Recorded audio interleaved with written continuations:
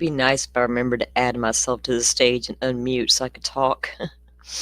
Welcome back, guys. We'll give it a few minutes, let everybody get in here. Nina, if you are here and can come back up, the link is there. Don't know exactly what time Joe can get back in here. They are still on break, but I did find a tweet here on the Idaho Supreme Court's webpage. I'll show you guys, or not, Twitter page, sorry. X, whatever we want to call it these days. Because people are like us, they're like, get this hearing going. Okay. And this was like 51 minutes ago. For those following the State versus Kohberger live stream, the court is now on a 30-minute break, should return around 1 p.m. And then the comments that followed, Emily Baker, will court resume for a sealed hearing or public? They come back with, I'm told it will still be in the closed portion when they resume. And then somebody asked about, thank you for letting us know. I will pass the information on to the colleagues and friends who are wondering when the announcement RE public hearings will be publicized by the Supreme Court.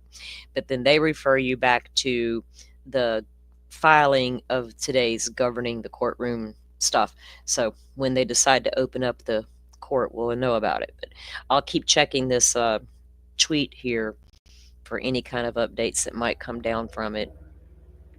Like I said, they're on Twitter, but they're not putting much out there. And let me pull back up the actual court stream and make sure nothing's happened. I know they came back right. I checked right before we came back in. They were back in session, but it still said closed. So I wonder if they're going to decide to open any of this up today or not, or if they're just going to argue all damn day and we'll figure it out tomorrow. We'll have to wait and see. Let me get to their channel here.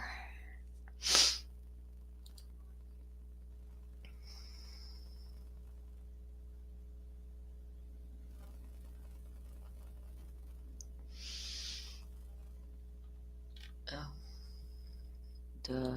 My thing is not as big as it was. I'm like, I can't see anything. There we go. Welcome back, ma'am. Welcome, welcome. So there's still nothing? Still nothing. I'm going to their court feed right now if I can get my screen to work with me here. Where's my subscriptions at?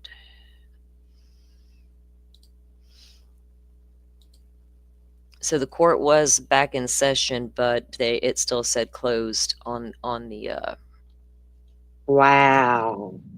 thing. Where the hell did it go? Let me pull it up this way.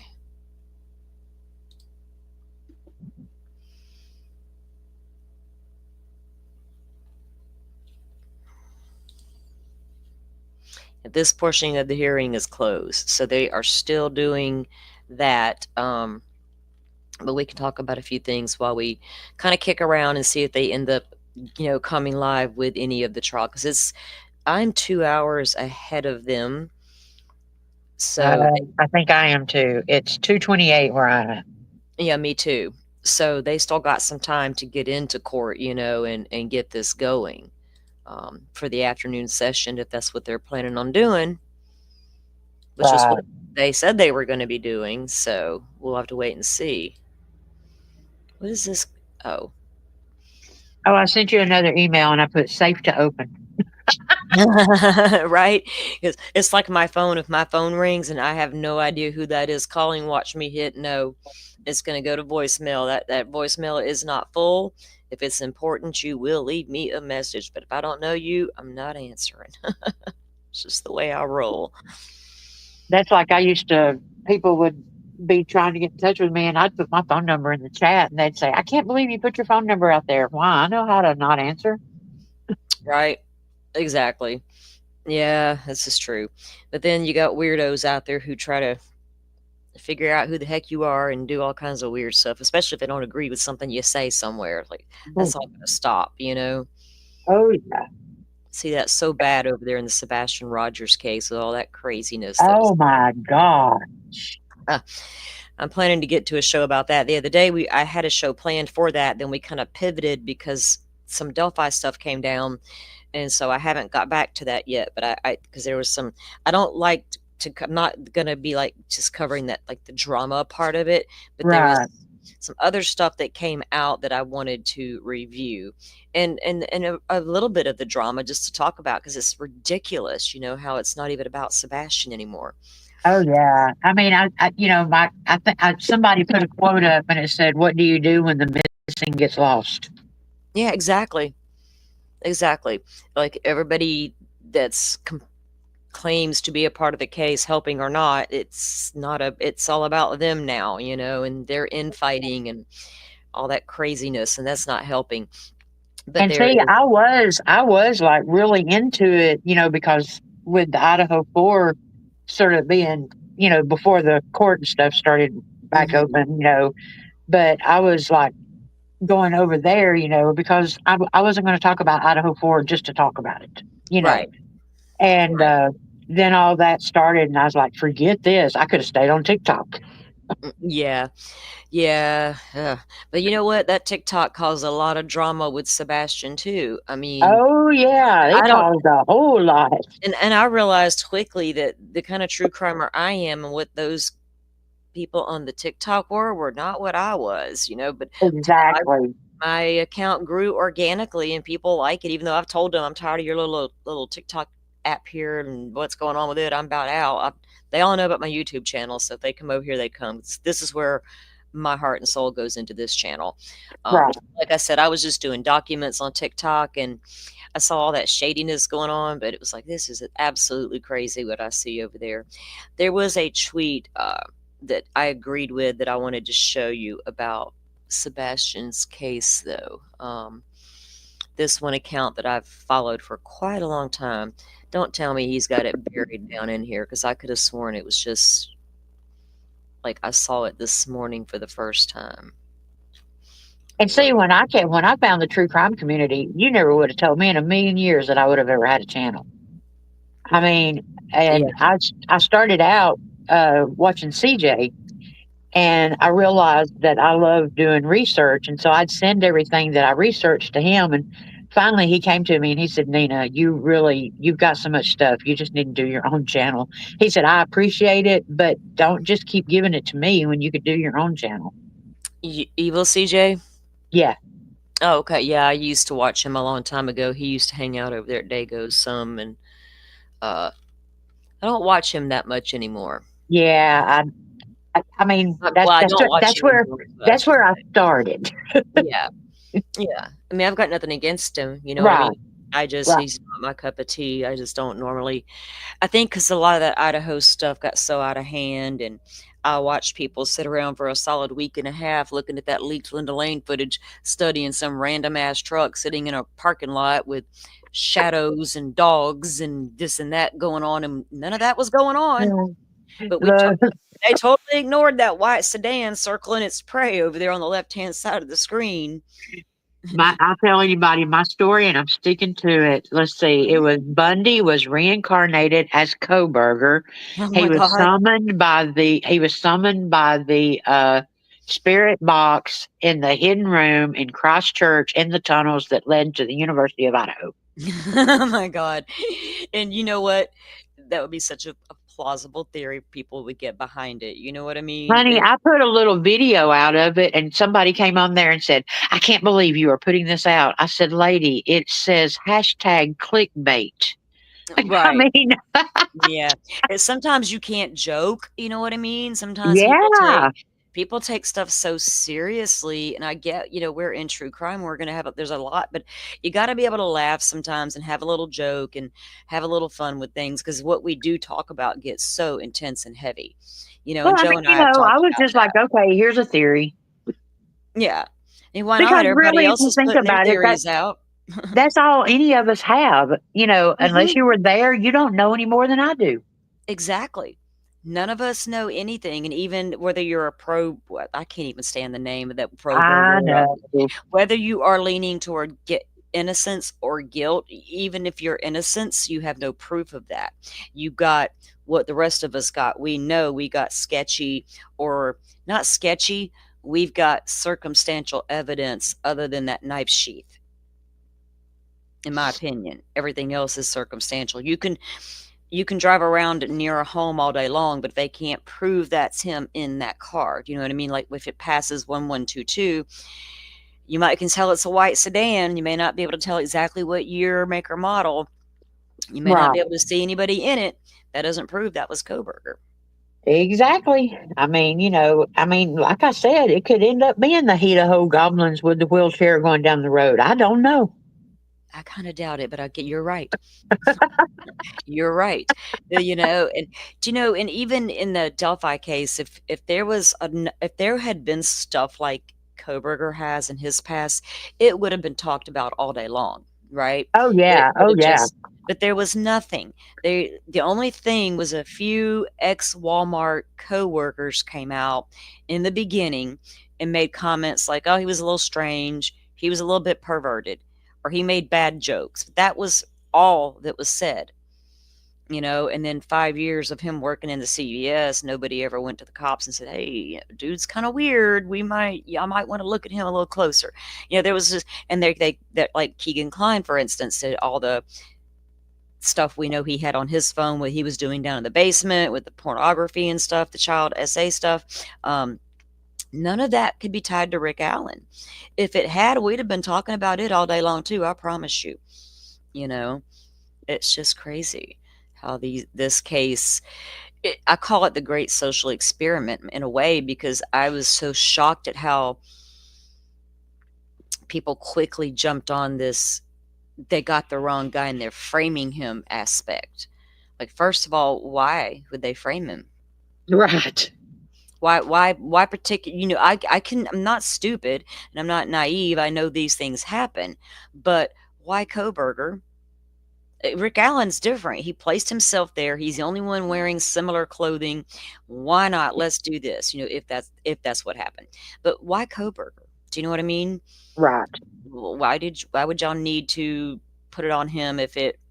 I mean, you could have easily picked anybody out of the town if you were Well, going to do if that. you were going to pick somebody, I would have picked Kobaka. Right. He wasn't I even mean, here to defend himself anymore, so they could have exactly. easily said, "You know what? We have."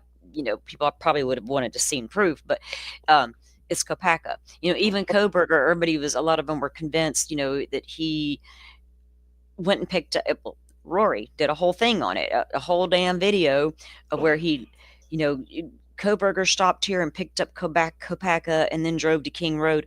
If all that were true, then all Kohberger had to say was, "I went and picked up my friend, drove him to where he wanted to go, which was that house. I didn't even get out of the car.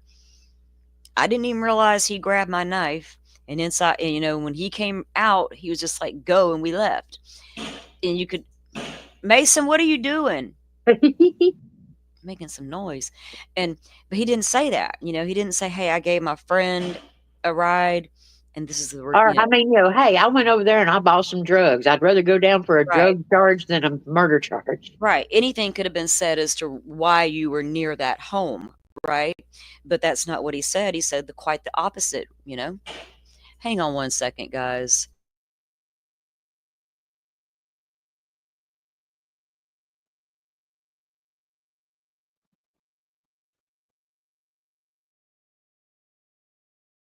Thank you. Okay. Look up. What is that? He's playing a game, and it's the gun sound of his little thing he's playing. He's got it really loud, though. Um, it's not just a game. Oh, good Lord, son. Okay. We have snow days, guy, here in Florida. These kids have been out of school for a day too long.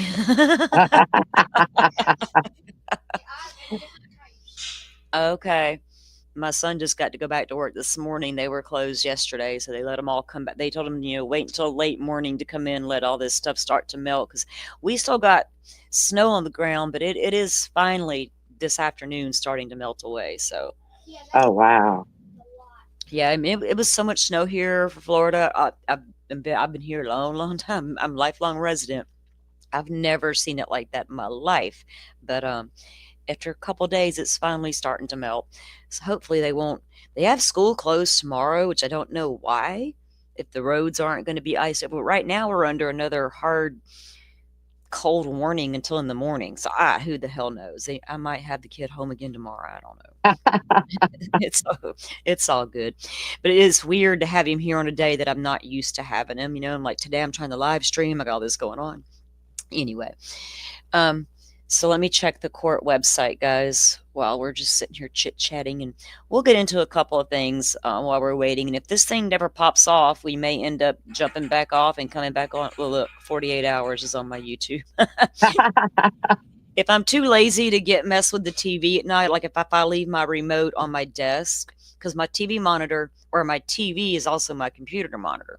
So Right. if I leave my remote over here and I'm in bed, I'm like, I need to listen to my true crime while I fall asleep. I'll just lay my phone by me and listen to 48 hours. They always got something good going on.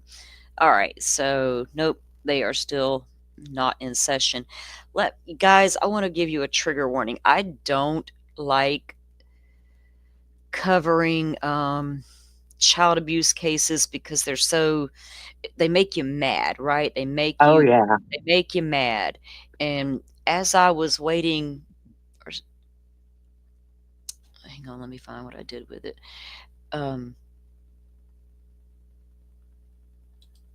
So anyway, while I was waiting on things a minute ago, I walked out back and I saw something happening, and I was like, "What is this?" And I looked, and I didn't finish even listening to it, but I want to just for a second. Let's see what this is about, because it sounded horrific, and I hope whoever's responsible gets in a lot of trouble. Let me find it real quick. And we'll get into some documents here in a minute if we can't get to court to talk about a few things. Oh, that's what, two of the things that I sent you was that Umpqua, uh, Oh yeah, I'll check that email. the Umpqua and the UPS truck one. Okay, I'll be checking I those think I while only sent you the front page of it. okay. Um, okay, this I'm not even sure where this was at, guys. It just happened. So let me pull this screen up, and while this is playing, I'm gonna go and check your email. Yes, welcome back in, hun. Welcome back. Okay, so I'm gonna play this clip because like I said, I just caught part of it. Don't really know what it's about, but I wanted to listen to it. So I'll check the email while this is playing. Uh-oh. Hold on, it would work if I shared the screen with you guys. See, Joe's not here to say, Salty, you're not sharing the screen. Okay, here we go. She was pronounced dead early Wednesday. During the investigation, our officers observed So this is apparently a grandmother arrested for the death of her grandchild. that she had extensive injuries, Oh my God. including bruises and sores in various stages of healing. A search of the home uncovered horrible conditions, along with a makeshift cage filled with feces. Lujan and Melanie's mother, Jamie Hodges, admitted they kept her in a cage to maintain control of her. Hodges, the mother, had been temporarily staying at the home with her 5 children, 4 of whom were under Lujan's care. Hodges admitted she had not regularly seen Melanie during this time and was unaware of a reported fall down the stairs that Lujan claimed occurred 2 days earlier. Lujan did not seek medical attention for Melanie after the alleged fall, saying she believed that she would recover. We arrested 55-year-old Virginia Lujan, who is currently in custody. Melanie's mother, 33-year-old Jamie Hodges, was arrested and released pending charges. Both women face child abuse charges, and additional charges may follow as our investigation continues. The tragic loss of a child is a profound reminder of our shared responsibility to protect the most vulnerable in our community. Investigations like this demand meticulous attention to detail and sensitivity to the emotional toll that it takes on everyone involved. The Tempe Police Department is committed to holding these individuals responsible and ensuring that no child. He say Tempe, so what, Arizona? Yes. Yeah. Endures this type of suffering. We urge Wow. anyone with information regarding this case to contact the Tempe Police Department. Your assistance is vital as we seek justice and to work to prevent tragedies such as this in the future. Thank you. And we do have time for some questions. What is the status of the other 4 children, and did they show any signs of abuse? So they were removed by DCS and they are in other care. We are continuing our investigation into the status of those children. Yes. Can you explain a little bit about Hodges being released pending charges? It seemed that there was a confession of holding the child in a makeshift cage. Can you just kind of explain or give us a little bit more clarity of that? Of course. So Hodges was released pending charges, and what that means is that she was booked for charges but released pending further investigation. So right now she did make some statements, but there were more that could be followed up with her statements. They weren't exactly as concise as her holding the child in the cage. So there is still more to investigate with her. Is there any, I know it's still under investigation, is there any idea though on what caused the unresponsiveness of Melanie? We are going to be waiting for an autopsy, and that will hopefully give us some clarity to that. Any idea how long this abuse had been taking place or how long this child may have been locked up in the cage? We can't speak to that right now. We are still actively investigating, so we're hoping that as we gather more information, we will be able to get a timeline to that. Was there any evidence that she had ever been taken to a doctor? Once again, that's going to be part of our fact finding as we investigate. And you mentioned they're waiting on an autopsy.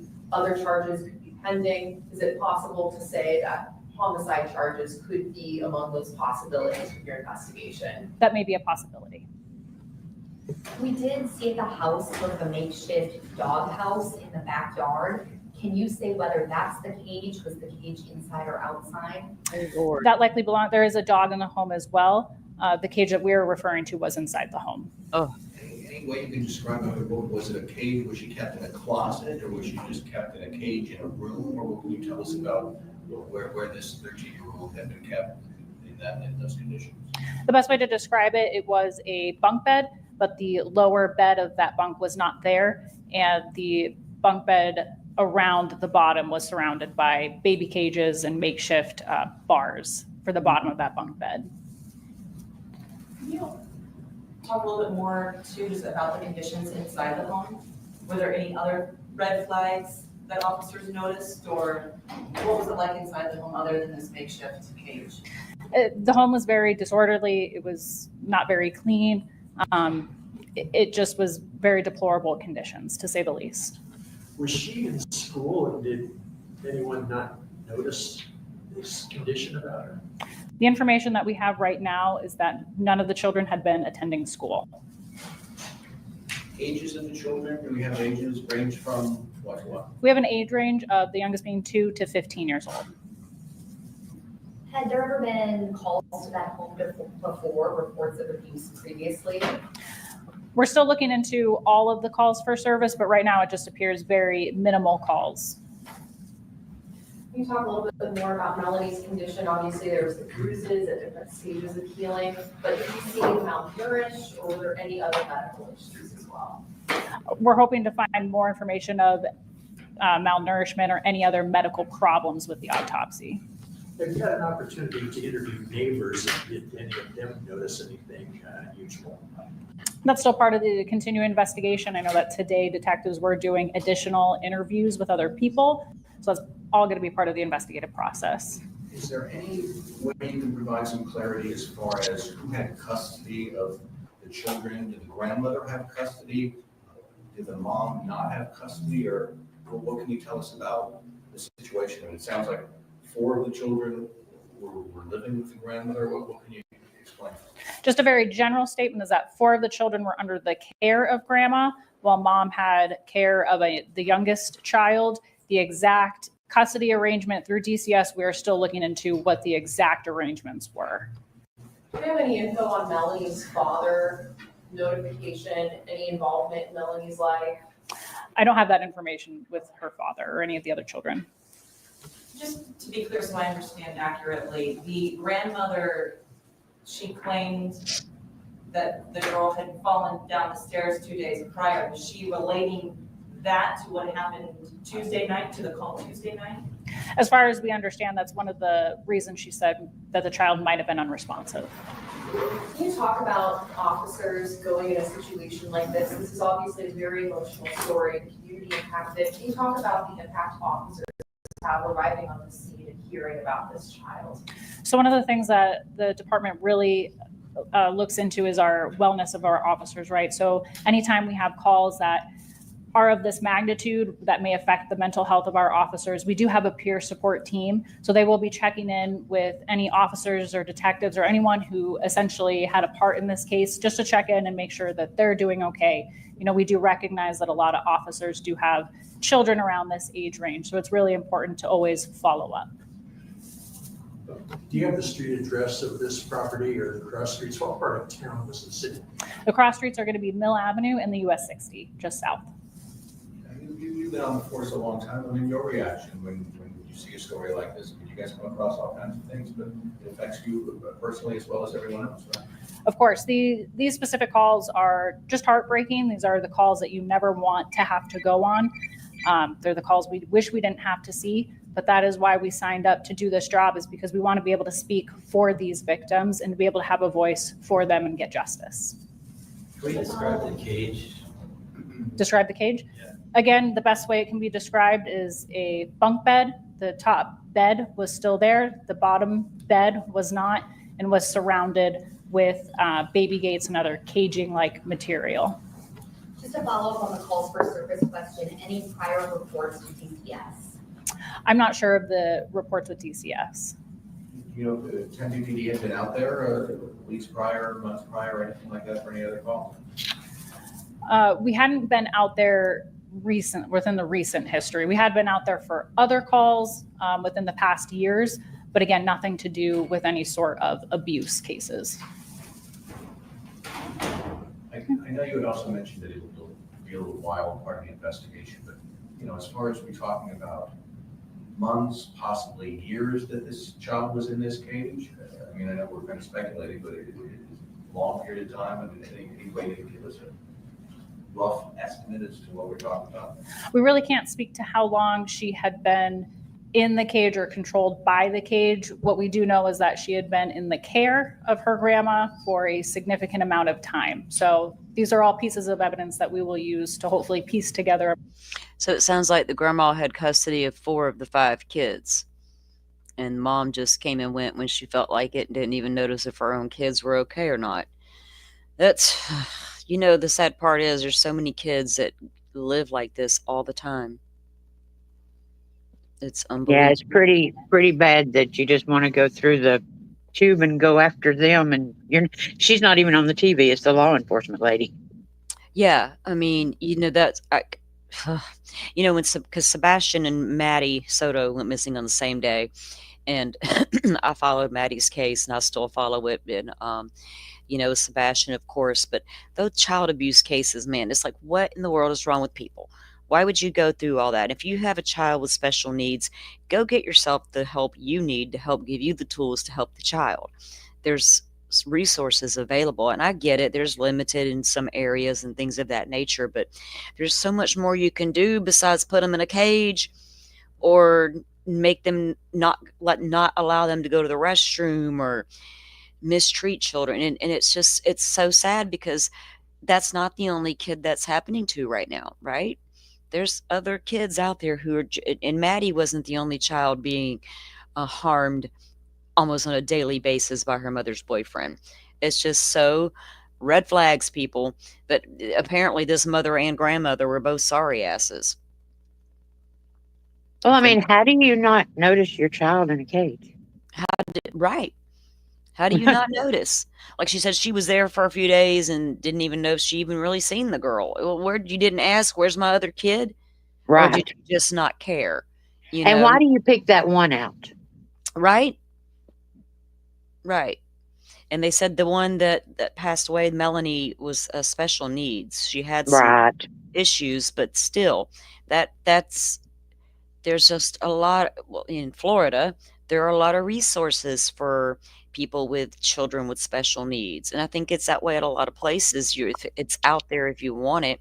And I understand these kids can be difficult, but not to the point where you got to chain them up, put them in cages, refuse food, let them fall and get hurt, not take them to the hospital. That's abuse. That's just flat out abuse.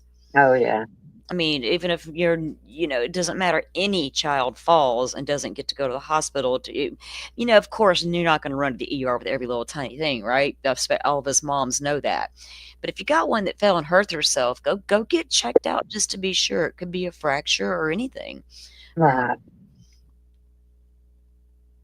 Right, Rachel? At least they did get there and were able to get to the other kids and get them safe and sound. Um, there was something I saw because I do follow. I took a bunch of deep dives into the Maddie Soto case. I've got a bunch of the Oh, see, I records. couldn't follow it. I got too mad. Oh my God, I got all the records. I've got all the body cams. I got all these different things. But I saw something this morning that I wanted to, as I was like, what is this? I think he done got his ass transferred over to medical. And using the insanity plea in Florida. Okay, so there's a kid named Brandon Adelot, and I'll be going over his case soon. And I have a local award-winning reporter who has done amazing work on Brandon's case. She's very close to Brandon's aunt. They co-host a podcast together now. Brandon murdered his mother on Christmas Eve in Pensacola, Florida. And he got away with the insanity plea, which is hard to do in Florida. But what his aunt didn't realize was it was her sister he killed. What she didn't realize when they gave him the insanity plea, that would put him in the Florida. We have one state mental facility hospital here. Once Brandon got there, Brandon's up for reevaluation every 6 months. She has to Oh, go wow. she has to go through hell every 6 months. And I know they just had another competency hearing recently, and I was supposed to get back up with Molly to do a follow-up, and I haven't had a chance to do that yet. I don't even know if she's done it, so I have to check. But I know it's going to vary, from state to state. Things will be different. But here in Florida, it's not as easy to get the insanity plea. And I don't know if it would work, which I don't know if that's what he got transferred to medical for. He's probably having his anxiety because he didn't get his Ativan today.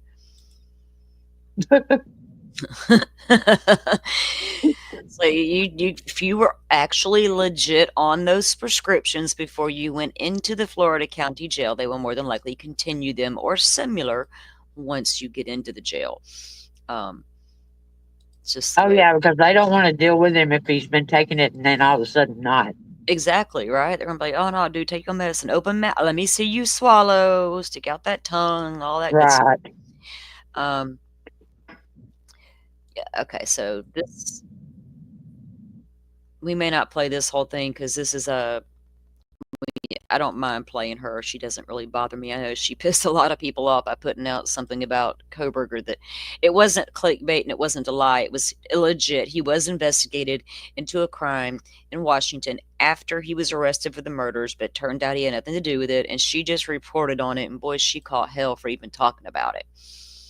But it apparently, let's see what she says. Having the best time in jail at all. It appears he's getting worse. He's almost been in jail in Florida for about a year now. I received updated information about Stephen Stearns' jail file. So I want to tell you about all the information I got directly from Osceola County, the jail down there in Florida. I want to talk about Plunder and the docket get all of the and I think Grizzly does too.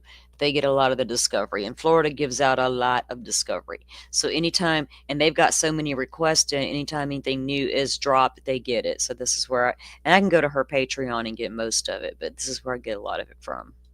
Him being rehoused to medical on January 18th, 2025. So that was just 4 days ago for some sort of heat-related illness. I want to talk about Stearns talking with his mom on the phone, particularly for 1 whole hour in 4 15-minute increments in October, the lack of other people apparently Stearns is talking to. I want to talk about the weirdo who has given him money. I want to talk about his dad giving him money and the amounts he's getting. And we can talk about Stearns's books being taken away and much more. So it appears. Oh hell, he done got his origami books taken away. He ain't gonna like that. He ain't gonna have. But there is some lady sending him money. It's crazy. Stearns is getting worse as he awaits his time in jail for his next hearing, which is scheduled for February 12th, 2025 at 9 a.m. Now, that's a pre-trial hearing on the CSAM case, not the more serious case. They're both serious. They're both horrible cases, don't get me wrong. The other case is scheduled for later in the year. We don't know if any of these hearings will be delayed. You know, I'm checking the docket down there in Florida all the time. So will he be able to even appear in court for his pre-trial hearing on the CSAM case for all these horrific crimes he perpetrated, he is alleged to have perpetrated against his girlfriend's 13-year-old daughter, Madeline Soto? Now, we took a look at this footage previously, the body cam footage, and I've been foying up the wazoo. I wrote paragraphs and paragraphs of like at least 9 things I believe we're missing, more videos, more everything from this case. We'll see what we get. But anyway, Stearns is toughing it out down there, little spoiled guy that he is, for nearly a year in the jail. Now, this jail he's been in since March 1st. Remember, he was whining during that transport video? March 1st. It was earlier in the morning. It was prior to Madeline's body being located. And Stearns is whining to the transport officer about, his core body temperature dropped at least 1 or 2 degrees. Whatever he was saying, it's hard to hear and understand him because of the tone of his voice and how he kind of whispers. He takes on a persona where he's hoping people will have sympathy for him or feel sorry for him. He was complaining to that transport officer about only having like a little toilet paper roll or something like that to lay on, no pillow. You think they're supposed to do something like that? He had the nerve to ask the officer. I'm gonna make it warm for you, okay? Thank you. You're welcome. Can you feel that? A little bit. Okay. How's the temperature feel? Better than it was. Okay. Thank you. You're welcome. Don't know why they don't do that. You know, why don't they just kind of like at least give you a blanket? You know? My core temperature was down. The temperature was like a degree or 2 lower than it should have been. Wow. Couldn't regulate. Sleeping on bare metal. The first night I was on the concrete floor with a roll of toilet paper for a pillow and nothing else. Begging for a blanket or a pad to sleep on for like 2 days. I think they were supposed to do something like that. Oof. That sounds rough, man.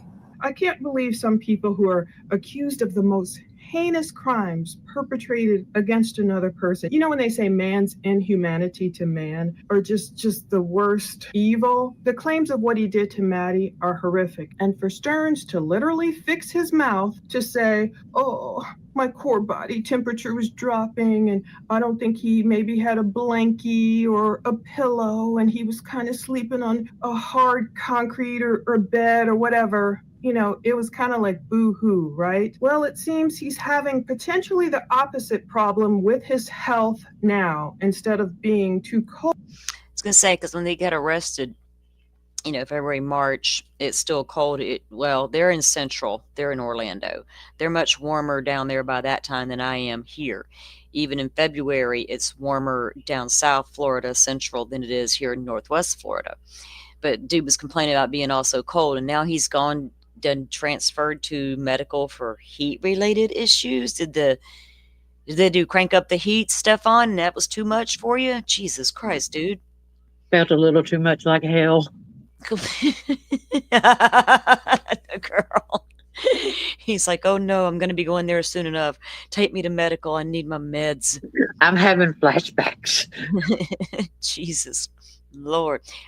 Court's still not showing us anything, guys. They're kind of irritating me. Told he's suffering from some sort of heat-related illness. We'll go over that when we go over all the jail notes. Heat-related illnesses. So I had put in It's making him have he's like dreading. Is that what it's going to feel like? Does she mean he's having panic attacks, making him get all hot and heated? You know what I mean? Because if I get a panic attack, I might hurt from head to toe, or I might get flushed and hot feeling. Because I get panic attacks, but Oh, not, I do too. you know, they're not fun, of course. But he already had mentioned a bunch of times how many times he has panic attacks. I'm sure he is panicking the closer it gets to court dates and stuff like that. Yeah, I'm sure any kind of heat bothers him. Yeah, he's got no defense whatsoever. Everything was found on his phone. Everything.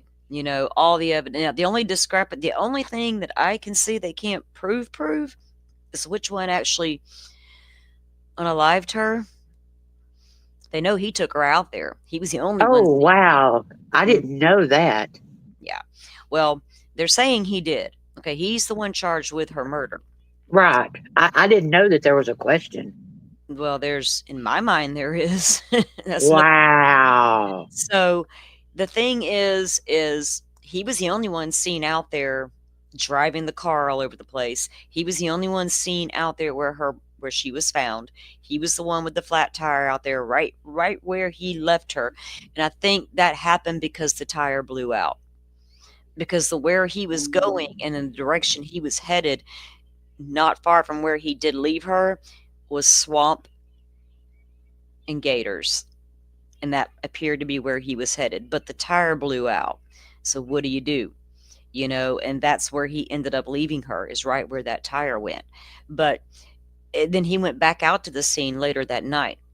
Or allegedly it was just him gone back out to the scene later that night. So, but he is the only one charged in the murder right now. But as far as all that CSAM and everything goes, all of that's on his phone, going back to until she was just over 6 years old. Was the first time they saw any evidence on that phone. And the way this sick bastard got her to comply, and the only reason why I covered the case the way I did was I hoped that it would give any mother out there or father, anybody raising a child, know the warning signs and see the red flags. Look for the writing on the wall. Don't say, oh, well, they'll never hurt it's so easy to say, I love this person, they love me, they won't hurt my child, I've been with them for a couple of years. He began to groom Jennifer and Maddie the minute he met them. And Jennifer was a very easy target. She was so needy herself and so consumed by what you know what I mean? And then they began They fed off each other. They all had the anxiety. They all couldn't sleep. It was just like this whole thing. And they were turning Maddie, in their minds, into that same thing. Because every time they were interviewed, you know, well, we all have ADHD. We're all forgetful. And we all have meds and all these things. It's like, dude, y'all, you know, I don't know. And then, of course, none of us could ever figure out why Jennifer didn't know anything, but that's a whole other day. But let's finish seeing what and I'm checking the thing. It's still saying the portion of the hearing is closed.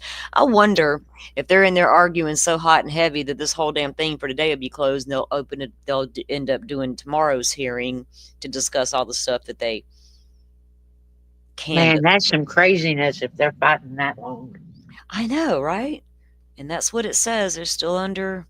Wow. Now, a drunk turkey, somebody went after him on Twitter for saying this. I know, okay. I do not know where he's getting his information, but I do know he talks to somebody from the family. I know that the families are there. Well, I know that the Gonzalez family's there. I don't know if the prosecution, if somebody in that camp has said anything. to them or not, I don't know. Anyway, so 3 hours ago, he posted, I'm hearing Detective Payne is the witness subpoenaed by the defense, and the hearing is not going well for Brian Kohberger. And boy, people were chiming in, like, you be hearing lies. It's a closed hearing. that was my friend who said that. She's the attorney. If you go in the tweet that come out 26 minutes ago, couple more witnesses, then court will go live. Tomorrow is also live. So how is he getting that information? You know what I'm saying? Yeah, I mean, see, if it's It's, closed, how would the family even be getting it? yeah, because the family's not in there. Right. So unless somebody is relaying to them what's happening while it's happening, which right, I don't really got a problem as long as you don't go into no details and nobody goes into details because there is a damn gag order. We don't want shit thrown out on a technicality. I don't want to see that. But yeah, is it smart for him to do this? right. Do you know what I mean? And I love Daniel. Yeah, yeah, Daniel put me up on his panel when I had like 36 subscribers. He has, been very supportive of me, and, because it really surprised me with him being a bigger channel, with me only having like 36 subscribers, that he even wanted to hear what I had to say. yeah.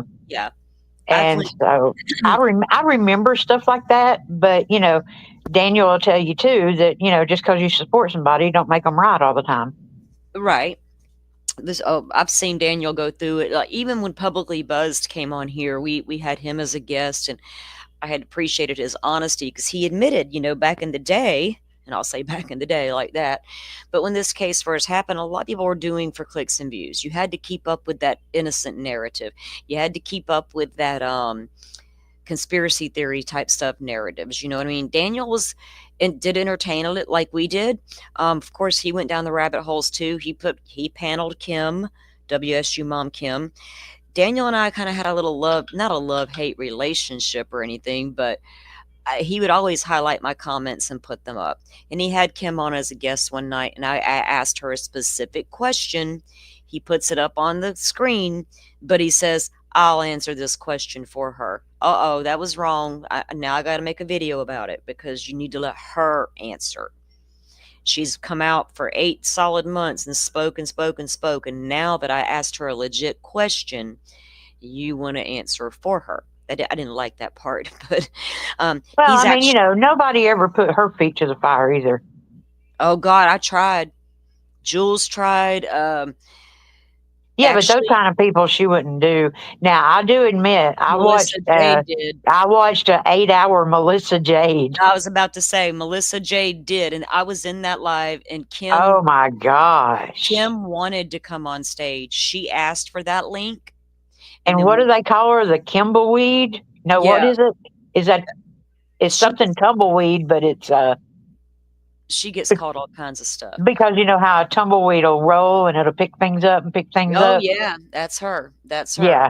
Her story grew taller, and she would add to her story and as things would come out, Because that live I'm talking about was also the live where, what's his name? Brandon or something like that. The one that was Dot. Oh, yeah. Comes on camera. And I think that was another 8-hour live. Yeah, Dot is still alive and well on the TikTok. They're not really running their mouth anymore, but I got over them people. But Melissa Jade, when they brought Kim on stage at Melissa's, Kim was drunk.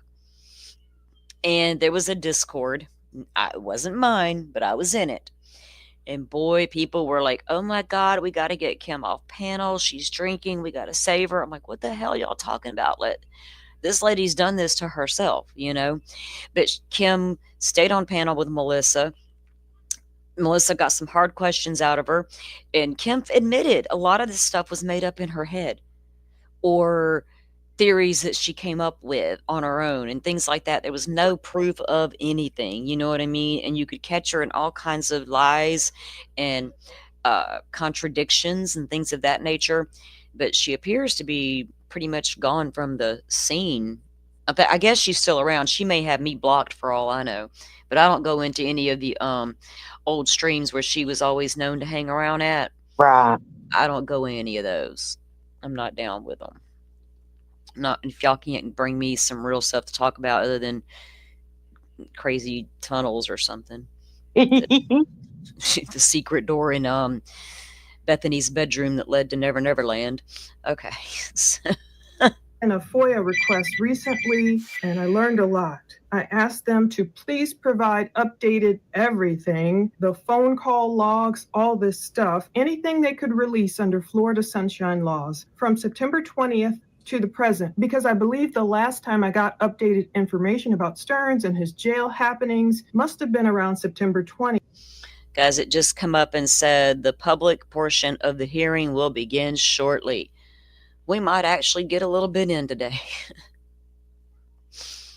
Of last year. First, we can look at his property list. As of January 10th, 2025, it included 9 books. His inmate property inventory, I guess every so often. I don't know the rules of the jail, but there's an inmate property inventory. They're probably especially keeping an eye on him. This one is dated January 10th, 2025. So it looks like he has nothing like glasses, no watch, no rings, no bra, no necklace, no bracelets, no piercings, belts, purses, none of that stuff. All this stuff is like, no.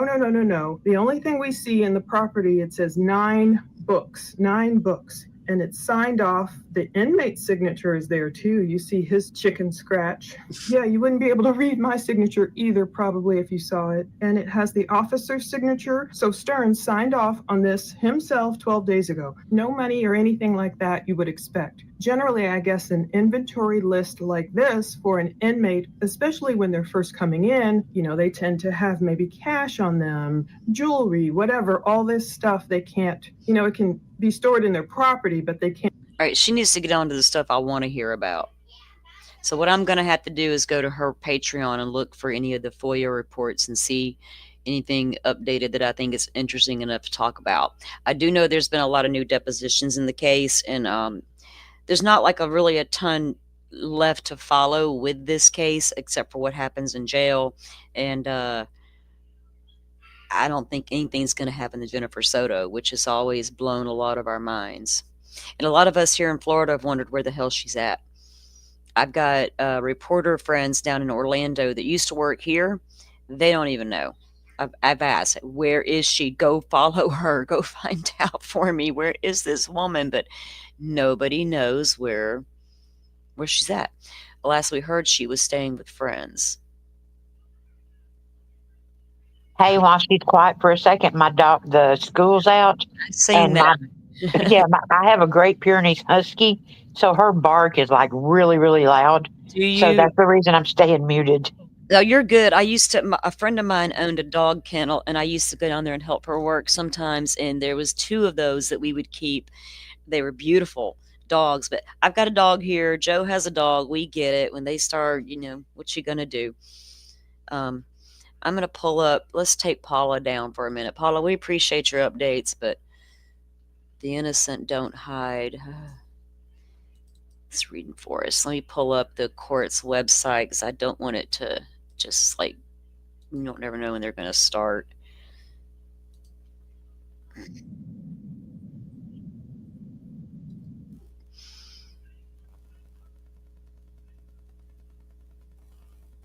Yeah, Jen, Rachel, I'm sorry I called you Jen. You're right. I think she knows what the public thinks about her. Did y'all watch all those police interviews with her? Because I've got all of those. I went over most of them. We've done some lives on them. I watched the one where she's sitting in the middle of the couch. With the police officers? Yes. Yeah, for interrogation. And then I watched the one where they are at the school and she's like swaying back and forth. Mm-hmm. And that's when I was like, man, because I didn't know anything about the case. And I watched her and I was like, okay, maybe that's the reason she doesn't know what's going on with her daughter is she looks maybe like she may have some special traits. Yeah, I get you. I'm following you there. I think she was very... Jennifer Soto was very detached. I don't think she properly bonded with her daughter. I've listened to the interview with her ex-husband, who was not Maddie's bio dad, but he was her stepfather. And he really cared about Maddie, him and his daughter. And in fact, he had gotten remarried and they had moved, I think, to Colorado. And the minute he found out that Maddie was missing, he flew right back to Florida to try to help find her.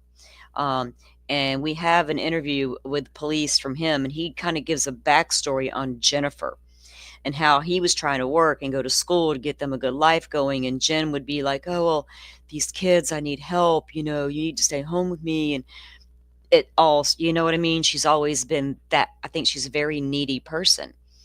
And I think she depended on what's his name so much that she didn't care, I just don't know. I feel like she was so extremely detached from her Well, own. detached, but then, you have to wonder, did he maybe medicate her? Oh yeah, I've thought about that. That definitely, because they seem to really like their Ativans, right? And there's nothing wrong with taking Ativan if you legit have anxiety disorders and things of that nature. It's not a bad medication, and if under very mild doses, you don't even know you've taken the damn thing. So when he kept saying things like, "Oh, I'm tranquilized on my Ativan," I'm like, how many damn Ativan did you take, dude? You're like literally talking to somebody who has been on that medication before. I don't know how you got that knocked out on that Ativan unless you overtook it. And then I read in one of the FOIA reports that they found drugs in the home, like meth. They found meth, and I think they found weed, which is in Florida. We got legal weed, so I'm not concerned about that. But what was the meth doing in the home? Who was doing that? You know what I mean? What else did you find? And was he, because they had this little routine where Jen had to get her good sleep because she was on these medications, and if she didn't take her meds right, it would really affect her bipolar. And Stefan had said that once Jen took her meds at night, she only had a half-hour window where she was good, and then she was going to be gone, out. Was that planned, or did you give her other things? You know what I Well, mean? see, that's because I think I saw one of the interviews to where she's talking about that she had to have good sleep, so she stayed down like on the first floor, and they went up to the third floor. Uh-huh. And I'm She'd like, send them. and like I said, I don't know anything about the case, but I'm like, wait a minute, you sent the 12-year-old, 13-year-old little girl up to sleep with your boyfriend while you stayed, and I'm like, whoa. And that was a normal thing for them. Normally, they would all sleep in the same bed. And then when they showed pictures of what was in the drawer and in the room, and I was like, wait a minute. Oh, good Lord. Right. How would the mom not know that shit was in that drawer, Nina? Yeah, exactly. And I mean, like I said, I've watched maybe 2 or 3. I mean, and then I was like, no, I can't do this because, because there were some people defending her. There were some people saying there's no way she needs to go just like him. And I was like, I ain't getting caught up in another one of these. Well, the more you looked at the case, though, it appeared she knew a lot more than she even made, like, in the statement to the police when they were talking about the murder versus the SA. They asked her why she wasn't more upset. She was upset about the finding out about the murder, but she didn't appear to be as upset when she found out about the SA. And she said, because I didn't think that was as bad. And we're like, what do you mean right now in the moment you just found out you didn't think that was bad, or you've never thought it was bad all along? Do you know what I mean? And there were, on the nights they would sleep together, and then there were nights she'd send them off to sleep alone. First, they really wanted a sleepover. I'm sorry. A grown man gonna How walk do up. you give your 12-year-old daughter a sleepover with a grown man? Here we go, guys. Let me get this. Let me get this up for you guys. Hang on, I'll be right back. Okay. Hi, Salty. Hey, Joe, you came back just in time. You was watching on the sidelines, weren't you? Just for the last 5 minutes. Back on the record in State v. Kohberger, You guys hear it? 0124 Yes. 31665. Okay, I'll be in chat with you guys. I believe streaming the For the record, the defendant is present together with counsel, Ms. Taylor and Ms. Massoff. The state is present and represented by Mr. Thompson, Mr. Nye, and Ms. Jennings. We are now going to hear argument from the parties on the Frank's motions filed by the defense. That will include the Frank's hearing that was held on the IGG issue, as well as the defense's proffer as to the rest of the Frank's issues as to why the court should hold a hearing on those matters. We're holding an evidentiary hearing on those matters. Am I missing something we talked about? Your Honor, I may have missed it, but I thought we were offering argument on suppression IGG. Well, the suppression IGG, we can also argue that. I think it's wrapped up in the same issue. I thought we were going to Frank's next. I did not. I apologize. No preference over here, Your Honor. Well, do you want to argue suppression on IGG and then we can do the Franks? That's fine. I would need 5 minutes to get my Frank's items ready. Let's do argument on the suppression of the IGG related matters, and then we can then hear the Frank stuff. That's fine. If that's what you're prepared to argue. Thank you. Go ahead.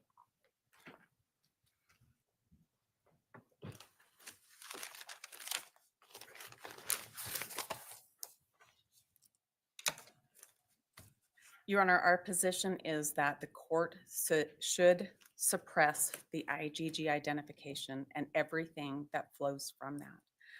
This is supported by Fourth Amendment of the United States Constitution, due process, Article 1, Section 17 of the Idaho Constitution. Your Honor, there was no warrant for several phases of the search that led to the IGG work, investigative genetic genealogy. And we think every single one of those stages, a warrant was required, none was given, and so this must be suppressed. Your Honor, I'd like to identify the 3 stages, and they are when Idaho State Police Forensics Lab, through Moscow Police Department, moved a DNA sample to Othram Laboratories to develop a profile to run through genetic genealogy investigations. There was no warrant for that search for a SNP profile that could be used to attempt to identify somebody. The next stage would be when that was transferred to the FBI for their forensic investigative genetic genealogy work to try to identify somebody. No warrant was in place for that work either. Finally, there was a trash pool in Pennsylvania, and there was no warrant for that trash pool either. All 3 of those stages of this case, there should have been a warrant and there wasn't, and this must be suppressed. Your Honor, for the purposes of the Fourth Amendment protections and Article 1, Section 17 of the Idaho Constitution, we are looking to see if somebody has a privacy interest that society is ready to support. In this case, if society is not ready to support suppression of every bit of our DNA when the government does not have a warrant and searches it, there is no privacy right left. Do you have any cases that hold that? I do not have any cases that hold that, nor do I have any to the contrary that say that's not the case. Your Honor, this is a situation where this identification was done in complete secret behind closed doors, and it's been continued to be a secret. And that should raise red flags for Your Honor about privacy interests that are at stake.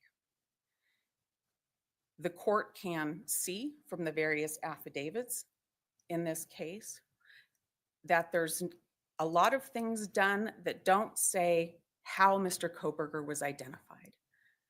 And the reason for that is because nobody wanted to talk about what happened here with the genetic genealogy. That search was done by making a profile in Othram Lab. That search did not lead anywhere. The FBI took over the search, and from there they did things that we have no idea what it is. That entire segment of this case is secret. We have been through several motions to compel to try to get information, and we've gotten very, very little information. The court should know that we learned today about policies and procedures of Othram that we have not been able to take a look at. Those have not been produced. In fact, we've been told they don't exist. We learned about investigative work that was done after Othram had done the work that they could do and before the FBI took over, that we learned about for the first time this week. Not through the motion to compel process. This was a giant secret. When we get to the FBI, we don't know who did the work. You heard that any of that information is redacted. We don't know who did the work. It's a giant secret.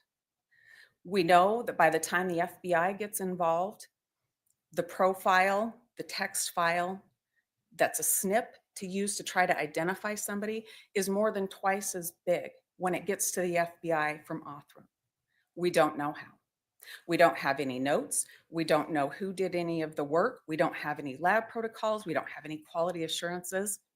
It's not reliable. You're not asserting that Mr. Kohberger's DNA sample was uploaded into any of those databases, that his was, like, for example, his own DNA was one that was matched from the crime scene.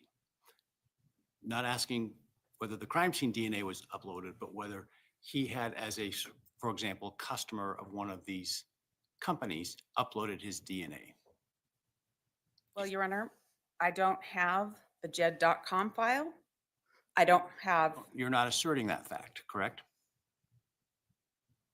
Your Honor, I'm not sure what the court is asking me. Well, it goes to whether or not your client has standing to complain about the searches of the databases, because as the state has posited, that wasn't his DNA that was searched. At best, it was his ancestors.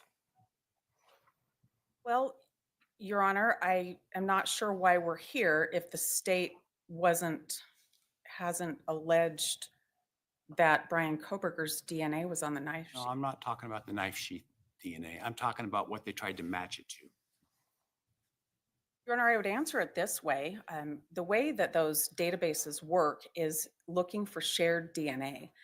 Those databases don't churn out a name and say this is your I have a suspect. privacy interest against any of my relatives that might want to upload their DNA to one of those systems. I should be able to stop them from doing that because I share some DNA with them.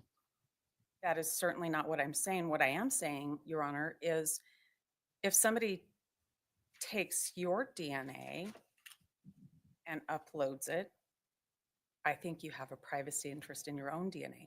But not necessarily in, let's say my DNA is taken lawfully. What privacy interest do I have in the search of the DNA of others? Good question. Why is it a loaded question? Isn't it a factual question? Well, it is, Judge, but you're assuming that the DNA was taken lawfully, and our position. I agree that part is an assumption. In my hypothetical, I said my DNA was taken lawfully. Why would I have standing to object to the search of other people's DNA simply because I might share some genetic information with them because they are distantly related to me? Well, Your Honor, our position is that this work was not done lawfully, that it was unlawful, that there needed to be a warrant, that this was done outside of a warrant. And I'm not asserting on behalf of anybody else in this, any relative, anybody who might have been named or not named. This is about an identification process. It needed to be a lawful process. It wasn't a lawful process. It was in violation of Mr. Kohberger's rights. I don't know how he cannot. How was it in violation of his rights? Excuse me? How was it in violation of his rights? Well, Your Honor, he's been in custody You're for saying 2 that years. I understand your position, which frankly is not well supported in the law, that if hypothetically here, he went to this crime scene, committed these murders, and left DNA on a piece of evidence, that he now has the ability to object to that evidence being searched for identification purposes. There's no case that suggests that concludes that. And it seems to me to be an extreme position to take in light of the case law, and I'm trying to understand how you get there. Well, I think Your Honor is asking me about things that I anticipated the state would argue, their abandonment theory. And I would remind the court that the Ross case said that abandonment is a knowing intentional leaving of something, for one thing. For the other thing, I think that the court is asking me to take a position where it feels like burden shifting to me. No, I'm trying to understand the legal argument and how this is different from example from latent fingerprints. Well, Your Honor, I think that things like latent fingerprints and like CODIS, there's statutes about CODIS in Idaho, about what's allowed in CODIS. This is a different search. This isn't an STR search. That's what happens in CODIS. This is a different search. So I'm going now to, I'm sorry, the constitutionality of using the DNA that was allegedly on the knife sheath. And because I understand your argument is twofold. One, your client complains that a search was done of databases of other people to determine whether or not any of them might be related to the person who left the DNA on the knife sheath. That's thing one. Thing two is an objection to the law enforcement searching the DNA by testing it and getting a profile from the knife sheath without a warrant. My question goes to that latter point, understanding the basis for that, because I can't find any case law that would support that idea, that somehow a warrant would be needed for DNA left at a crime scene. Well, I think in our briefing, Your Honor, that we cited the court to some cases. I did, I think, one concurring opinion in a case that held otherwise. Your Honor, I was going to talk to the court about third-party data, and I was going to talk to the court about the Davis case that talked about something that the police lawfully had and a subsequent test, the Skinner case, when there's something that's lawfully held, but there's a subsequent test. So those are the things that I want to talk about. Okay. Our first point is it was an illegal search. And this is if the search, the which search? Assumption. Which search? It was illegal. Well, first the snip at Othram, then the snip at the FBI, and then the trash pool. So you're talking about the DNA testing of the material left allegedly on the knife sheath.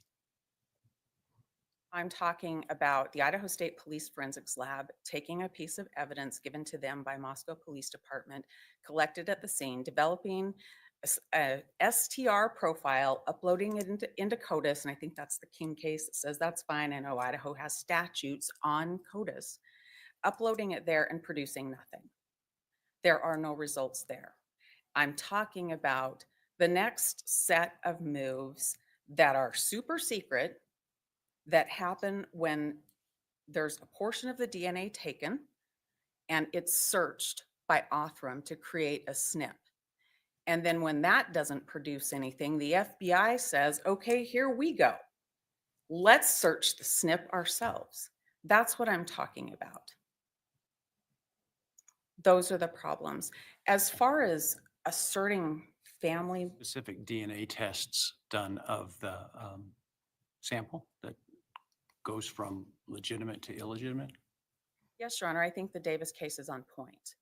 If the court's theory that this is a lawful piece of evidence taken from the crime scene, the sheath. Not my theory. I'm just trying to understand your position in light of the case law and in light of the state's arguments. I'm trying to find where the gristle is in this. I'm adopting the court's hypothesis for this purpose, that the knife sheath was taken. I'm adopting it only for that purpose, and I'm relying on the Davis case that says subsequent searches need a warrant. And remind me, Davis was the cell phone? No, Davis was not the cell phone. Davis was blood, a sample with blood. The cell phone case is Give me the Carpenter. site to that. I'm sorry? Can you give me the site to the Davis case? I can. Give me 2 seconds. 2 seconds and glasses.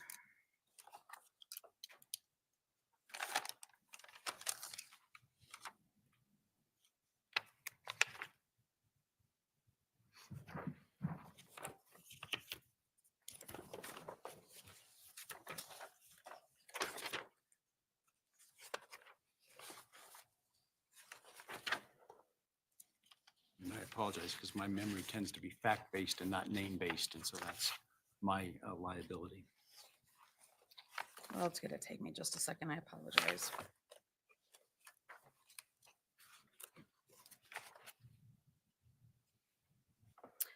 I apologize. I wrote the name down, but not the site in my notes, but I know it's cited in our briefing. I can't remember what page. Ah, it is 690 F 3rd 226. Okay. Go ahead.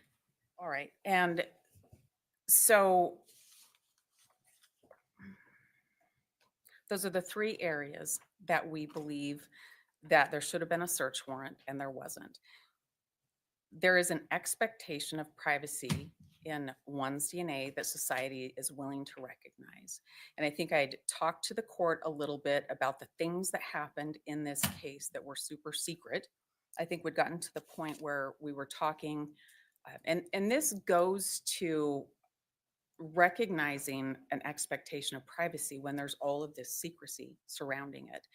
We had gotten to the FBI where the SNP profile was twice as big as that from Othram. And then the FBI went into databases that violate the Department of Justice interim policy. You heard a lot about that Department of Justice interim policy, and that policy it's on page 6 of that particular exhibit that the court has. It says that they're not to go into databases that aren't allowed. And they did that. The court has that in another exhibit. How's that a constitutional violation? Your Honor, it goes to privacy. Suppressed for contractual violations or even statutory violations. I'm not suggesting that we do that. I'm suggesting that that's information that's pertinent to this court in making a very important decision as to whether somebody's Fourth Amendment rights were violated, as well as Article 1, Section 17 of the Idaho Constitution. The purpose of offering that information is because there's a policy, so there's there's a recognized expectation of privacy in what's contained in a SNP. In a SNP at all, there has to be a warrant to search these types of things, and there wasn't. There would be no need to have any policy if nobody cared about this. The court heard about the different IgG databases that changed their rules in terms of use after a different case used IgG to solve it because people don't expect to have their DNA searched. That was the point of my question about whether or not Mr. Kohberger's DNA was in any of those databases. In other words, did he submit his DNA and said, I don't want law enforcement to look at it? Your Honor, I don't think that that's the way the question should be looked at. I think the question should be looked at in the way that we always look at warrantless searches. It's got to be a standard.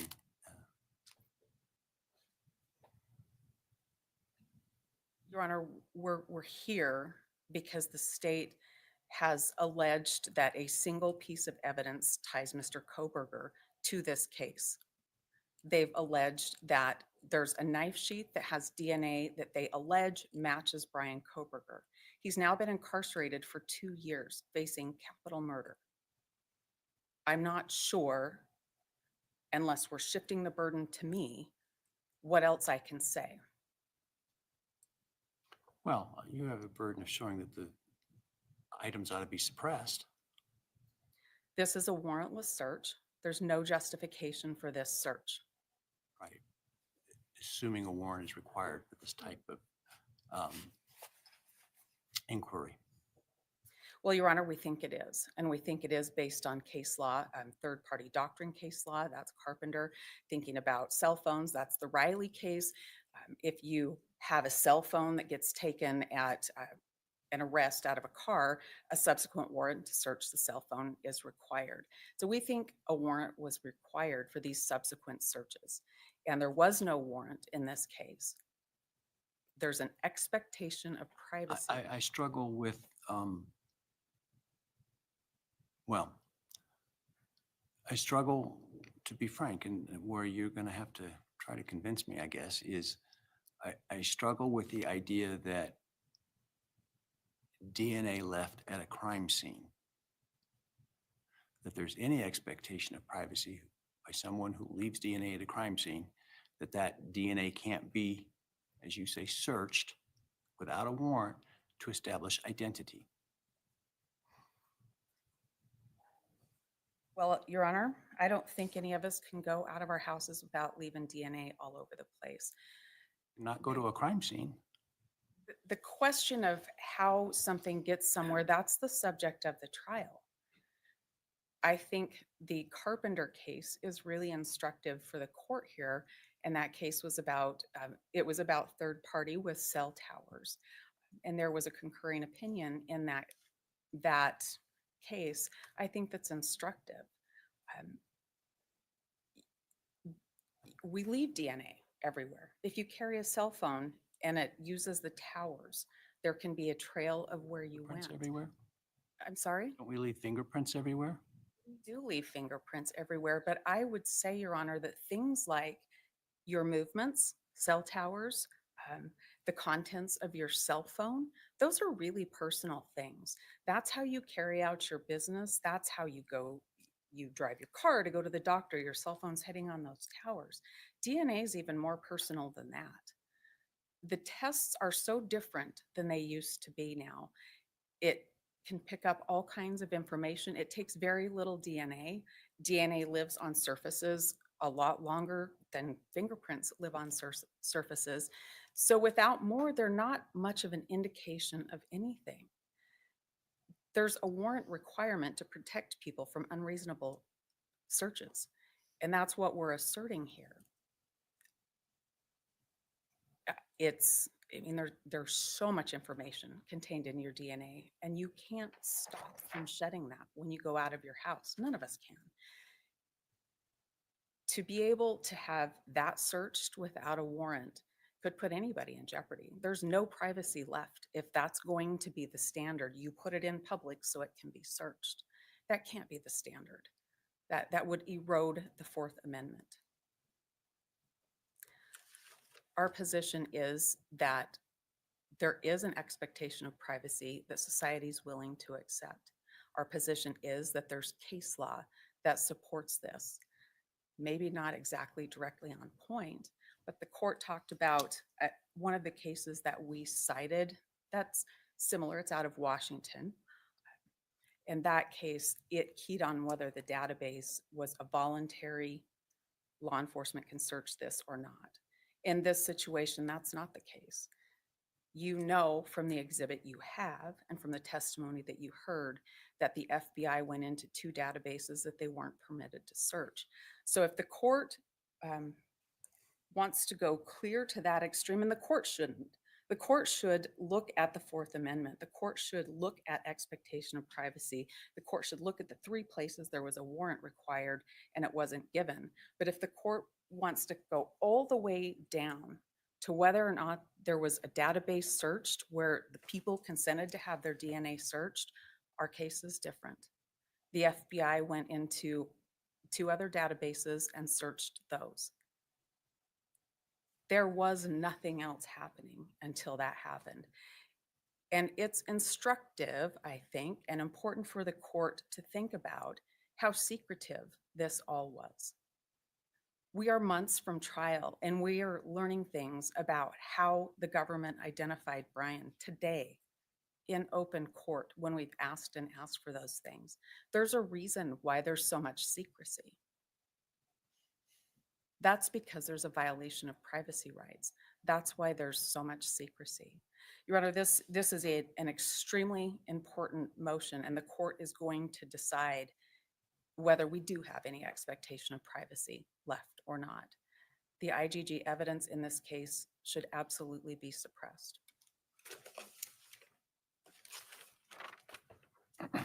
I suspect the state's going to raise an issue that you may need to respond to, but I'll let you respond to that if they do raise that issue.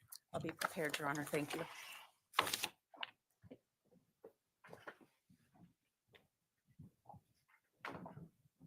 Thank you, Your Honor.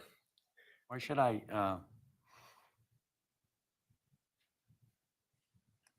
permit evidence obtained potentially by searching databases that by its own policies, law enforcement said they wouldn't search? So a couple points on that. First, even assuming that that's all correct and that they violated the terms. Seems to be the evidence. The terms of service, Your Honor, don't affect the Fourth Amendment. The terms of service, and certainly Mr. Kohberger does not have standing to raise a violation of the terms of service. And even if he did, the remedy for the terms of service is not a violation of the Fourth Amendment. As we argued in our brief, the individuals, and as came out in testimony today, the individuals who are utilizing these databases, and we're talking about millions of them, are willingly sharing their information with each other, with millions of other people. Isn't there a subset that says, but I don't want these people to look at it? In some of the data, the FBI, as I understand the evidence, then says, okay, we agree, we won't search those ones. So I'll address that part, but on the database piece, the issue is that no one sharing this information with millions of other people could have a reasonable expectation of privacy. The test for that isn't, do they have a reasonable expectation of privacy against law enforcement? It's against the public writ large. So for example, we cited in our brief 3 different cases where Idaho's appellate courts have found people have given up a reasonable expectation of privacy in information that was shared with a single company. And it was shared with that company just so they could get the service from that company. Here, we're talking about people sharing it not just with the company, but with millions of other people, because sharing it is the purpose of providing it to the database. So regardless of what the FBI did or didn't do in terms of violating the terms of service, no one has a reasonable expectation. Is it different if they share it with the company and it's obtained by lawful process from that company versus going in the back window and taking it? No, Your Honor, because right now what we're asking is not reasonableness of the search. Right now what we're asking is there even a reasonable expectation of privacy? And so the fact that no one has a reasonable expectation of privacy in those databases means that even if the FBI violated those terms of service, no one has a Fourth Amendment right to complain. And certainly Mr. Kohberger doesn't. He has not asserted factually or through evidence that he was a customer to one of these databases. And maybe that changes the case if he were, but he's not. He's not even claiming that. He's not even asserting it. Now, I do want to address the second part of the court's question about the FBI has indicated that they wouldn't do this. I believe that's a reference to the policy we've been discussing, the interim policy by the DOJ. I certainly do not speak for the Department of Justice. I do not work for the FBI. I'm speaking for the state of Idaho, but I can read a document. And if you look at the policy in footnote 1, it clearly says this interim policy does not impose any legal limitations on otherwise lawful investigative or prosecutorial activities or techniques utilized by the Department of Justice, or limit the prerogatives, choices, or decisions available to or made by the department in its discretion. In other words, their first problem is they're relying on a policy at all. The U.S. Supreme Court has said policies do not equal Fourth Amendment violations. Their second problem is it's a circular argument. The policy doesn't say you cannot do any of these things. It's saying best case scenario, you're not going to do these things. Well, if you were interpreting this as a matter of contract, wouldn't you have a problem in the sense that on the one hand it says don't do this, and on the other hand you've got a more general sort of catch-all that says, but we're not really meaning anything we say? No, I don't think there's a problem interpreting that at all. I think the problem is they are putting way too much weight on this policy as if it's somehow the law, and it's not. It's indicating, and we heard testimony today about best practices and what those mean. This is indicating best practices, but very clearly stating we are not limiting the Department of Justice to have to follow what's in this document as long as it's not limited by the law. And they're trying to use a violation of this policy or an alleged violation of this policy to say that they violated the law. It's circular reasoning. But despite all of that, the US Supreme Court has said a policy violation isn't sufficient. Even the Department of Justice, as powerful as they are, they don't get to rewrite the Fourth Amendment by changing this policy. Now, I do want to address the defense is they're trying to pick and choose what they believe the searches are throughout this chain. And what they're leaving out repeatedly is where this DNA started. Where did the chain start? Well, it started at a quadruple homicide, at a crime scene. There is no case law anywhere that the state could find, and the defense has not cited any to suggest that there is a reasonable expectation of privacy in DNA found at a crime scene. And I want to talk about the Davis case, Your Honor, because it actually cuts against the defense. Davis is the case where it was a very unique set of facts. There was an investigation into a shooting. An officer went to the hospital, and when he went into the victim's room, he saw a bag of clothing. He seized that clothing under the plain view exception to the warrant requirement. So the clothing wasn't abandoned. This was an exception to the warrant requirement. Later on, this individual who was a victim now becomes a suspect, and they have this DNA and they test it. And the Fourth Circuit said, no, you can't do that. You can't take it because he's a victim and then later use it against him as a suspect. That is nothing at all like what we have here. And in fact, if this court looks at the district court opinion that was affirmed by the Fourth Circuit, it expressly states nothing about this holding is indicating that the government needs to get a search warrant for crime scene DNA. That does not support their position. The Achilles heel in their entire chain argument here is that there is no case anywhere that suggests that a DNA analysis restores a reasonable expectation of privacy. So in the Davis case, no one lost their reasonable expectation of privacy. It was seized pursuant to the plain view doctrine. The other case that they're relying on is that recent Supreme Court decision from Arizona. They attached it to their reply. That case is similar to Davis in that the DNA was collected from someone who consented to it under a statutory framework because they had to provide 2 vials of blood so it could be tested for alcohol and drugs. Again, that case would have come out differently had the 2 vials of blood been found at a quadruple homicide. That is a pretty big factor in deciding whether or not someone has a reasonable expectation of privacy. In Idaho, while this specific issue has not been addressed by the appellate courts have told us what to look for when you're talking about a reasonable expectation of privacy. And it's things like ownership, possession, control, ability to regulate access. Mr. Kohberger had none of those things with respect to the DNA on the knife sheath. We are talking about not just a crime scene, not just a murder scene. We're talking about a murder scene in a house to which he has asserted no connection whatsoever. 4 victims to which he has asserted no connection whatsoever. We're not just talking about his DNA happened to be found in, a dresser drawer or something. It was found on a knife sheath where 4 people were killed by a knife. This is as crime scene as it gets. And that's where the DNA was found. And they can't cite any case law whatsoever. And so they try and just ignore that and skip over it and say, well, let's just talk about the DNA analysis. The other problem they have, as this court questions indicated, is the analysis that was done in this case, as we heard the evidence today, is not something that revealed a bunch of private medical information. In fact, the defense's own expert, who is engaged in the same kinds of conduct as Othram in terms of developing these SNP profiles, said he had successfully developed hundreds of SNP profiles and never once learned medical information about any of those individuals. He testified that he has never even heard of a forensic investigative genetic genealogy case that was solved using medical information. And in fact, and I wrote this down when I asked him what he would need to do to learn medical information from those SNPs, he said, quote, "It would be a lot of research."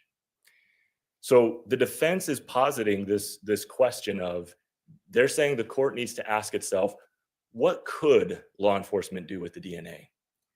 And then decide whether or not there's a violation of the Fourth Amendment. But that's not what the US Supreme Court says. In Maryland v. King, they were very clear when it comes to DNA, because the defense there was asserting the same argument. We have DNA can reveal a bunch of private medical information, and the US Supreme Court said, quote, even if non-coding alleles could provide some information, they are not in fact tested for that end. So the question under the Fourth Amendment is not what could law enforcement possibly do with this? The question is, what did they do?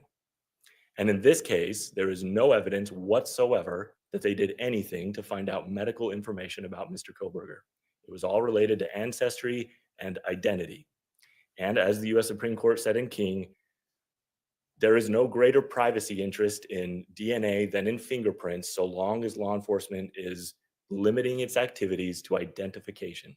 And that's what we have in this case, is identification. Now, the other problem that Mr. Kohberger has here is, in my view, at least, he's been a little bit wishy-washy on the DNA on the knife sheath itself. You don't get to claim Fourth Amendment standing and then just say, well, that may be my DNA, but I have no idea how it got there. Again, the Idaho Court of Appeals has held in a couple different cases that if someone, for example, in one of the cases denied the existence of a bag that had been thrown out of the window, and the court said, well, you can't have a reasonable expectation of privacy in a bag that you deny exists. This is a very similar thing. We have a defendant who is trying to get the best of both worlds. He's trying to say, well, it's not my DNA and the state can't prove that, but he's also trying to say that he has Fourth Amendment standing. And that is not how the Fourth Amendment works. Your Honor, I also wanted to respond to an argument that was made in the reply brief, since I didn't get a chance to do it in the briefing. And this has to do with the trash pull in Pennsylvania. And I'll just start by saying that the defense has offered no evidence whatsoever that would take the trash pull in this case outside of the Idaho Supreme Court's decisions in Donato and Paluzzi. Paluzzi is very recent, came out in the middle of the briefing, in fact, and rejected the exact arguments that are being pressed by the defense here. Obviously, this court is bound by that reasoning. When the state pointed that out in their response brief, in the reply, the defense made an assertion that this case is different because the documents the state has provided are not clear on where the garbage cans were located, and that maybe the officers went up onto the driveway instead of collecting them from the street. Trash company collected it. Correct. I'm sorry, Your Honor, I misspoke. The trash company collected them on behalf of the officers. They just did the regular pickup, I thought. And Correct. pulled over after they got out of the neighborhood and said, here's what we got. Well, I do believe it was prearranged with the FBI for them to do that. But my point is just, I do think it's telling that they didn't provide the court with these documents that they believe are not clear. And I looked them up to make sure that they were. And in fact, there is an FBI report that was disclosed in discovery that details that the garbage cans were at the end of the driveway, at the end of the property. And at the end, it says, see video. And there was a video disclosed in discovery where you can see the officer's body cam as he drives by the house shortly before they look in the garbage cans. And they're in the exact place you would expect garbage cans to be when they're out for collection. So they, of course, have the burden of establishing a search. They haven't presented any evidence to that. It's not sufficient for them to stand up here and say, well, it's just not clear. Which brings me to my final point, and that is Ms. Taylor continues to say there was a lot of secretive stuff happening in this case. That is not sufficient to satisfy their burden that there was a search, that someone had a reasonable expectation of privacy. When you have the burden, you have to present evidence. You don't get to just stand up and say, well, it was very secretive. I will note in this case, as the court may be familiar with it, as it's probably read back through the record, the defense in this case has gotten a lot more information than many defendants in other states who have, where there's been an IGG investigation, because the majority of courts have found this isn't really relevant information. It's just a tip. Now, it is what it is in this case, and we, of course, complied with all the court's orders and provided the information, but there's not a lot of information, not because it's secretive, but because it's just not our case. It's not what we're focused on. It's not the evidence we plan on using at trial. And yes, IGG was used in this case. And yes, it did point to the defendant. But the fact that that happened doesn't mean that there was a violation of the Fourth Amendment. Unless the court has any questions, we'd ask you to deny the motion to suppress. If the FBI in fact violated the Fourth Amendment rights of Mr. Kohberger, you would agree the state is burdened by that? It's a great way of putting it, Your Honor. Yes, the state would be burdened by that. Yes.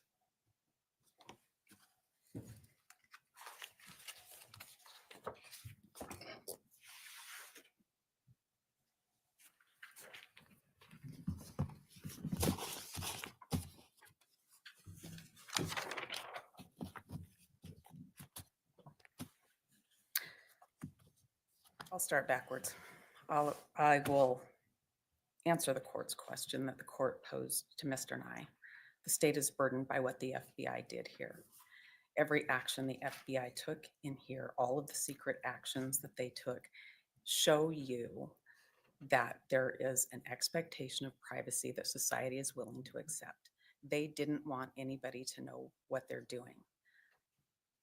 It is interesting to hear that discovery requests and motions to compel and orders have been complied with when I've learned at least 3 new things in the course of preparing for this hearing and being at this hearing so far today. That's a surprise to me. So I wanted to say that, and I want to go back to the trash pool. And I want you to know, when you consider this, that that particular area had an ordinance that trash had. Supreme Court reject that argument very recently.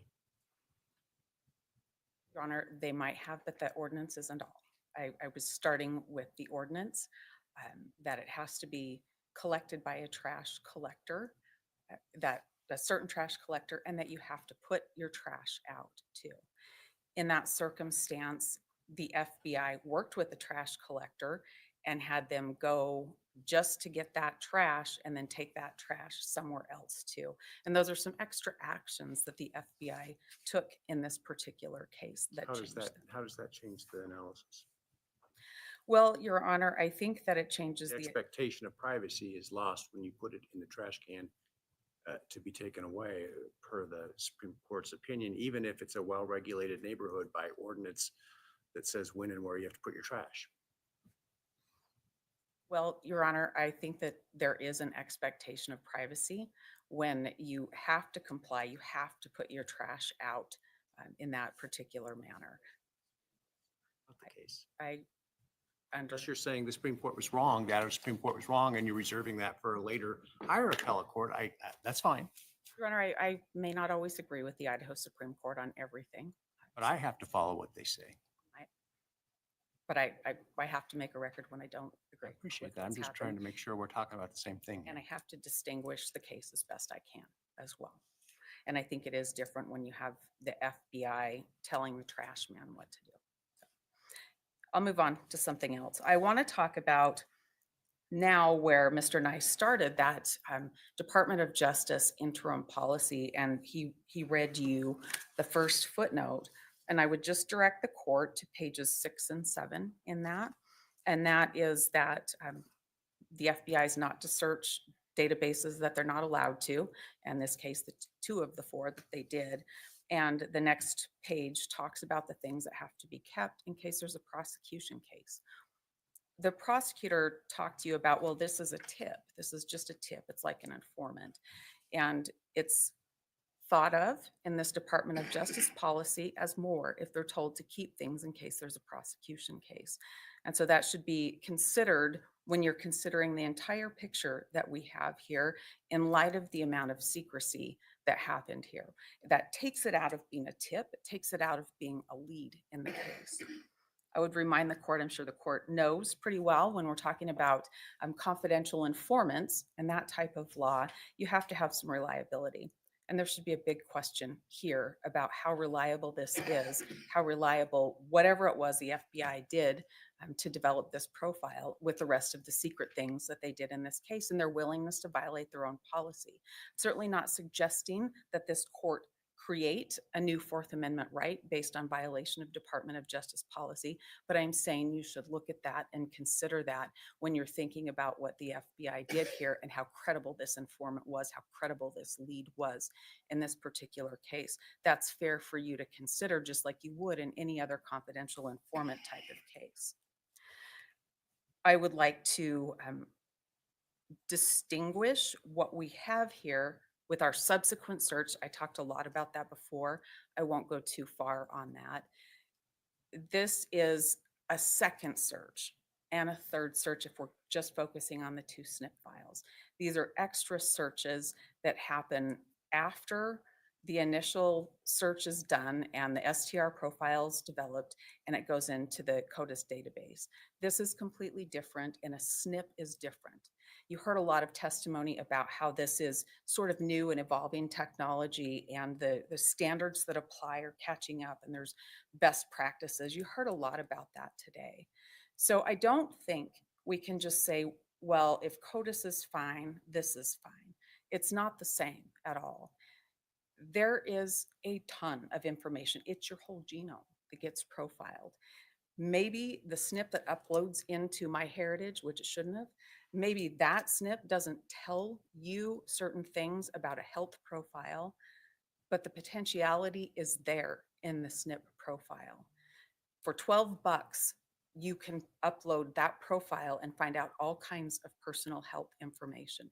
It's the potentiality of that. And that's the Carpenter case that talked about the potentiality of that. People have an absolute privacy interest in their health matters. Idaho has a couple of different laws on the books. It has the family DNA law on the books. And think about HIPAA. I mean, we all have to sign those forms every time we go to the doctor if we want anything released to our surgeon. Health matters are important. If you can upload one of these profiles for $12 and find out all kinds of information, how is that not a Fourth Amendment issue? That's what that SNP profile can do. And that was done twice without a warrant in this case. And there should have been a warrant. It violates Fourth Amendment rights, Article 1, Section 17 rights, and this must be suppressed. Thank you. All right, the matter will be taken under advisement. Let's proceed with the Frank's argument on the IGG and the Frank's proffer more generally. Or did I get it wrong again? Your Honor, I'm prepared to do that. I would request that the court maybe give me 5 minutes.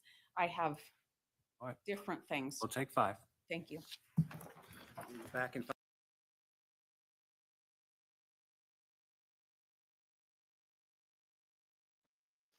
Wow. That was spicy. Wow. Can you imagine how some of this is going to be misconstrued? No, I don't have a problem with her making the argument. She's doing the best job she can with what she has, so I don't blame her for that. Oh no, I'm not blaming her. I'm talking about by some other people. Oh yeah. That's what I'm talking about is, how some people will take something like that and just make it into, whoa. Yeah. Yep. Did you hear the same thing I heard? Right. Wow. Okay, I'm here, guys. The FBI coordinating with the trash company is news to me. That's pretty interesting. That's news to everybody, actually. Here's the thing about it, though, is it's legal for law enforcement to just get it. Yeah. Well, if it's at the curb, it is a legal precedence that it's free game. Now, that should apply also for gated ordinance communities. You know what I mean? So you're going to tell me I can be a criminal and live behind this gate and I can't be touched by law enforcement? BS. But she's crazy if she thinks that they're going to throw out that DNA based on the trash pull. And there's a video evidence of them doing the trash pull. They did 2. Because they did the one, right, and got the dad's DNA. Right. Then they did the second one, that's when they got Kohberger's and then all that. But yeah, that was news to us, Joe, that they coordinated with the trash. I guess because they didn't want to be seen, because they were watching him at the house in PA. I've been on the map to that house. I don't know where the hell they parked where they couldn't be noticed, but they did it. They're the FBI. but they were watching. And so maybe to make it not be known that they were out there, you know what I mean? Maybe it was for, I done lost the word. Maybe it was for law enforcement purposes to be safe to have the trash company go in and pull it and meet me down the road and I'll get it there. But you got to make sure you're getting the right trash, you know. But so who knows why they did it unless that's something they normally would do in a gated type community.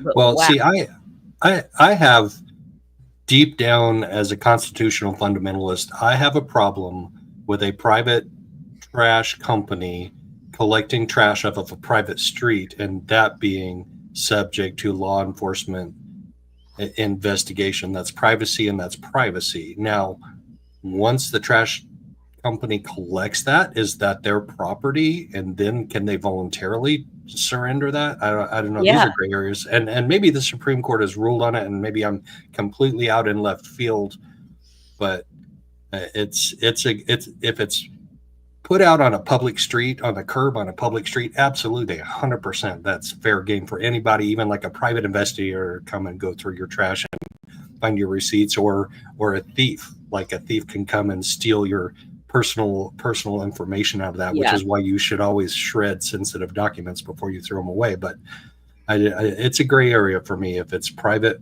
property and a private trash company. Well, you know, they normally have to have like a search warrant to search a landfill, but that's after the fact, like after a crime's committed and they didn't, and they're trying to figure out who did what, or if something went to the landfill, then they go to the landfill. But I don't know if I have a problem with them having the trash man get it and then bring it on down the street and I'll meet you down there and get it. Because I don't want my perpetrator to know I'm watching them that closely. And if it's once it got into that trash truck, it was fair. It's fair game.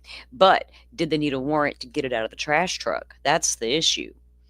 When if Yeah, you're whose property is it at that point? Is it the trash company's no longer property? the owners, yeah, exactly. Because it's not going to be the trash person's property anymore. Once it hit that trash can and that trash can hit that curb, it's fair game. So then if it goes into, in my opinion, in my way of thinking, once it gets dumped into that trash truck, it's no longer yours.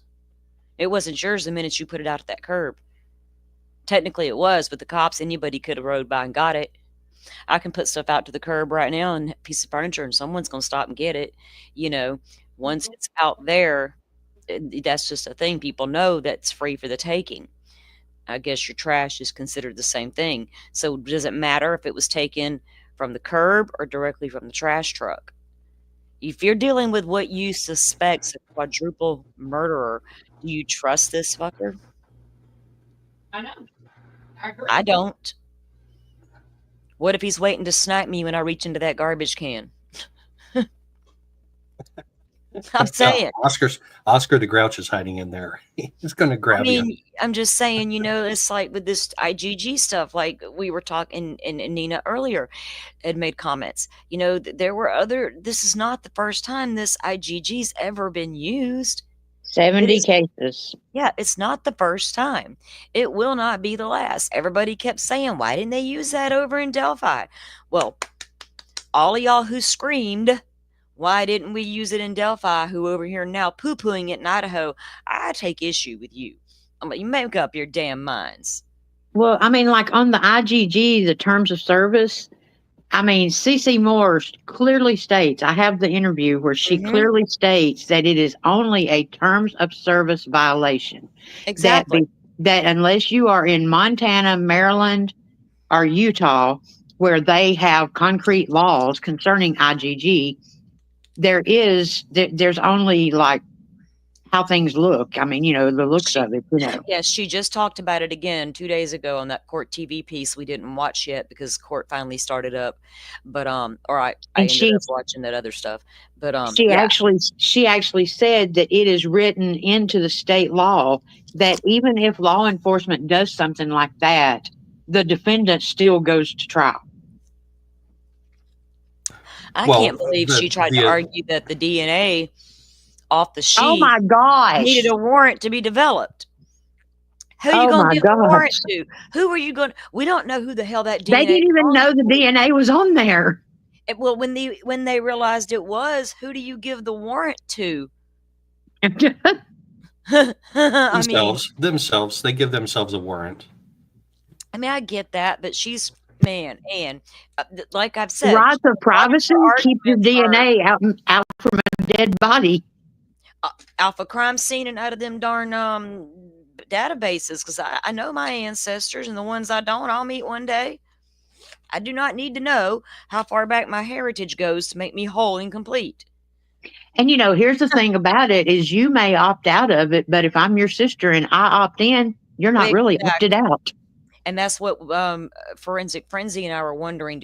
Well, we just found out Brian didn't upload shit to the DNA databases. Right. But if he did he opt out? And when the sister did she not opt out? And that's how they landed on her. But I don't even know if they did, if that's true. That's just forensics theory, that happened like that. So again, this is an investigative tool, just like geofencing, just like a lie detector test, things that are inadmissible. Well, now geo's inadmissible. They're doing away with geo warrants altogether. But there was a time they were allowed. But for her to sit there and say, well, you need a warrant and author them, she can quit throwing shade at them, because they're a very good lab doing very good work out there. There's not a lot. People who even had wanted to throw shade at them have now realized, I really can't do that, because this is a very reputable company, and they're out there, they're solving cold cases left and right. You guys can look them up on Twitter and see the actual work they're doing. There's nothing nefarious going on there. That just happens to be the lab that Idaho contracts with. But still, when you DNA from a crime scene, you don't need no damn warrants for that. If the phone I get, because you know who the phone belongs to at this point, now I'm gonna get a warrant, I'm going through your phone. Or you can volunteer to give it to me. But just like when they arrested Brian Kohberger, they had to have a warrant to take his DNA, to swab him. Okay, I have a question though. Did Mr. Lawyer Man, and man, I was like, Joe, I was getting frustrated with him. I was like, dude, just say, but did he not say that the FBI states that they did not go to those websites? I think that's what they just said. I'll be honest, I was cutting carrots and celery and watching and listening at the same time. Because that's a big deal, because that's what everybody is hearing from Ann Taylor right now, is my heritage and stuff like that. Was she saying that they okay, they're coming back on, guys. Let me get let's take up Frank's.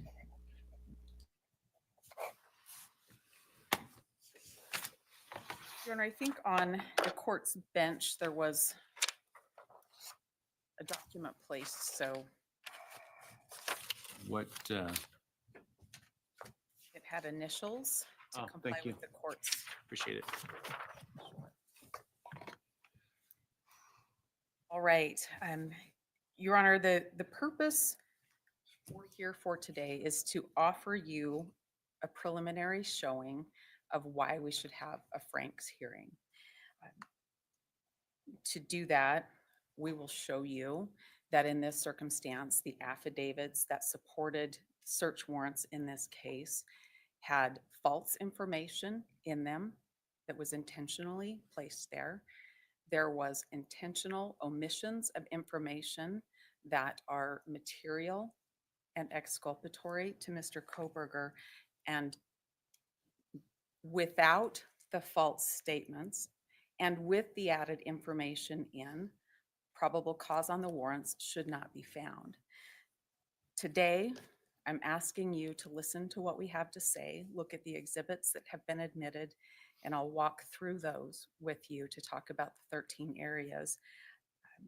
And at the end of this hearing, we will have met the preliminary showing required in order to schedule a Frank's hearing and fully challenge this.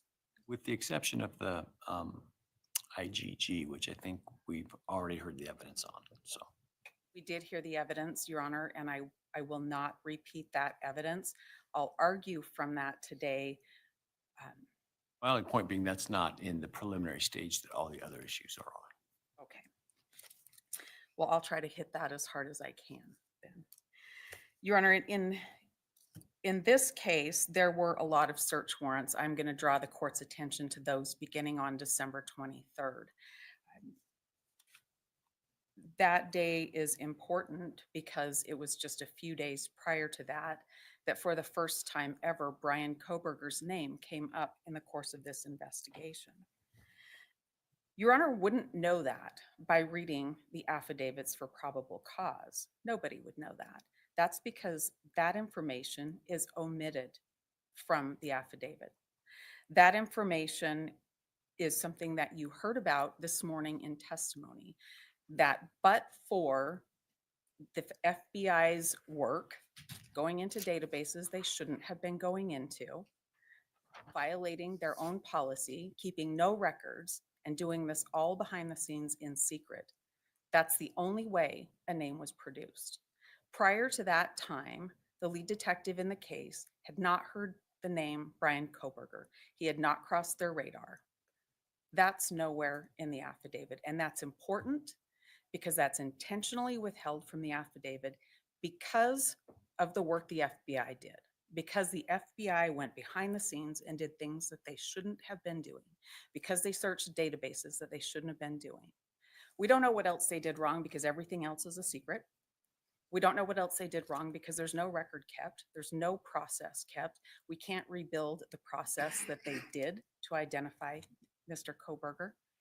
We can't do any of that because they kept no records, produced no records, and did this all behind closed doors, and it was withheld from the magistrate. Had the judge heard about that, signing probable cause, that would have been really important to understand. We don't know this name. We heard it for the first time now, and we only know it because we violated our own policy to find that. That may have given the judge caution. It may have made the judge wonder what else are they doing behind the scenes. But that was withheld from the judge. That judge never got to know that. Let's talk about what the judge did get to know with that in mind, and that's a really important backdrop. These affidavits are a group effort.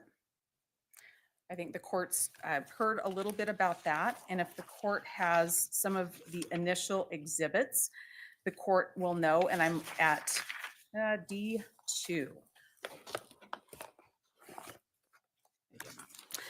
The court will know that this was a group effort. The FBI, the same FBI that went behind and violated their own policy to try to identify somebody, they were co-located with Moscow Police Department and working on these affidavits to present to the judge.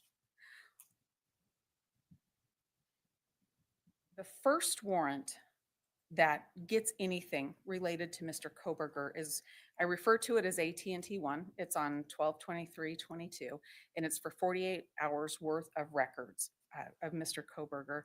And I want to go through that warrant with the court having in mind that the IGG was purposefully and intentionally withheld from the magistrate. And I want to talk about some of the other problems with that warrant.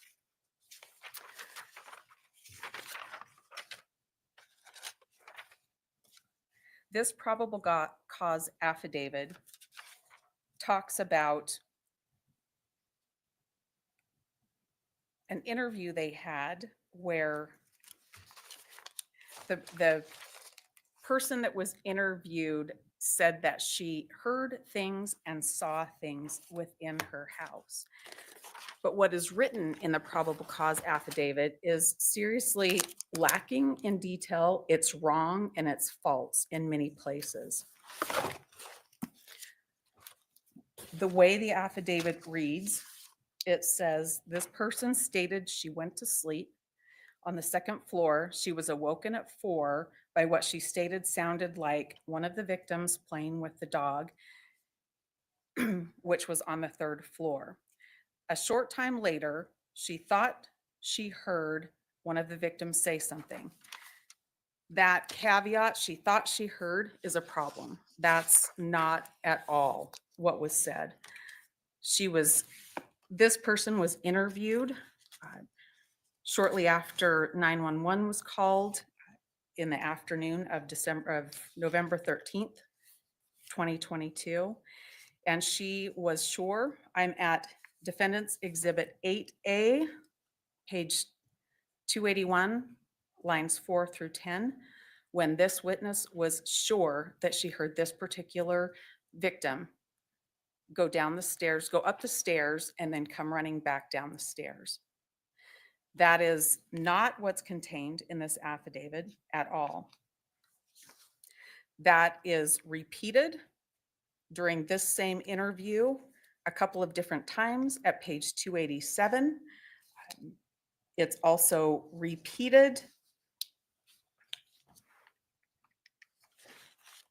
in a subsequent interview that same day. This is Defendant's Exhibit 8B. That's at page 313 and again at 320.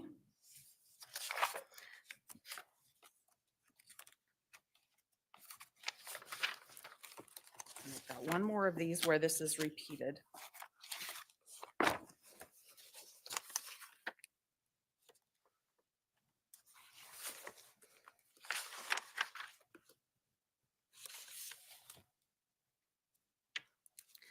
It's repeated again in D8C as well. That is important because that's misleading to the judge. That waters down what was said, and that matters in the probable cause affidavit, because the officers, when they wrote this, knew that wasn't the case. They knew this particular person that DM said was upright and running down the stairs, that's not what happened. That person was killed in the bed and never left the bed. And so the officers water that down because they know that fact is wrong, but they don't tell the magistrate that. They also don't tell the magistrate that this witness has claimed memory problems, that this witness has claimed that she's not sure what she heard or saw was real, or whether it was at a dream, and that is contained in defendant's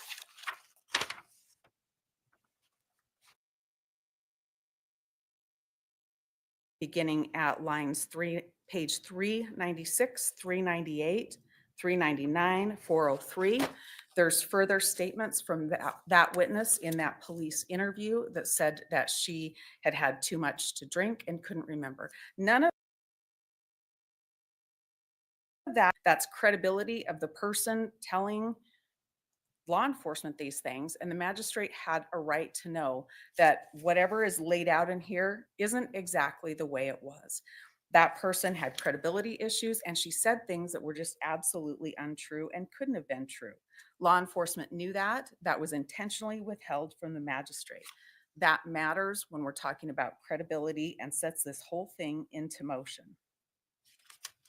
Your Honor, the next part of the affidavit talks about what they have determined to be suspect vehicle number 1. And it trails a path of pieced together cameras. But what they don't tell the magistrate is that the camera near the residence, the 1112 King Road camera near 1122 King Road, you can't tell what kind of car it is. They don't tell the magistrate that that's an impossible car, that their expert can't make an identification off that. They don't tell the magistrate that this is pieced together from various other videos throughout the area. That's withheld from the magistrate. That's important information when you tell a magistrate, we found this car doing this thing and we know what it is. It's around this particular area. The next issue is the year of the car. Law enforcement works with the FBI to determine the year of the car, and the FBI provides some possibilities after numerous submissions to them, and the court knows this and can read about this. This is going to be in D10. That's in D9. And finally, after several submissions, that's when the FBI IML says, I can make a car identification. The issue with that that's not disclosed to the magistrate is that car appears one time on one video and not any of the others that they try to say are the path. It's not, let me see if I can say this right. It's not following a consistent trail where the one camera that can identify the car where it appears again. It appears one time, and then what law enforcement did was they took several videos from all over the area and said, well, it's the same car and we have an identification. That's not all. The identification was most comfortably from that FBI agent to be a 2011 to 2013 Elantra. And that's what law enforcement relied on. The court has, it is D12, and it's the Be on the Lookout that was issued by Moscow Police Department, where they look for a 2011 to 13 Hyundai Elantra. And that's what they're looking for. And they don't tell the magistrate that's what they're looking for. They mislead the magistrate and let the magistrate believe that they have a clear view of this car making this loop. And that's just not what happened. It's pieced together and it doesn't make a whole lot of sense. Law enforcement in their affidavits talked about this dog barking, and they key some time and they say this is when something was happening inside this house. We can hear this dog barking, and they use the videotape to get a time off that, the surveillance tape from the neighborhood, the 1112 King. And so they've got this time, but they also have this video, this trail that they've picked out a time that something probably happened here. And they don't tell the magistrate that this dog that's barking continues on long after the car they're interested in has left the area and then abruptly stops. Your Honor, the dog was found the next day inside the house in a bedroom with an open door, where the other bedrooms that contained people that died, their bedroom doors were open, and this dog had not tracked any blood around. The dog had no blood on it whatsoever, but it was just sitting in an open room a day later. The magistrate is not informed about that either.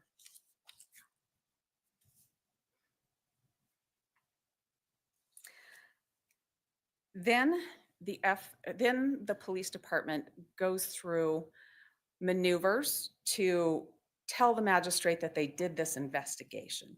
They talk about a traffic stop, 2 traffic stops actually, and there's no connector in there. This is where the lack of the IGG becomes really important.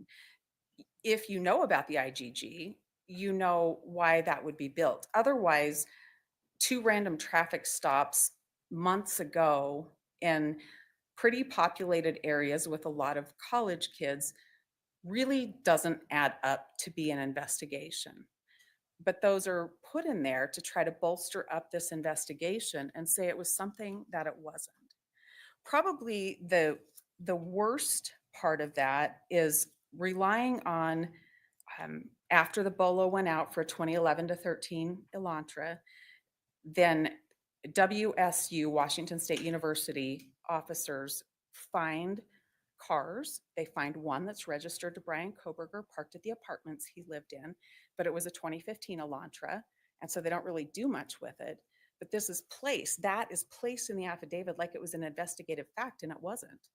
It was on the 20th of December when the detective, the lead detective, got a hold of WSU police and found out about that and said, oh, hey, you called this in.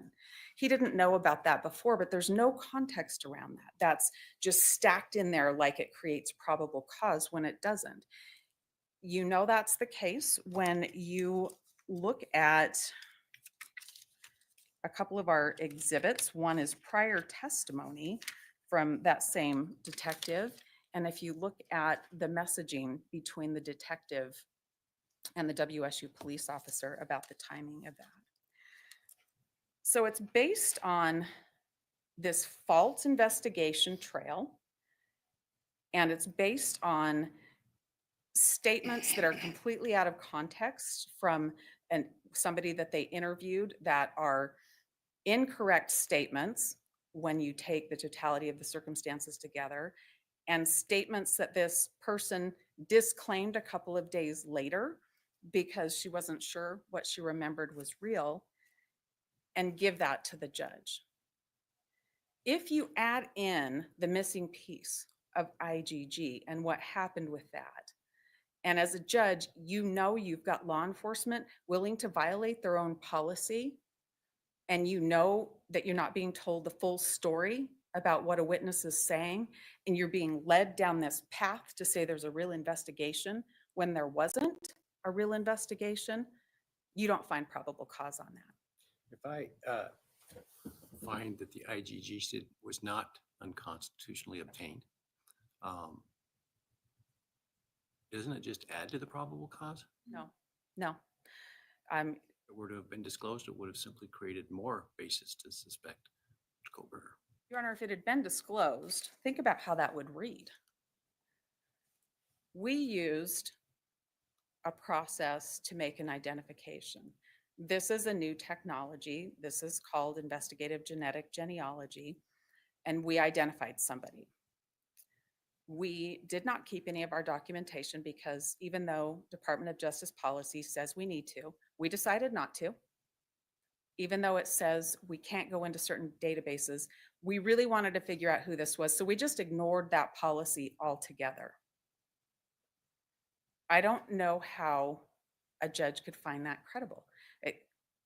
You don't even know how that happened. There is a great big question mark about how that happened. To Your Honor's point,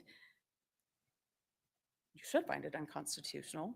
If you don't find it unconstitutional, it's a separate analysis. I appreciated being able to talk to the witness about that today, but it's a completely separate analysis. You're looking at integrity. You're looking at what a court can rely on to sign off on an affidavit or a search warrant.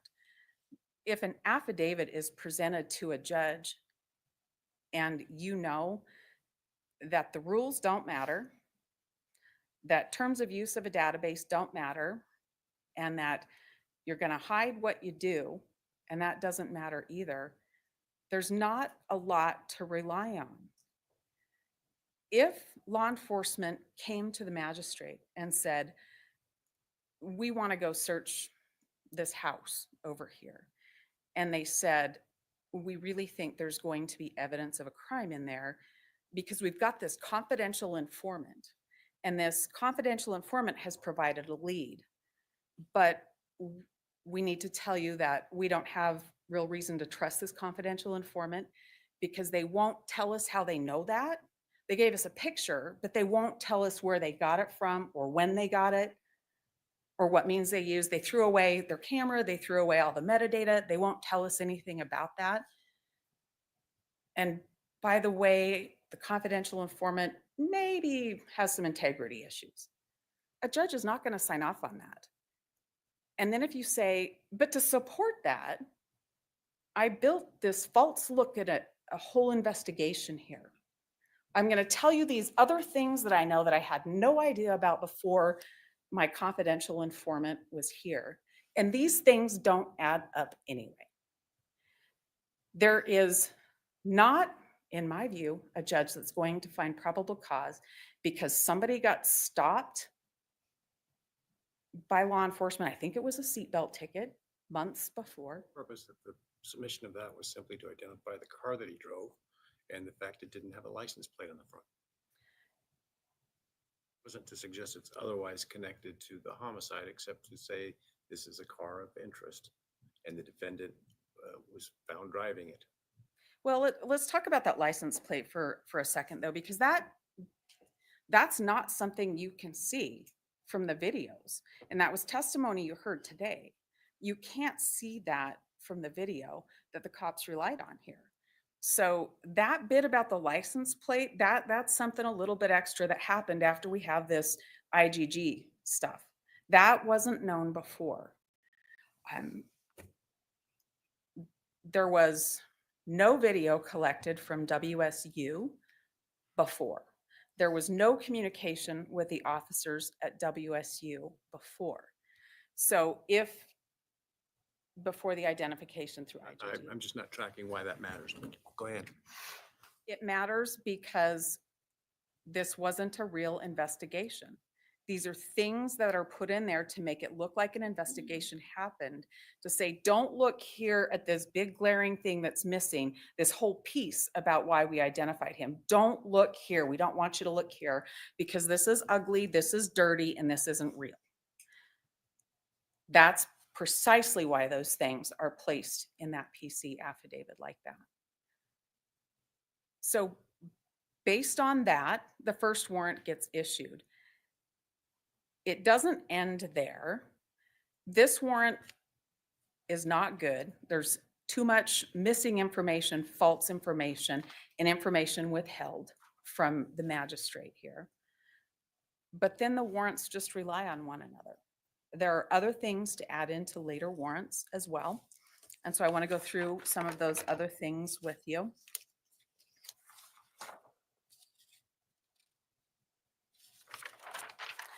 I do want to comment on the affidavits being used by a variety of officers. I understand the collective knowledge doctrine, but that's not what is going on here. You have an affidavit that sometimes Moscow police attribute it to the person that really wrote it, but quite often it's just the name taken off, and who claims to have done the work is whoever signed the bottom of it, and it can't be the same. So it's not quite the same thing, and that matters as well. But let's talk about the second warrant. The second warrant is also AT&T. The first one comes in, and an hour later, they say they have all this data analyzed, and they say they now need 6 months worth of phone records for Brian Kohberger's phone. They do acknowledge that his phone wasn't contained within the geofence when they looked at the geofence. But this second warrant is important, and we're going to talk about minutes difference of time. In the first AT&T warrant, in that affidavit, the police officer talks about 2:42 a.m. that WSU cameras, because they start looking at WSU cameras after the IGG identification, they find a white car that they say is an Elantra at 2:42. So they get the phone records, and then it becomes 2:44 that they say Mr. Kohberger's leaving his residence, 2:44 a.m. And the place near Bishop Boulevard where one could turn to go to Moscow at 2:42 is inconsistent with 2:44, but they don't correct that. They don't correct that. They don't say that vehicle at 2:42 cannot have been the right white Elantra running around that night, because we now know it was at 2:44 a.m. They want to keep that in there because they want the car positioned like it's going to be going to Moscow. And that is really important with the misleading of the magistrate. When you look at 1A, that's the map we looked at earlier today, where there's the whole loop around, but there's a blue line as if pointing the car towards Moscow, and that's not what happened. They then report the phone stops reporting to the network at 2:47 a.m. And that's not right. We submitted their cell experts report that say the phone stops reporting at 2:54 a.m. We submitted 2 affidavits to you from our experts who have worked with the call detail records, and that's just not right. Don't get caught up in thinking 7 minutes don't matter here. We're talking about ground that can be covered in a vehicle in a short time. We're talking about 2 towns that are fairly close together. And so the way a car points when they go off a network matters a whole lot in this circumstance. That's not corrected in any of the affidavits. That's the part that's really exculpatory to Mr. Kohberger, is what direction, when the phone stops reporting to the network, what direction is the car traveling? And you can know that based on the cell towers, the handoffs from tower to tower, as it tracks where a phone's going. The FBI knows how to do this. They chose not to do this. They chose to take a time 7 minutes before it really stopped reporting. And they chose to make a map that showed a direction that that phone wasn't traveling in to create a false narrative for the magistrate to rely on to find probable cause.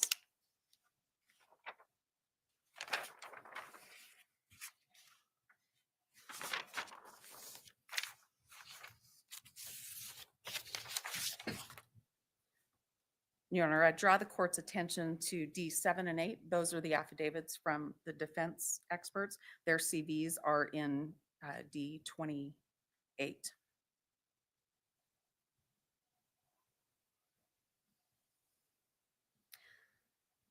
Once the second AT&T warrant comes, then you end up with warrants for Mr. Kohberger's arrest.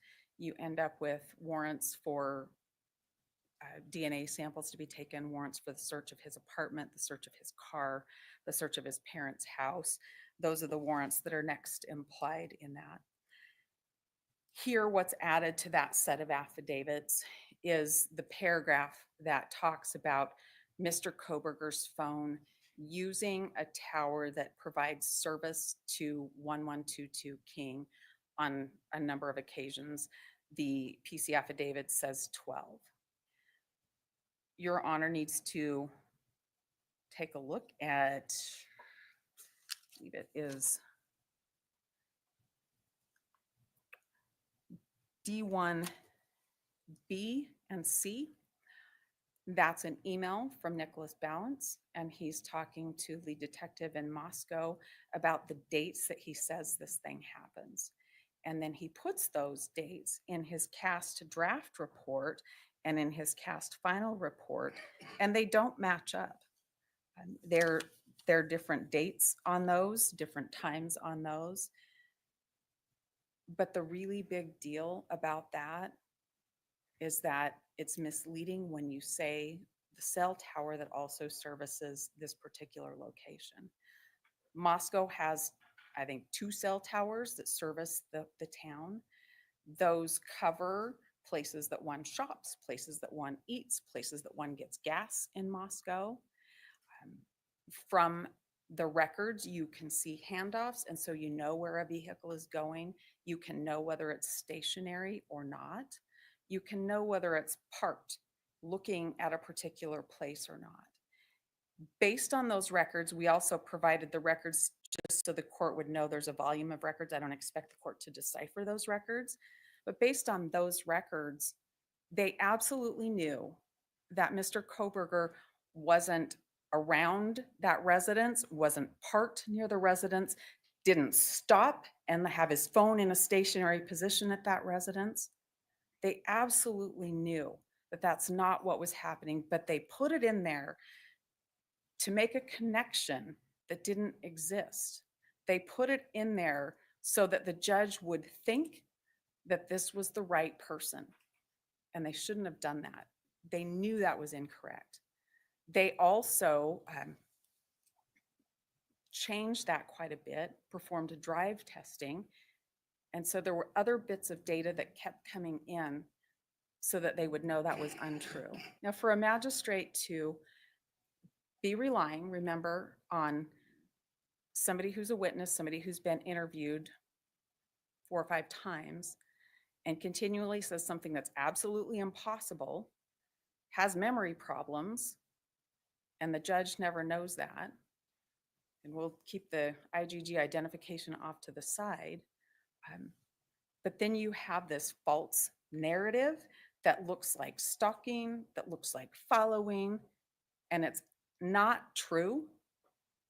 That is extremely damaging. It's very misleading. It's an outright lie to the magistrate. When you omit that kind of information, when you take that context out, you might as well say stalking, because that's what you're trying to say, and you know that's not true.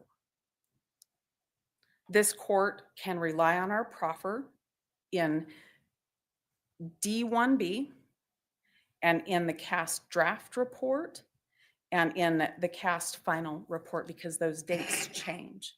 The court can rely on the evidence that will be produced at a hearing from defense experts that will talk about the handoffs, the patterns of handoffs, and how misleading that paragraph was to the magistrate. The real story is exculpatory to Mr. Kohberger. He was not stationary around that house. He was never at that house. He did go to Moscow. He did drive around, but he wasn't over there. And the phone records absolutely show that.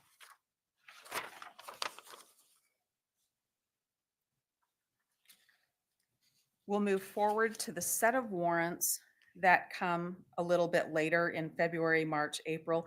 I'm talking about Amazon, Google, Apple, those kinds of warrants that come later. Here's what is left out of all of those warrants.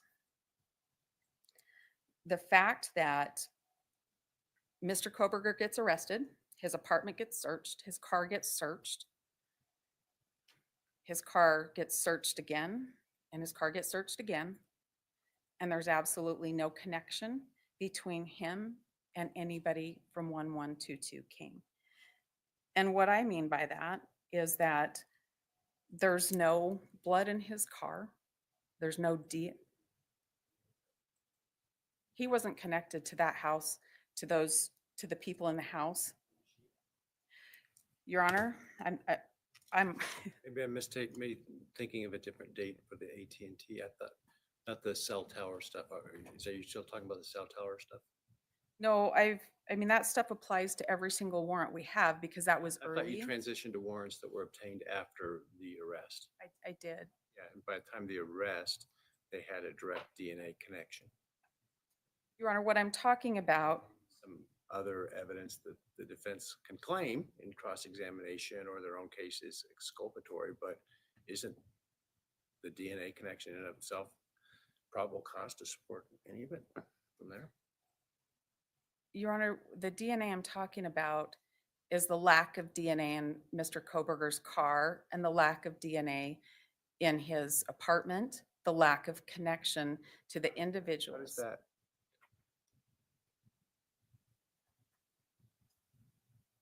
Even if disclosed,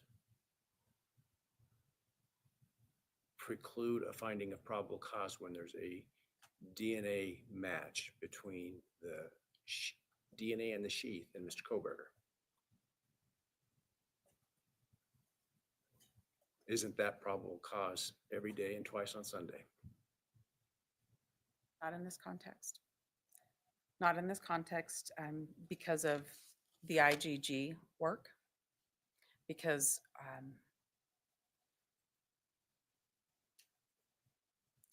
mean, that's the ultimate question that will be before a jury. What does that mean, right? What does a knife sheath at a scene mean? That's going to be the ultimate question. You're killed by a knife, it probably means a lot.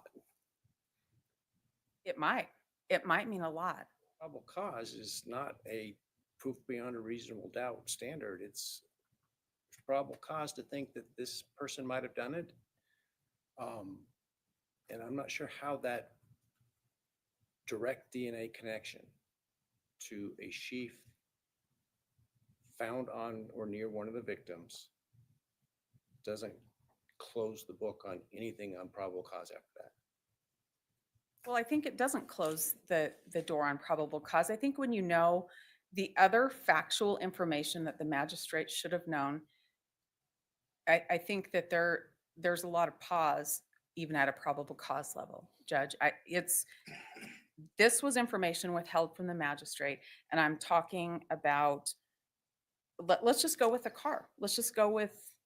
I understand the lack of evidence of DNA material or other victim-related material in the car and in his apartment as asserted, but I'm not sure how that precludes probable cause when there's a direct DNA match. There's plenty of reasons that that might be the case.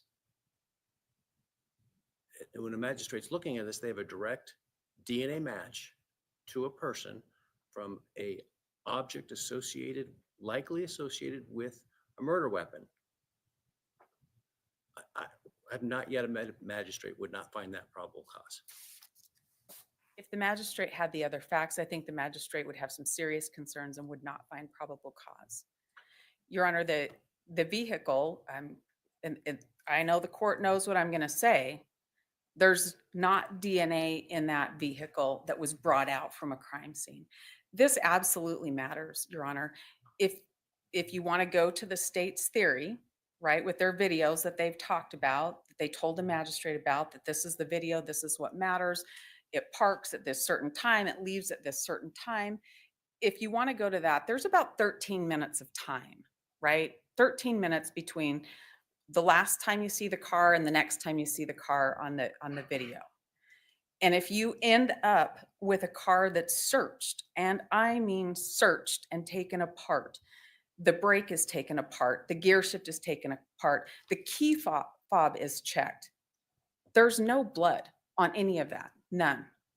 The steering wheel, there's some kind of spray all over the interior of the car to check for it. There's no blood. I think that there's context that the magistrate should have known that's absolutely exculpatory to Mr. Kohberger, and it matters a whole lot.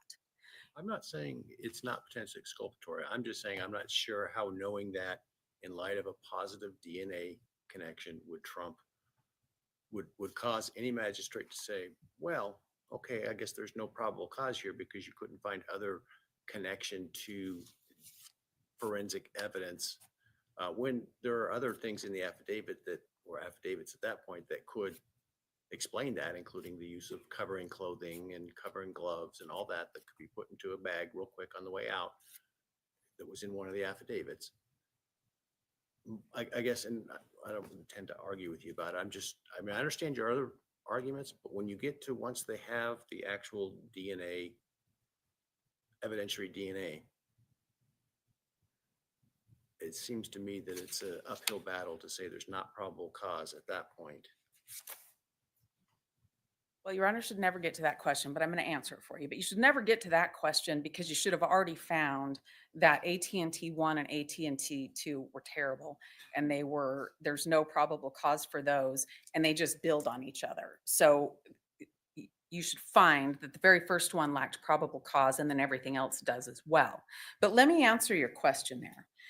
If the magistrate judge had been told there's unknown male B in blood in the house attached to the handrail, that might have made more of a difference to her. Maybe a sheath that can be carried to the house and blood in the house that's not the same, maybe that matters. And then maybe the car being completely empty of any blood DNA connection, maybe that matters a little bit more. Maybe Well, I'm just not sure why it matters for probable cause, but I think we're talking over each other, so I'll let you just go on. Okay. I don't think probable cause is in a vacuum. I think probable cause isn't one thing. I hope it's not one thing. I hope there has to be a little bit more than one thing, especially when you've got another thing that's the same as the one thing. Well, I said I wouldn't do this, but I'm going to do it anyway because you brought up blood DNA of an unknown individual that was found, I think, on the handrail. Yes. Doesn't that necessarily not exclude Mr. Kohberg? What it may do is suggest there might be a potential other person in addition involved if you assume that that blood was related to the victims and not some earlier event in the house. If what the court is saying is exactly why the magistrate needed to know that.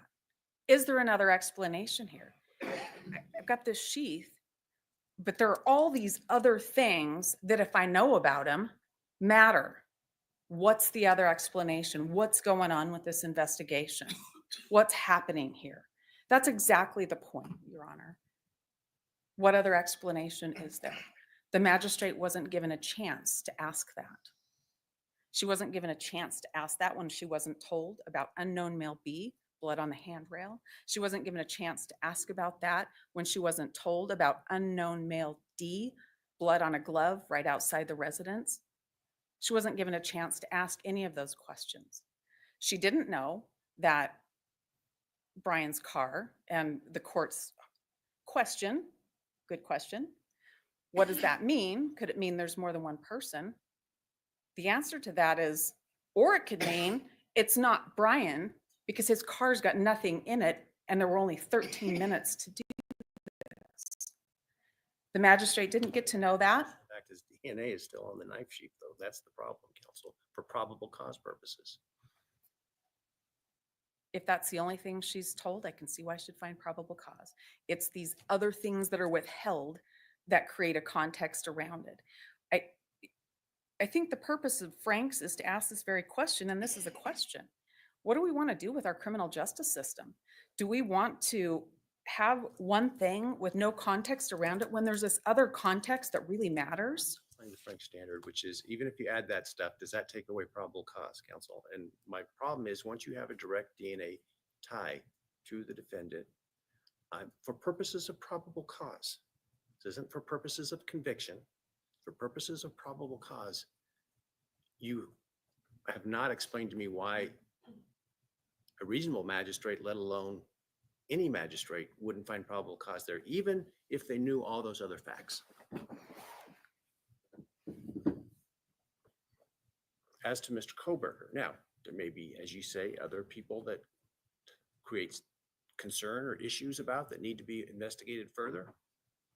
But I'm not sure that that diminishes the probable cause as to Mr. Kohberger if his DNA is found on a knife sheath found on or near the victim who was stabbed with said alleged knife that would have been in said alleged sheath. I think the most prominent question is how did that sheath get there? And I think when you ask that question, I think you can have DNA on an object at a scene when you know about all of these other things and you don't find probable cause because there are more questions than there are answers. And all of a sudden, this one thing doesn't look as big. It doesn't look as everything pointing to it when you have the context around it. The magistrate didn't have to have every detail of the case, but knowing how many attempts to find a DNA connection there were, and it didn't exist in Brian's car, in Brian's apartment, that there's no other DNA in there other than an unknown male B that we know of for sure, an unknown male D outside. There is a lot of context there, and all of a sudden this one thing, the question of how is that there is the question that the magistrate should have had. And then we come to all of the other things that we've talked about. We've come to what we relied on. One of the witnesses saying things that absolutely couldn't be true. One of the things that the witness who said these things that couldn't be true also admitted she didn't really know anything. You can't rely on that anymore, so you take that out. You know the identification to this sheath that maybe seems like it would be really good. You don't really even know how that happened, and you don't know how it got there. This isn't like DNA in blood on the wall from Mr. Kohberger. That's not there. That doesn't exist in this scene. You're talking about an item that the question of how should be, especially when you know about the other male DNA in the house, and especially when you know about the lack of DNA connections.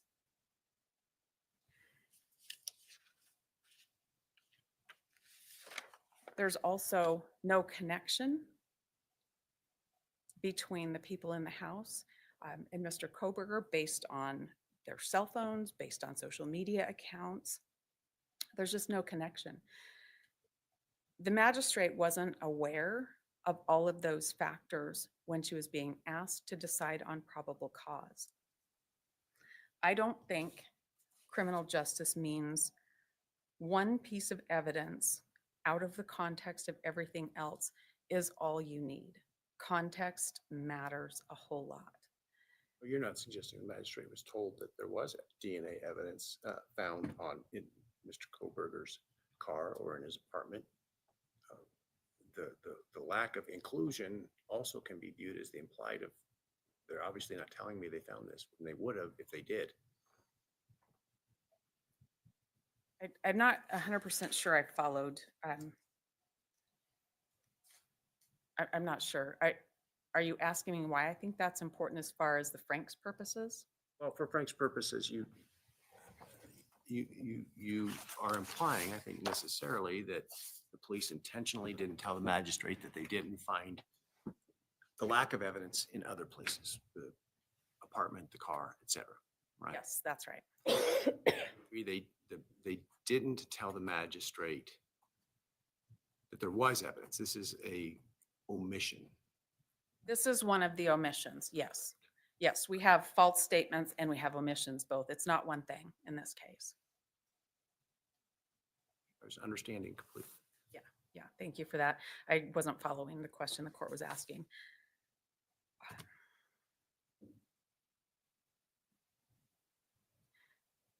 think the other thing, I think I covered all on my proffer, Your Honor. Thank you. Sorry.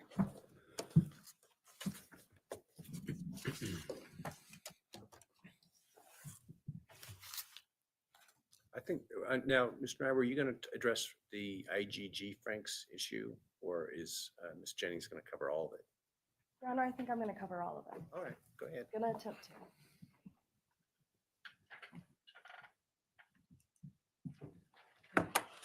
Go, Ashley. Go, Ashley.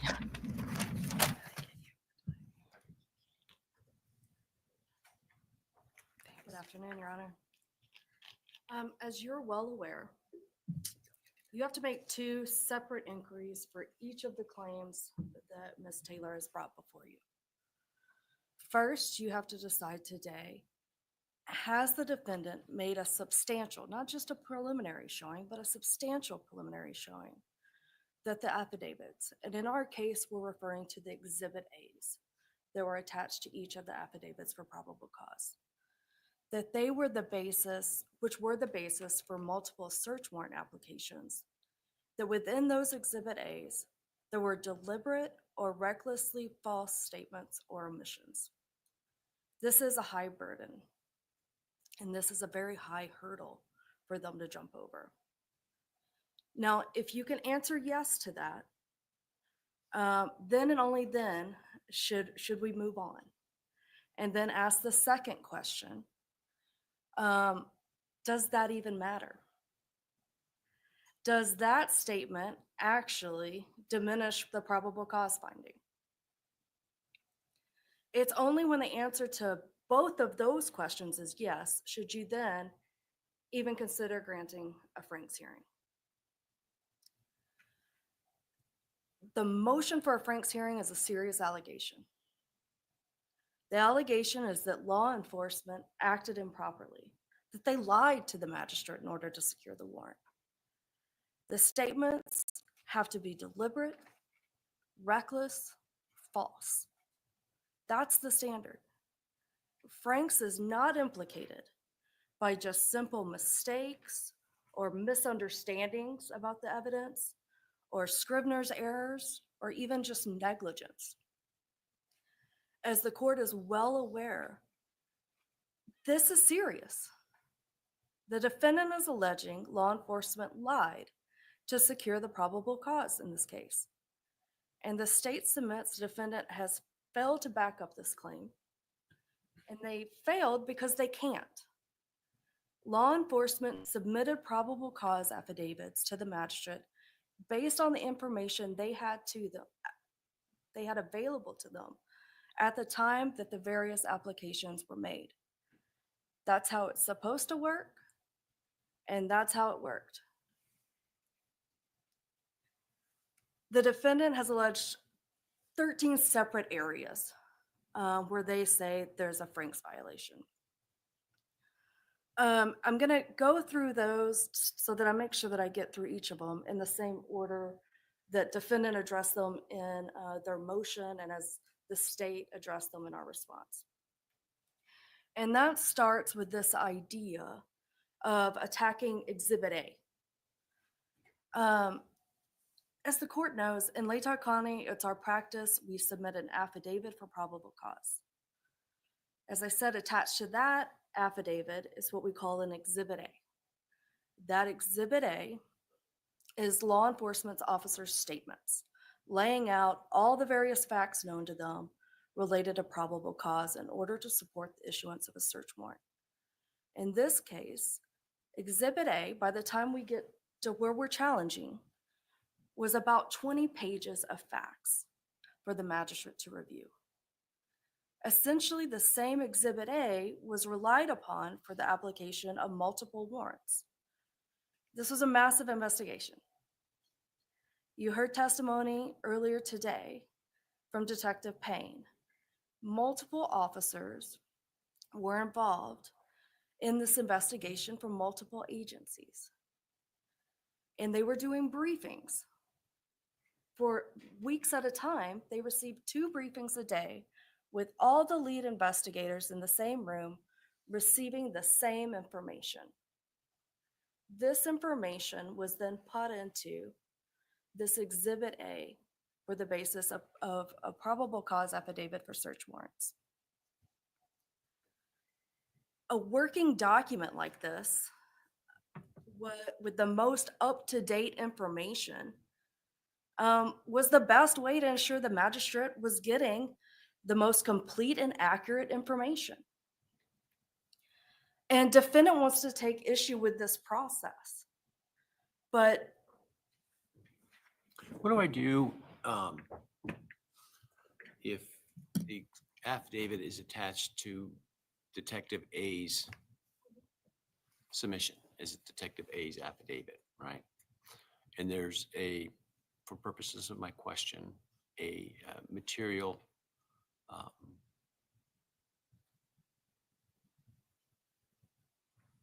reckless statement in there.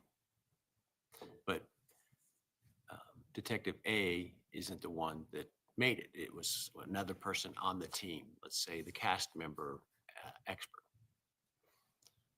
Well, how does that affect the Frank's analysis as it relates to the affidavit submitted by Detective A?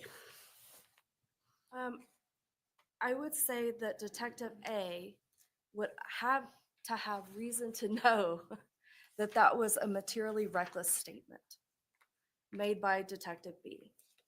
Even if the person that made the statement on the team knows that that statement going into the affidavit, that group affidavit, if you will, or the group statement is going to ultimately make its way to the magistrate?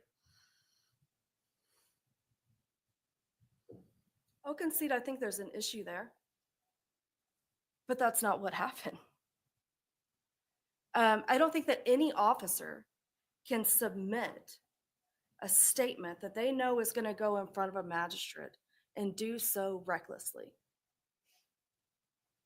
And if they do so, then I agree that the court should take issue with that.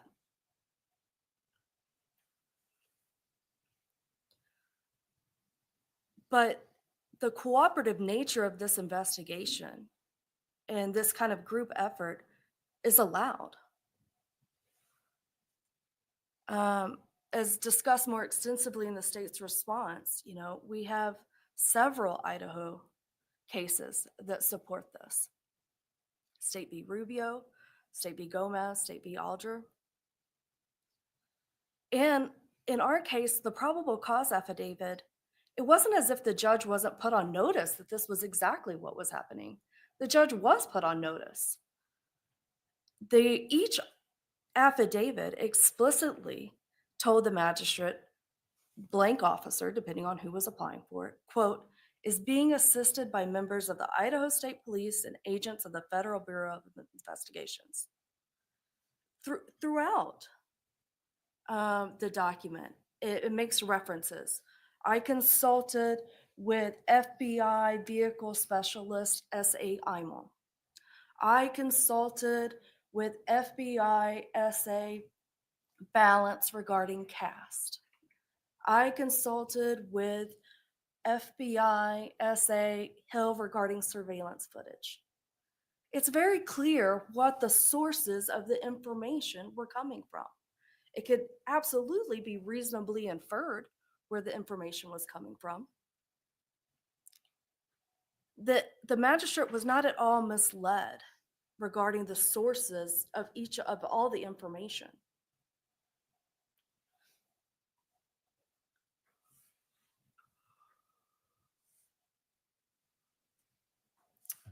I'm going to talk a little bit about this idea that there's some issue with who did the work in reference to Google. They claim that the CSLI work alleges Kohberger around Keene Road residents. And this same claim is in Exhibit A signed by Detective Blaker. Well, this is inaccurate. The officer signing the affidavit did not claim to do the cast work. Did you mean AT&T? Yes. They didn't claim to have gotten those records and put them in to their program to determine the approximate locations of the phone. That was done by Special Agent Balance. And the affidavit makes that clear. And defendant ignores the entire paragraph within Exhibit A that makes that clear. Quote, I consulted with an FBI special agent that's a certified member of CAST. This paragraph goes on to explain what CAST is, what CAST does, the experience that's involved, SA Balance's own experience.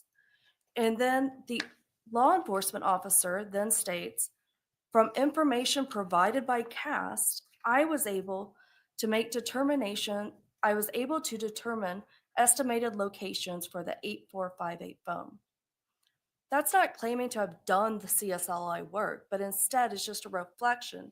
The work was done by Balance, investigators reviewed that, and then made some determinations of the approximate locations for that 8458 phone. And we're going to get into this in a little bit down because this comes up again. All about the cell phone. And we're just going to take we have two different opinions about what those records show. We have an expert who tells us, and that's what was relayed in the probable cause affidavit. And those opinions haven't changed. We differ on a few factual issues. I believe there are 3 towers that provide service to the Moscow area. Defendant is correct. Here's my concern with you telling me that at this stage of things. Where in the record is that currently? Apart from anything you may have submitted after they filed the Frank's motion. What specifically? That there are 3 towers.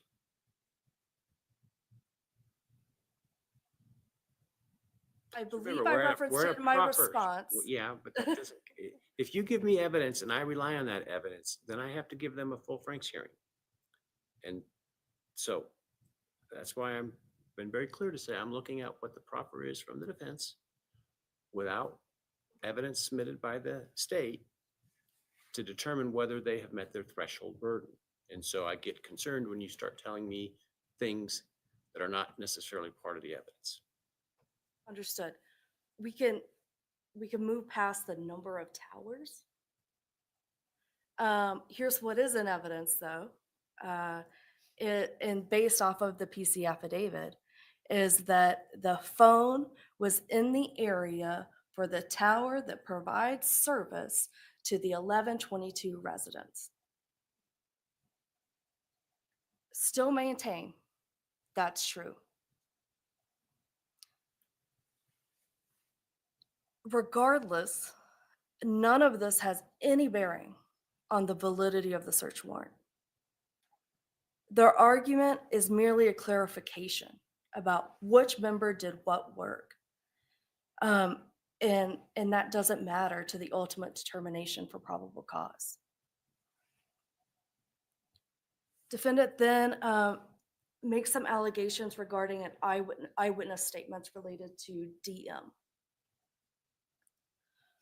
There's kind of 2 buckets of attacks here.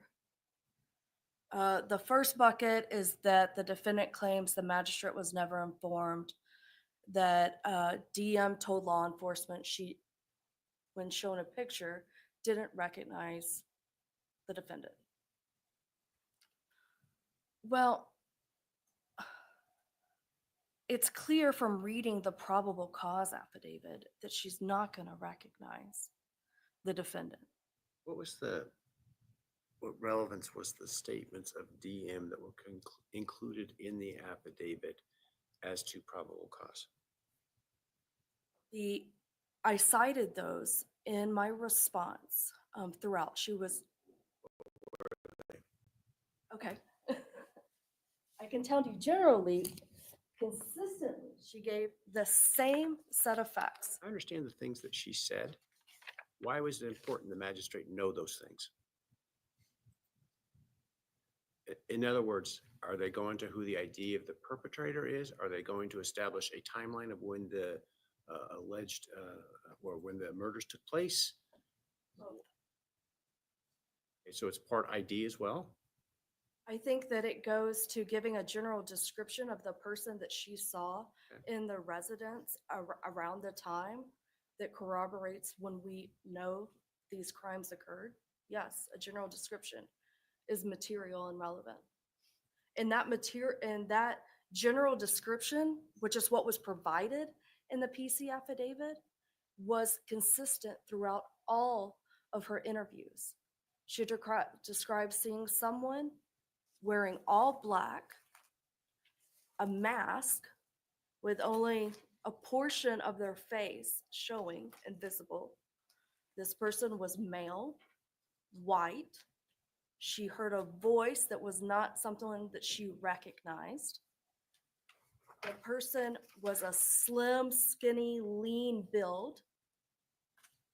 And the person was taller than she is around 5'8". That's what's important. It was that general description. And that general description did not change. Is it also important to establish the timeline? It is. It's important to establish the timeline to know when the timeline matched the vehicle surveillance of when a suspect vehicle is coming into the area of 11:22 and then leaves, as well as text communications of her relaying what she's observing during the same time period.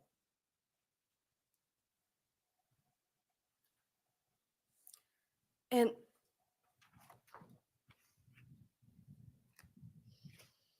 even if the state's wrong, that somehow there was some exculpatory relevance to some of her statements not being included in the probable cause affidavit, you can take all of it out and the magistrate would still have probable cause. The second issue defendant, the second kind of bucket that they take issue with DM, is about these other just statements that she gives during her interviews. The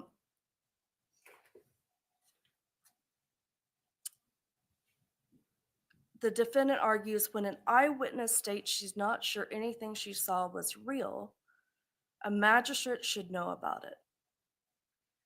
Well, the simple answer is investigators knew what she saw was real, and we know it wasn't a dream because they found the evidence discovered the next morning.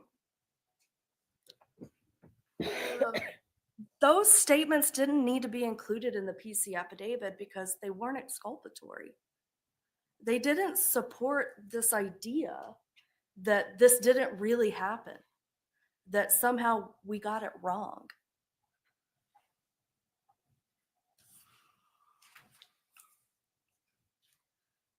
Next, defendant attacks the vehicle identification. Well, this picture they're painting about how this happened just is simply not true. The magistrate was given a very detailed picture of the investigation at the time related to the white sedan, which was later determined to be a Hyundai Elantra. This was about 5 pages of the probable cause affidavit. the reality is, yeah, still images and video were provided to a vehicle specialist. Based on his review, he provided information to investigators that the suspect vehicle was likely a Hyundai Elantra. There was some discussion regarding what was the most appropriate year range, but at the specialist direction, he said that the year range to be focused on was 2011 to 2016. So Detective Payne reasonably relied on his expertise as a vehicle specialist and included that in his probable cause affidavit. And the court has in front of it the emails attached as exhibits that show that's exactly what occurred. And the defendant appears to argue that, well, the vehicle specialist shouldn't have relied on this video because they can't tell that that was a Hyundai Elantra. To them, it doesn't look like, I guess, a Hyundai Elantra.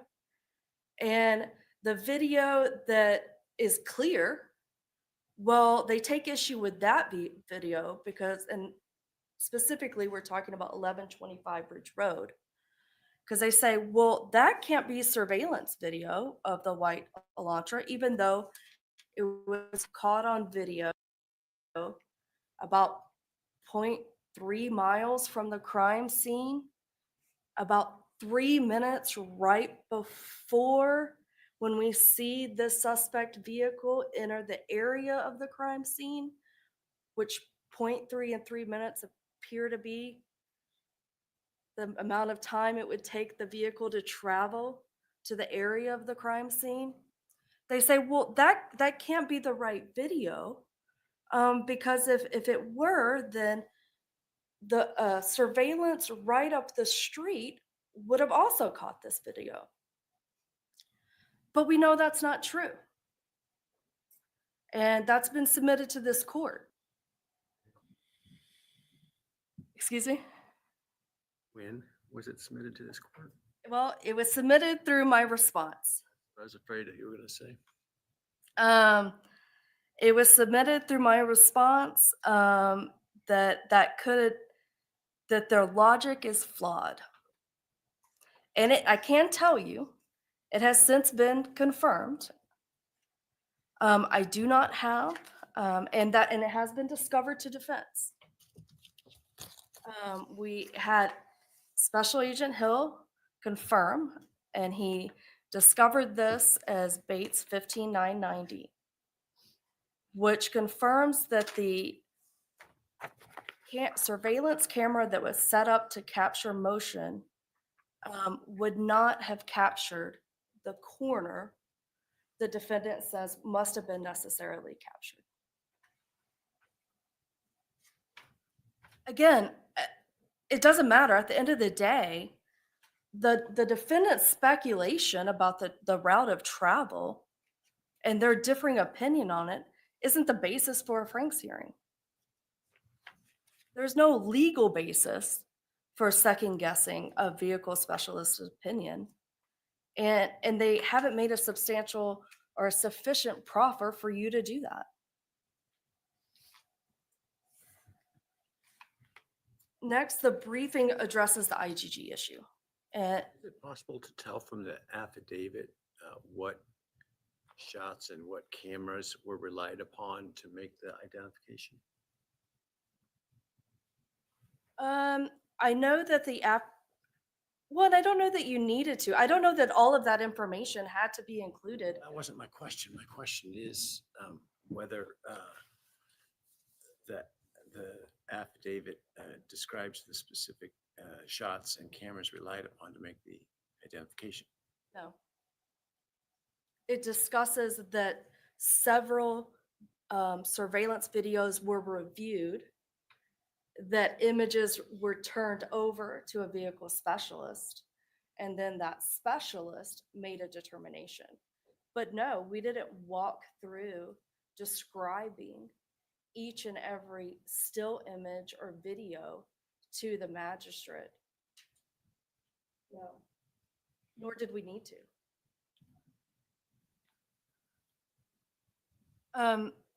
Really, the IGG has been discussed extensively. I think the only real Frank's issue is, should the IGG process, the fact that it was not included in the PC, is that the basis for a Frank's hearing? But you heard testimony today that law enforcement received this tip and they made a strategic decision not to include it. They were told it's only a tip and that they should develop probable cause separately. And that's what they did. And at the end of the day, Your Honor has already kind of hit the nail on the head through your questioning of Ms. Taylor. At the end of the day, this information regarding IGG and the use of IGG is only inculpatory. And the non-reliance on the IGG information does not diminish probable cause. And the IGG information was confirmed through the STR testing. I can't wrap my head around any argument that IGG and STR testing would be exculpatory.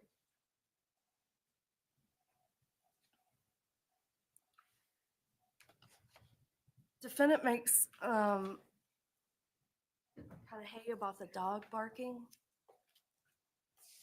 And that I guess the magistrate should have been informed that a dog barked for 25 to 30 minutes. And this is just a reach for me. I'm still unclear how this is exculpatory. And again, this fact just does not diminish. Take out all information related to the dog. It doesn't diminish probable cause. Circling back to the cell phones, at the end of the day, this is the proffer is their opinion of the evidence. That's not the basis for a Frank's hearing. We're relying on our expert's opinion.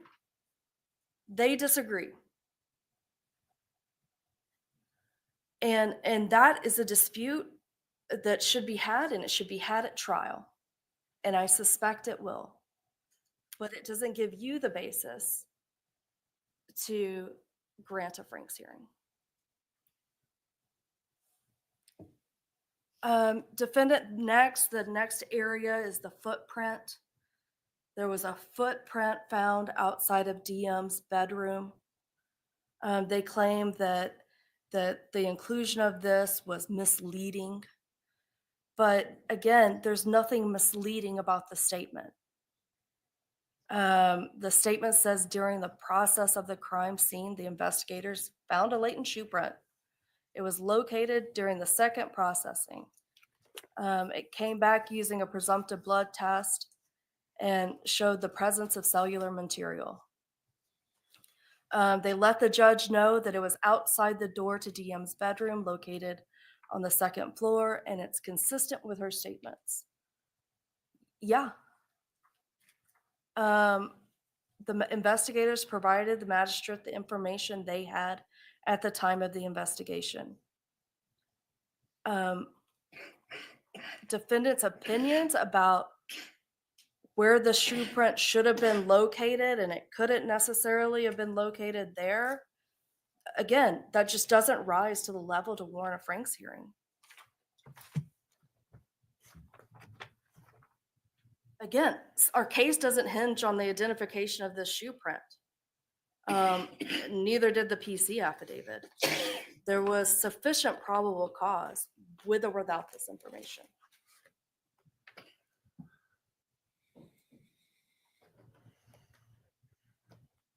I'm going to address grand jury subpoenas. They didn't discuss it today, but it's addressed in their motion. Yes, before you get to that, can you address the allegation that the cell phone data was, I guess, purposefully erroneous as to the time that the phone was no longer reporting, which then relates to the supposed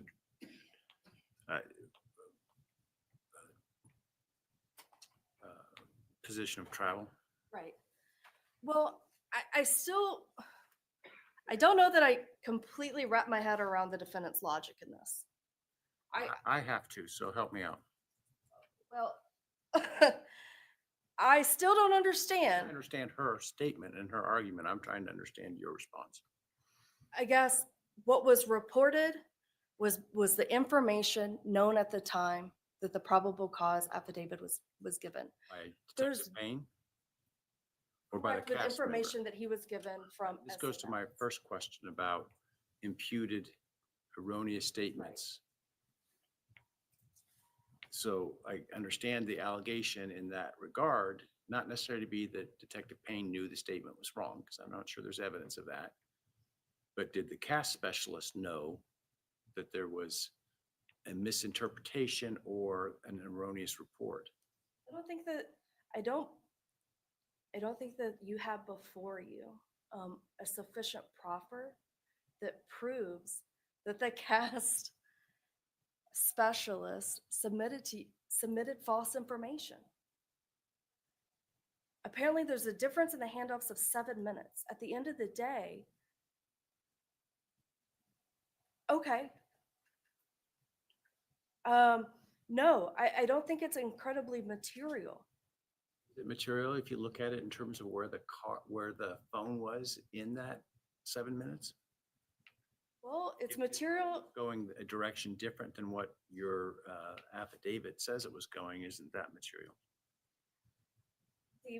The direction of travel, like, yes, I would say it was if it was found outside of Pullman. It was not. It was reporting to a tower in Pullman. This assumption assumes that cars can't change direction of travel. We're assuming that then the same cell phone, which was then turned off, isn't then also tied to the evidence where we do have information to believe a white sedan tied to Mr. Kohberger is then found on surveillance. We're not talking about 7 minutes. We're talking about 7 minutes at 2:50 in the morning, which is about an hour, approximately a little over an hour before the crimes occurred. I don't follow the logic that this 7 minutes, an hour and 10 minutes prior, proves that there's no way the defendant couldn't have traveled the 7 miles to Moscow, whether or not the car was pointed in a different direction or not. It's a leap for me. Does that answer? Well, it's your answer, so.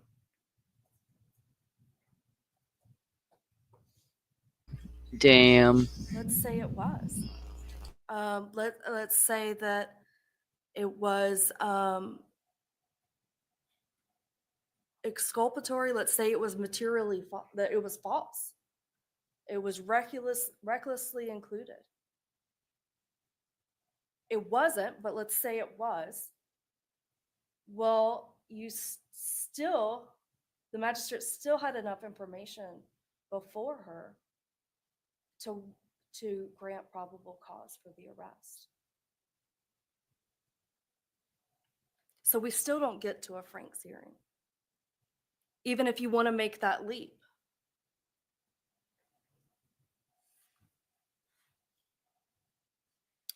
I can quickly go through grand jury subpoenas.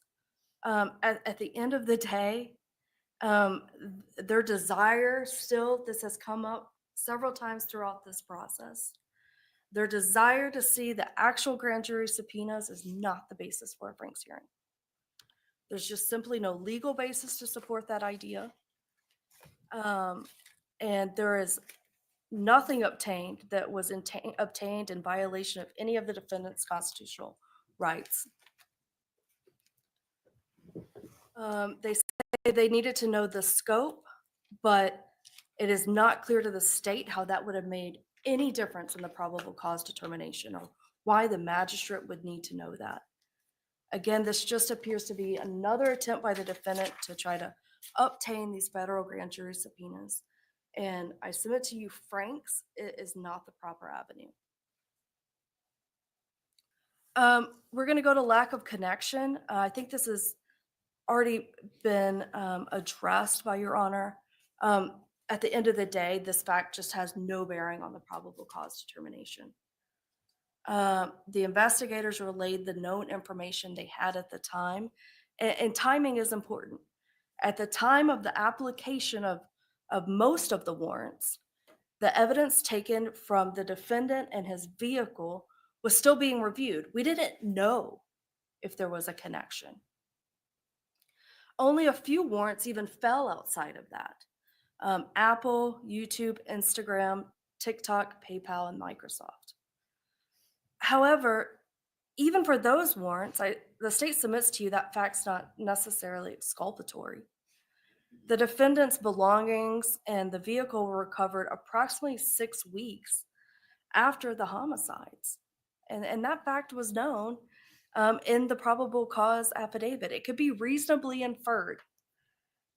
But to the extent the court believes that law enforcement should have included this information, again, I can accept that, but it's not enough to outweigh the balance of the information that was included that did establish probable cause. I submit to you the defendant has wholly failed to establish a single false statement or omission without which the magistrate would not have found probable cause. I ask that you deny their motion for a Franks hearing. Thank you.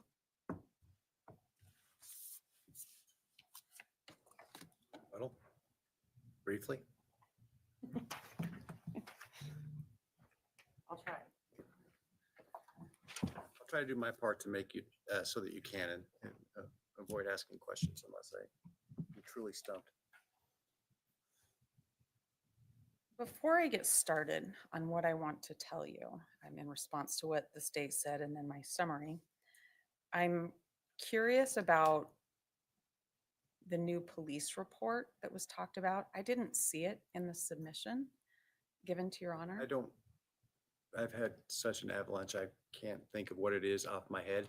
If it did, it certainly wouldn't be part of the analysis for the court in determining whether or not you've met your showing to have a Franks hearing. Well, that's good because it occurred after my Franks briefing came. So I didn't get a chance to respond to that yet.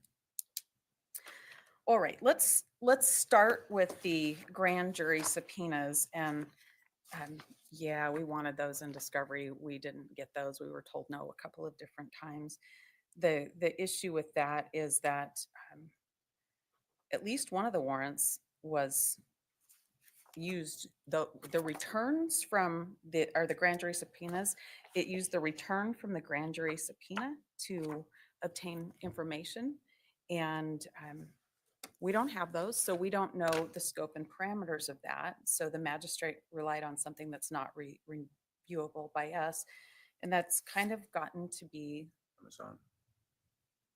Sorry? Is that Amazon? It is Amazon, Your Honor. And the return on the search warrant says that they already produced them pursuant to something else. And the affidavit says, we saw these things, so now give them to us in a search warrant. That just seems to be problematic to me.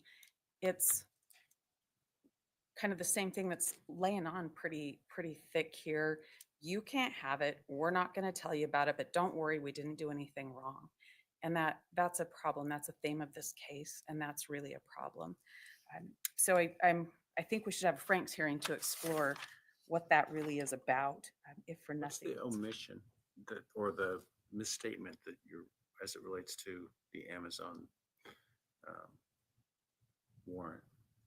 The omission is the FBI used the grand jury system and obtained this information outside of the warrant process.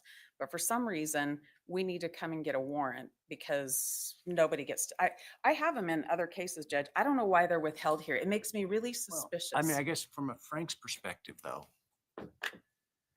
the question is there a material intentional misstatement or a reckless misstatement?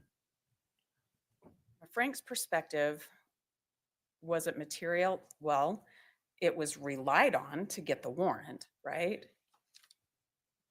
It's disclosed to the magistrate that this was the result of information given as a result of a federal grand jury. It absolutely was.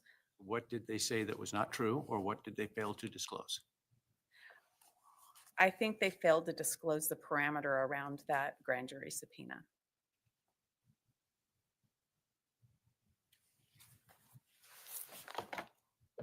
How is that? Well, I understand. I promised I wouldn't slow you down, so I'm going to let you just go ahead. Okay.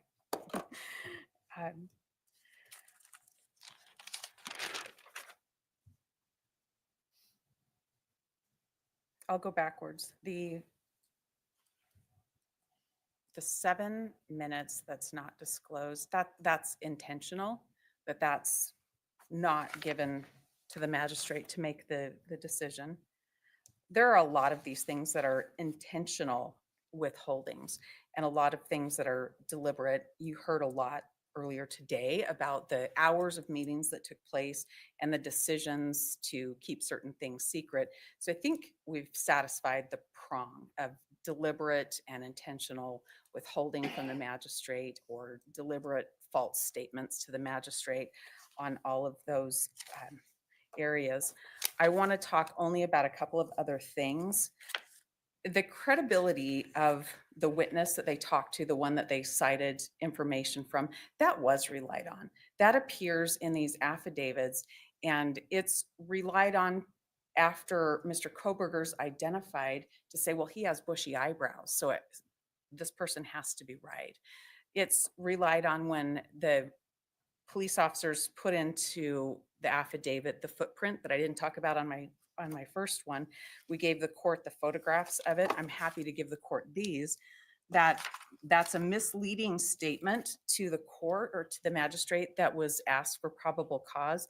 This footprint is at the very edge of the door. It's a single footprint and it's not repeated throughout the house. So to act like that bolsters this witness is really important, especially in context of the misstatements of the witness. I want to go through these. I won't read them in their entirety to the court, but Your Honor asked the prosecutor what they were. And I counted up, and at the very first interview, remember the issue was whether or not one of the victims ran downstairs. And she didn't say it once. She said it 4 times in a row in the very first interview. And that just didn't happen. It just couldn't have happened. And that was not told. In fact, that statement was brushed over and withheld from the magistrate. About the memory issues in the second interview the same day, there are 2 references to not remembering. A couple of days later, there's the third interview, and there's references to not remembering, being drunk, a statement, I don't know any of it. Like half this stuff, I don't know if it's a dream or if it's real. That's at page 399. At page 406, I don't know if this was real or in my mind was just like playing with me. But from what I think I heard, someone was crying in the bathroom. These are definite statements that were not given to the magistrate and in fact were brushed over. And credibility is really, really important when that person is relied on in the investigation. So let's talk about the vehicle. The court asked some questions about what the magistrate could see in the PC affidavit. The way it's laid out would cause one to think that the vehicle's identified on the camera near the house, and that's not so. It's not identifiable. The state's expert said it's not identifiable from that particular video. It's piecing together the other videos that they come up with something. What's the evidence that law enforcement relied on the Ridge Road footage to identify the vehicle? What did they rely on? What's the evidence that they relied on Ridge Road, which you say doesn't show anything? What's the evidence they relied on that to ID the vehicle? They relied on the Ridge Road camera, and you can see that in the emails from IMO and the other law enforcement officers when they say they have Paradise Creek Road, and then they say we finally got a good one, and it produced to us is the 1125 Ridge Road footage and photograph, and that's the only one that you can make a positive ID on the car. Where is that in the record? The 1125 Ridge Road. Well, it's in our discovery. Or is it in the motion? I believe we put a picture of that in our motion. I can look at it's in my original memorandum. I think there's a picture of that. Let me grab that page for you.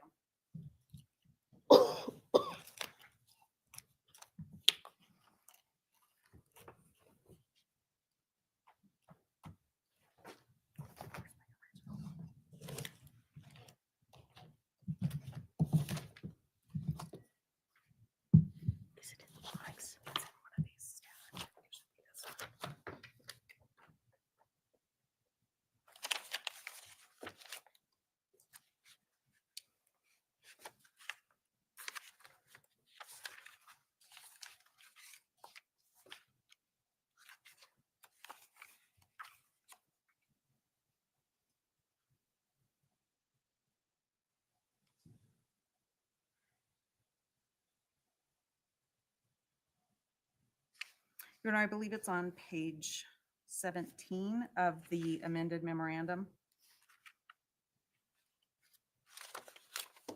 That's just the photograph? Yes. But not the information that ties that to the Ridge Road camera? Your Honor, it's tied by our argument based on our review of the discovery. I don't have an affidavit from any police officer saying it was that. I probably don't have an email other than the ones from Immel and that transaction that we did provide for the court, that was the video that the identification was made on. That, I'd love to know more about that as well, Your Honor. Well, but that's not the standard. I understand that. I understand that. I would refer the court to our exhibit with Agent Immel's communication. I believe that is going to be at D9, and then the pictures contained in the Frank's motion. Let me talk a little bit more about IGG, even though we've done that all day long today. I would remind the court that IGG doesn't identify a person. It suggests a family group, and an investigation can happen from there, but nothing happened until the IGG happened behind the scenes and in a closet.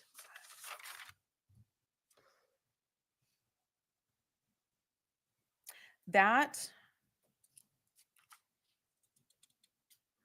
brings me to talk about the intentionalness of this in an overview. And the court should look at the entire picture of what's happened. It's a long investigation. It's a complicated investigation, but you have law enforcement repeatedly meeting, and you have FBI agents sprinkled in.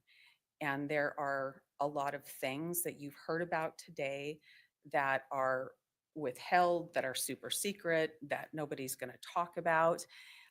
And there's a lot of meetings that are happening, particularly around the IGG. That's a definite, we're not going to put that in there. But there's also the communication about the AT&T records, about what do those phone records mean? What does it mean when there's calls being handed off, or phone tower reporting being handed off to track a vehicle? What does that mean? There's communication about that. There's review of the videos together. And what these things mean is that A partial picture was decided upon, a picture that left out a lot of detail, a picture that gave false statements to the magistrate to get probable cause to get that first AT&T warrant. That was, the officers went back and forth talking about what kind of statements to use. Statements were changed to be included in that, and definite decisions were made at that time. The decision was made to leave the witnesses' statements in as they were, even though there had been interview after interview after interview, and they knew those were incorrect. The decision was made to build a false investigation and leave out the super secret IGG part. And that decision was made based on the behavior of the agents and based on not wanting anybody to review what they did so that we could check their work and see if they did anything right. That just continued with decisions to leave things out in this case. Probable cause doesn't get determined by one little thing without context, especially when there's context of omitted information. That's why we have the opportunity for a Franks hearing, to ask for a Franks hearing and to offer information for your honor to rely on.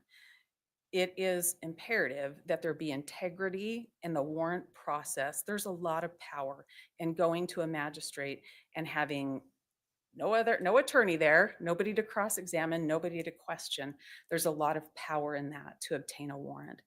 And there's a lot of danger when there's that much power too, to leave just a little out here, to add a little more here, and go get a warrant and then build everything that comes from that. And that's what happened here. Your Honor, we ask for a Franks hearing to more fully explore these. The court can see this as a massive amount of information. The court has 1,000 pages. These aren't just pages that we made up. There's a lot going on here, and we need to have a hearing to fully explore this. Thank you. For today, I will take them related to IGG under Frank's proffer under advisement, issue opinions on those forthwith. We will pick up tomorrow with trying to think, we're probably at the evidence on the motions to suppress tomorrow, correct? Yes, Your Honor. All right, I'll see you in the morning.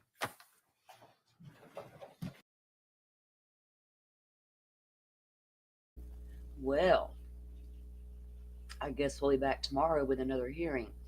Guys, I appreciate you all being here in chat, and Jen, Rachel, all of you. Yeah, this is going to be your safe place to come. I mean, of course, we all have questions, and everything they just said about DM is correct. We all assumed that kind of stuff to begin with. Let me get this screen out. You know, we all wondered, how intoxicated was she? You know, did she really understand what was happening outside the door with the noises she was hearing and things like that? She's 19 years old, and we knew she had to have been intoxicated on something to not catch on to what was going on. So yeah, I don't like to be bashing the roommates or the parents, but we can still, you know, have our questions like you guys said. Yeah, Jen, rewatch from the beginning because it took them a while.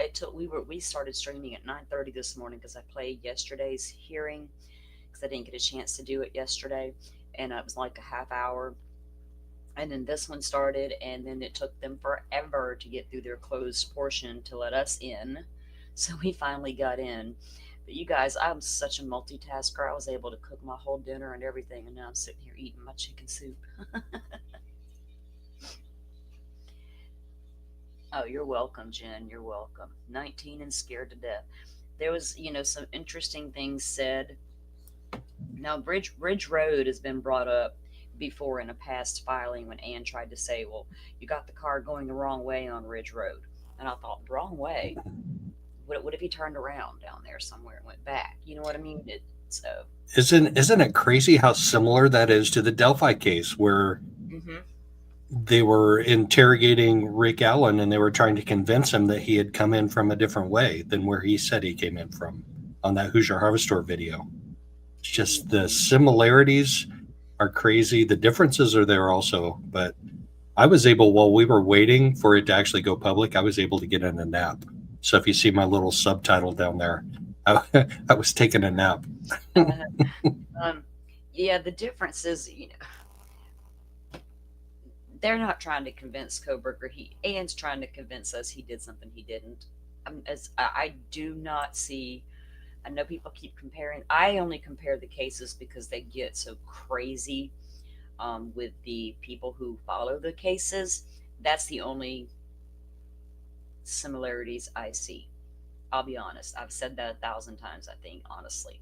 But there's even like with the judge asking her, did you specifically name cameras in the PCA that could identify they used to ID the car? No, but they do have a lot of different things in the PCA where they write where these cameras were that they were watching the car from, right? You see in the car coming traveling toward Moscow. That her saying that remember she said he was out driving around near Wawawi Park, blah blah blah, because as the weather got colder, he stopped jogging to go watch the moon and the stars. He began to drive around. And then she's over here telling us earlier in this hearing that he was going the other direction. And then she turns around later and says he was driving around Moscow. It's exactly what she said. I'm gonna have to re-listen to some of that too. At some point in time, did she deny that he was ever in Moscow? Yeah. But now she's admitting he was. Uh-huh.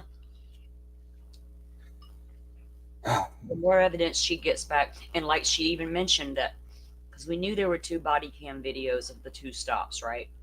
Not the Indiana ones, but the one where he pulled through the red light and had the conversation with the lady cop. We also knew there was one more that existed it was a seatbelt pullover near the home. How near that home? She said that they just discussed that video. And the reason it's not been out there yet is because they're going to use that. They're going to prove that, okay, this is him in this white Elantra kind of thing and near the home. And I guess they're going to use it in court. But they surely talked about it a second ago, and Ann said they're going to use that to help identify that was his car. There's just a lot of things she was saying that just to me was contradictory. Yep. She's throwing a whole bunch of stuff at the wall to see what sticks, and we can see that. Even me, like I don't know 1/10 of the information that you and Nina know about this case, and I can see she's just throwing shit at the wall to see what sticks.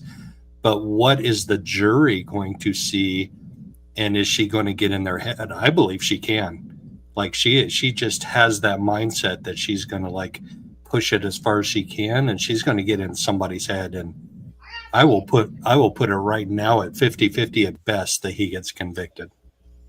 Oh, I would say so too. I don't think Ann's got enough argument to get into somebody's head to give them doubt. But just not the information. It's how she argues. Like she just throws shit at the wall to see what sticks. Yeah. And we saw in Delphi that can work. That can work. Well, it can, but like I'm saying though, I still think this is going to be different. I think the state's got more than they're showing right now, obviously. And this to me, it feels like the defense is very concerned about some of this evidence they do have. She wouldn't, and like the judge said, wasn't that DNA on the sheath enough to get probable cause for a search warrant? What else did you need? She said no, that wasn't enough. Well, and who do you give a search warrant to on this unknown male DNA off this sheet? To the lab? Blood on the handrail raises my eyebrows just a little bit. I'm like, well, here's the thing that initially in one of the very early court filings, she stated there was 3 unknown male DNAs. And we were all like, well, where at in the house were they located? Because like you said, it's a party house. There's DNA every damn where. I'm not going to say that one of these guys or girl, if it's a guy, didn't cut himself one night, scratch himself. How did that blood get there? Did it get cleaned? It probably didn't get cleaned right away because that house was a little messy. Did it have anything to do with the crime scene at all? Right. Did It he could cut his finger when he was opening his beer can? You know, Right. Yeah. Right. There's fingerprints everywhere in that house. There's hairs everywhere in that house. So that you got a drop of blood or whatever on the banister there, the Well, stairwell. according to Ann, you need a search warrant to process any of that stuff. That's right. So oh yeah, we should have said that to her. Like, hey, hold on, Ann, we object. We got something to say. And then we've always known there was the glove. We've got a picture of the damn glove outside. It's a black glove. We don't know where it come from, how it got out there, but it had some unknown male DNA. But it wasn't inside the home. And so that's two of the DNAs of the three she brought up. So I'm assuming she was satisfied about the third DNA, or she'd have brought that up too, instead of just the outside DNA on the glove and the DNA blood in the house. She only brought up two unknown DNAs versus three. So I've always felt for a while, did Ann get her answers on those unknown DNAs, because she never brought them up again until today. And we didn't know what types of DNA was found in that house or where, other than Kohberger's. You know what I mean? As far as the three unknowns go. Well, I'm going to say two of them had to be in the house because the glove was outside. And they keep wanting, what is this mess about the latent shoe print? Like, if it was the only one, if you unalive everybody in their bedrooms, like, I don't know, there was something going down in that living room. You can't say there wasn't. Was it very light treading through blood, and did it dry quickly? You know, and that's how they got that one latent print. But was it headed up? Because DM's door is right there at the bottom of those stairs and across from the kitchen. So was that print headed toward the kitchen, like she claims she saw the person leaving going towards the kitchen? Was that step, was it a print going up the stairs, coming from down? You know what I'm saying? Which direction was that shoe print pointing? Okay, well, Ann brought up something today that was kind of puzzling to me, and maybe you can answer it. She made a big deal about one of the witnesses running down the stairs. Do you remember that? One of the victims. One of the victims? Mm-hmm. Not a witness, a victim? The only witnesses there were her and Bethany. And Bethany was downstairs the entire time, as far as we know. She said something about somebody running down the stairs, though. Yes, she did. She said that in DM's statements, she was saying that she saw one of the victims running up and down the stairs. But was that before the unaliving? Because you can't run up and down the stairs if you've been unalived. Well, that was Ann's point, that DM was wrong. They were already dead, but how does Ann know that? You see what I'm saying? Yeah. The girls got their food. They went home. They were calling Jack over and over and over because Kaylee and Jack were arguing about their future. That's not a secret. He got tired of answering her calls, and he stopped answering. When they walked Murphy, they had to come down the stairs to get out of the house to go walk Murphy. I bet they walked Murphy right down toward the end of the road to see who all was down there at Jack's house, because that's how girls be. Then they walked back, went right back up those stairs. Was that the last time she saw them come up or down the stairs, and was that before the unaliving? I'm just saying, I got to think of it that way as well. Devil's advocate. It wasn't a witness, because there's no other witness other than DM. Bethany is only what I would claim as a circumstantial witness that exists, because she was DMing with DM. Dylan. They were DMing. Do you hear this? Do you hear that? What's going on? Right. Secondhand knowledge, not firsthand knowledge. The only eyewitness to anything was Dylan. And then all she saw was bushy eyebrow guy walking toward the kitchen, toward the sliders. And that's when they assume he left out of the slider. Right, if you're in bed with a new girlfriend, are you going to answer the phone from an old girlfriend? People get yeah, that's a recipe for disaster. Oh man, my ex was sitting next to a girl he had just started dating at dinner one night, and I texted him something that was a joke, and he had the dumb shit where it pops down, and you can kind of see the message, and it popped down, and she saw it, and he's like, "Oh my God, that girl just saw what you sent me." I was like, "Oops, my bad." You should not have that turned on, dude. Right? That's didn't your know, bad. I didn't know you was at dinner with some girl. Hell, we was still, having fun with each other at that point in time. It was a mutual breakup. We're good. Nina, are you still with us, hun, or did you have to step down? Or she's on? Oh, she's She's on. in chat. I see her in chat. Yeah. Oh, I'm here. Okay. So, because I just read her damn comment. Yeah, I mean, because the new girlfriend, because it's like known knowledge about him and Ashland Couch. I mean, Yeah. so if you're in bed with Ashlyn, are you going to answer the phone for Kaylee? Right. Well, he was at the corner bar earlier that night, and Kaylee was there too. Right. Depends, And depends on how much that's trouble you want to get into. exactly. But I guess that's what I can see is them at the corner bar with her crying in her beer, wanting to say, "Oh my gosh, let's get back together," and he goes home to Ashlyn and is like, "Screw that," Yeah, because And they I'm were. sure, if that's the case, can you imagine the guilt and regret he has? You already know he does, girl, because she tried to call him over and over, and if he thinks Right. somebody just picked up that phone and went down, Leave him alone. yeah. Look, Steve G put that guy through the ringer. He made him come to his house, strip his clothes, took pictures of his body, looked for damage to his body, looked for signs of a fight, struggle, anything, cuts, bruises. Jack had nothing.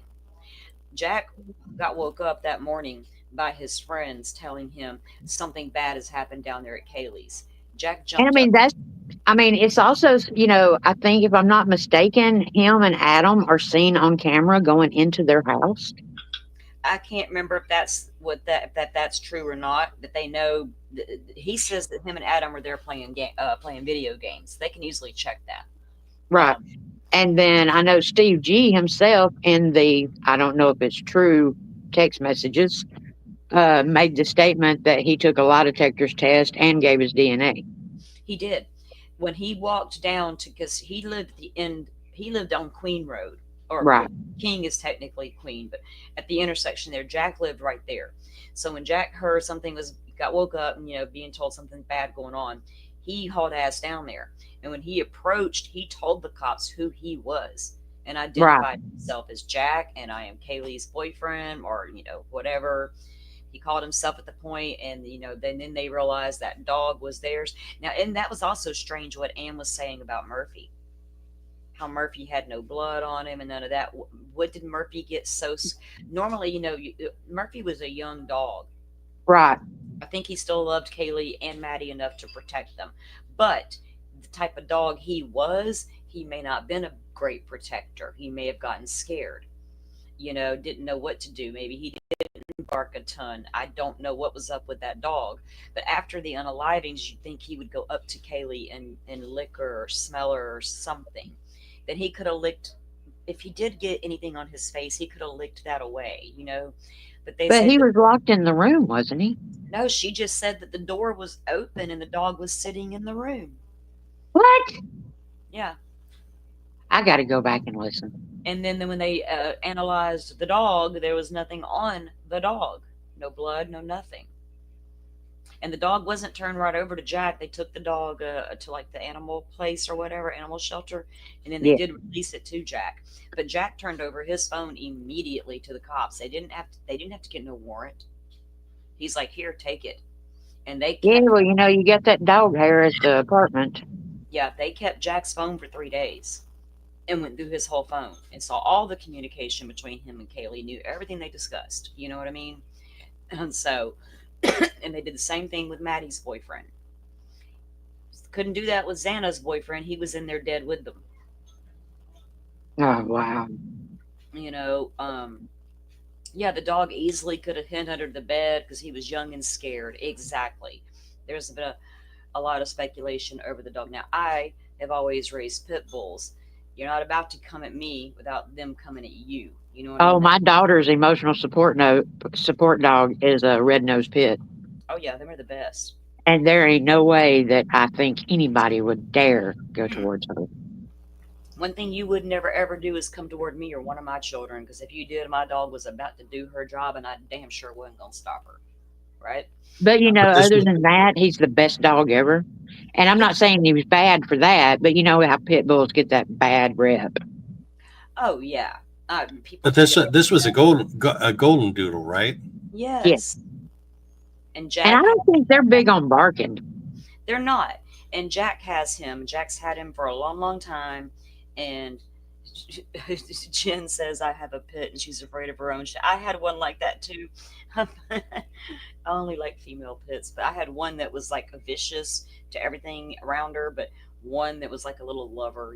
She'd be scared of her own self sometimes, but she would do her job if we, needed her to. But Jack has the dog. I think he even had Instagram for Murphy. Oh yeah, yeah. Yeah, is that still up? So, and I'm assuming the judge even closed the courtroom to the families because I know that they were in Boise. They Yeah, because there was hardly anybody in there. I think he said it was going to be closed courtroom. They would do the feed, which should have let the parents know that before they flew all the way to Boise. I mean, my God, But see, the DNA things, from what I understand, they were only viable enough to do like the male female determination, that they weren't viable enough to like go through the whole strand of who they belong to. Yeah, DB, dude, did y'all see his comment about his dog? Oh my gosh. And that's true. Some dogs are like that, I mean, some dogs have a very good instinct about people. We the first female pit we had, she was 13, but there was like this one time this guy came over with another guy, and she did not want them coming in the front door. Like my husband had to pick her up at the time. My husband had to pick her up and physically carry her to the bedroom and put her up. And I said, didn't you just realize that dog didn't want him in here for a reason? I trusted my dog's instincts. If she didn't like Yep. it, I didn't like Yep. it. Bottom Yep. line, especially with Yep. that particular dog. And, Trust your dog's instincts, but yeah, not to not to play with somebody who's trying to stab you to death. No, DV, Those are not good instincts. You might want to put that Great Dane in some training, dude, like with like the kind of thing that the German Shepherds go through or whatever to attack. I don't know. I've got to really go back and listen to the up and down the stairs part. Yeah, it's interesting because I was watching on my phone and in here in my room, office in the computer back and forth because I was doing dinner, and so I'm listening to everything and I'm trying to take notes. I knew you were taking notes. I had to run back here to my desk a couple times and write a few things down, but I think I will review it some more tonight. I'll find out what time that hearing is going to be held in the morning, guys. If I'll go live again in the morning to cover that hearing as well.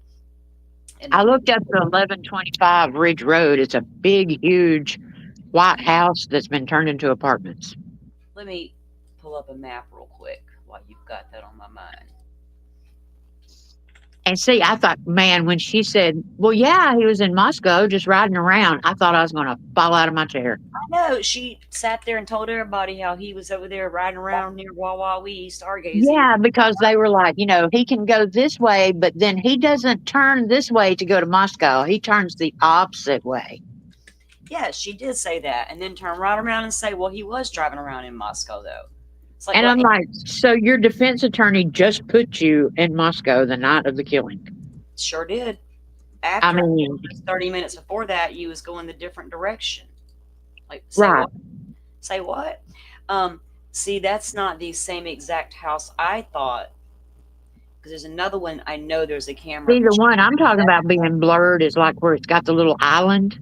Yes, in the driveway. Yes. See, if you guys can see, all right, Taylor Road is right here. Okay, Yes. Taylor Ave is up here, and this is going to be your King Road area, I believe it is. No, I'm way off. Hold on. Yeah, there's Queen over there to the left. There's Linda Lane. Here's Taylor and King and Queen. Okay, so when you come out, the car takes off at a high rate of speed, goes up this way, and then it goes left. Right. Walenta. Walenta goes See, it goes that way is Willenta, or if you come off this way, it's Ridge, right? Now, the address of 1125 is the white apartments, but I believe it was this Yeah, that's the blurred house. there, right Right. there, Yes. right there is a blurred house, and we And are that's on. this. There's got to Huh. be a camera there that sees it. You can see how it's Ridge. Okay, where is Paradise Creek Road? We just let me show you. Whoops. Because they didn't put the address, they just said the road. Yeah. And I've got a lot of that wrote down out of the PCA because it was actually I think Paradise Road was mentioned. See, it's right here. So if you come, see how Ridge comes Gotcha. back into Yeah. Willent again, right? You Yeah. could, like, look, if you were, say you were stalking. Just a big circle. Exactly. You come off of the highway onto Taylor, you got all of this, or you can come this way down Paradise, back up Willenta, back up to Taylor, and you can go down here. Where was it? Remember Steve's comments? Where was he Yes. parking? What was he doing? What was he looking at? And then when you go back here behind Willenta, you can see. Yeah. You can see straight through to there, because there was hardly. I don't know. They've changed a lot on this map since see how the roads split right there. Right. But they changed a lot where you couldn't see stuff, and then there's your blurred house. I'd have to go back to the year and show you guys, like, even, okay, see right here. Let me get right here. This parking pad. That's what that is. Right. This will lead you all into the arbitrarium. There's Yes. a business down there. But if you were to park here and get out and you start walking, if I can get my thing. And it wouldn't be anything to see people walking. No, it would be because they walked everywhere. right? It would be normal to walk around, and when there's not a lot, I'm trying to find where I can get the right spot where you guys can see the house. I think it's further down on Willenta. You can see straight through all that. But I have to find the right spot to show you guys. But there are a couple of camera locations back here that were blurred out. And there's literally a house down here that sits right behind the Queen Road Apartments up on a hill. Yes. And we didn't know do they have a camera in the back of their house. Do you know what I mean? Because if you live in a college town and you aren't in college and you're a grown up and you got kids walking everywhere, you may have a security camera in the backyard as well, just to keep them from messing around back there or whatever. I'd have to find that house again, but yeah, you guys get the gist of it. Now, if you'll go back to the like the bird's eye view. Yeah. The big highway, that's Highway 95, right? Yes. Okay, Highway 95 is where I was talking about with the Umpqua Bank.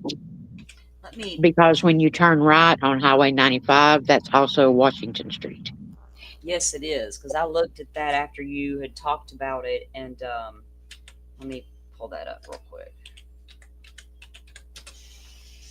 Because and I'll also pull up tomorrow. I'll have the list of cameras that the PCA talked about. Okay. See, this is old Highway 95, and there's Genesee area. This is the actual Highway 95 they've been talking about right here. See, it's right there. And you said it turns into what? Okay, like when you get up into the main city of Moscow, 95 is Washington Street. Right. Okay. So, see, 95 is here. Are you sharing something right now, Salty? Because I can't see anything. Oh, shit. Thanks, Joe. You're always saving me on that. Let me show you guys. Okay. So, Highway 95 is Troy Road, Highway 8, Troy Road, Highway 95. Now, right here, Highway 95 goes up this way through Moscow, and it'll go this way. Oops. Okay, see where 8 comes across? Right at top where it says it goes straight into the word Moscow? Yes. Okay, if you turn right onto 95, does that not say Washington Street? Yep. Yeah. Right And that's where the Umpqua Bank is at Washington Street and 6th Street. And where was 6th Street? Let me. So odd numbered highways go north to south. Even numbered highways go east to west. Sure, I know what to do. Hold on. Let me put it in this way. Oops. Let me get this. Let me do this. Come back here to me.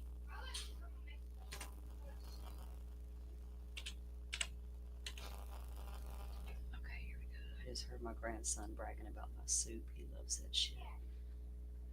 Okay. No, I want it on the maps, not on the. Lord, what did I do?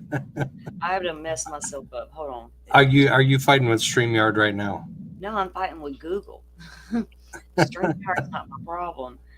Okay, maps. Bring me back to the maps. Okay. They had me like on a Google search. Okay.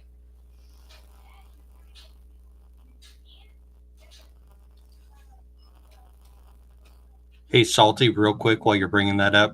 So I sent a FOIA request into Sheriff Tony Liggett, Carroll County, and I got a letter back from Nick McClelland in response to that FOIA request.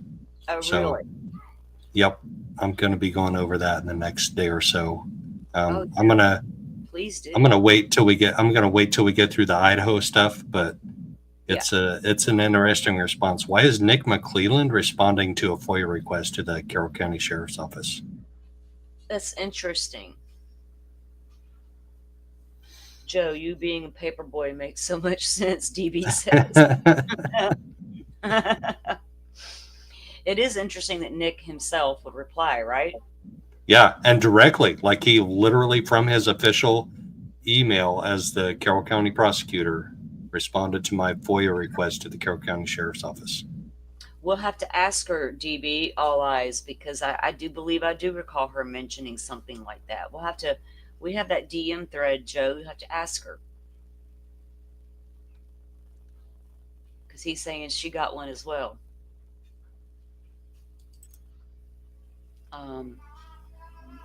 Yeah, it was definitely copy and paste. It was copy and paste. It was absolutely copy and paste, and you can tell from the fonts in the email that it was copy and paste. Right. Yep, it looks like you, Oksana, and All Eyes, and probably Sleuthy as well. Whoever else was trying. That's interesting for us to get into. All right, here's the bank she's talking about, guys. Nina? Yeah, and see, that's on the other side of the bank. I'm assuming that that's where FedEx is, because when you go from the bird's eye view, you can see like the FedEx trucks on the other side of the building. How do I get to the bird's eye view? What are y'all talking about? I guess right down there at that little map right there. Where it says Umpqua Bank. Look at all them chickens on that building. We have places like that around here. But you can tell that if he went by there, that's a pretty clear view. Yeah, and you know what else though? All these. Well, this one may not have any. And then I didn't realize how close that was to the grub truck.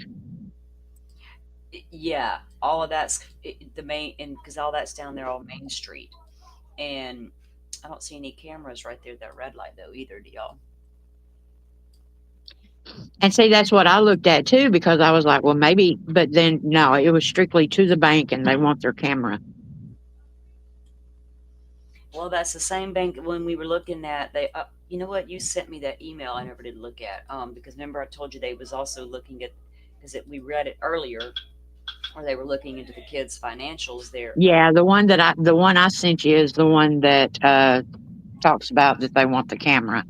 All right, let me pull that up. Let me get into my mail. And we'll take a look.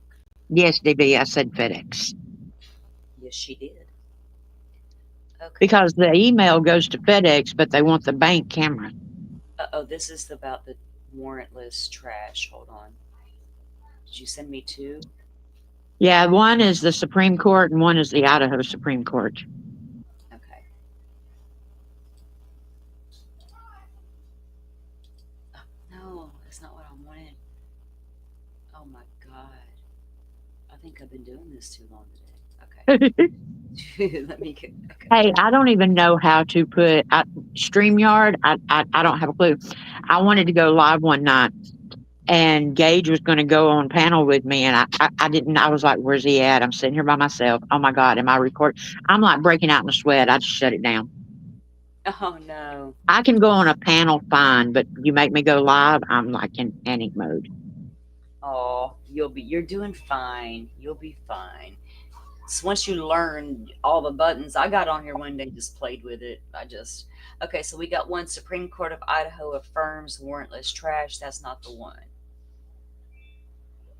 No, the one that I sent with the Umpqua Bank says safe to open. Open that one. Okay. Let me present.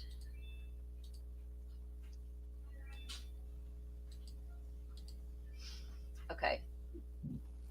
So is this a question somebody posed to you? Oh, that was the one where I told you that they sent me the thing telling me there's another phototype. Oh, okay. And then that's all the evidence. So in addition, the prosecutors have given the defense team 417 files of phone cell records. Oh, wait. My mic was way turned up above my head. I don't know if you guys can even hear me. I'm sorry, because I was eating earlier.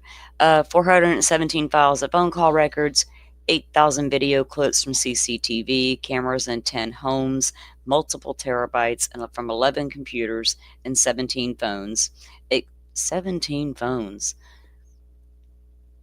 There was 4 victims, 2 roommates that survived. That's 5 phones. I guess. But then you've got Jack D, And all Jake that. S.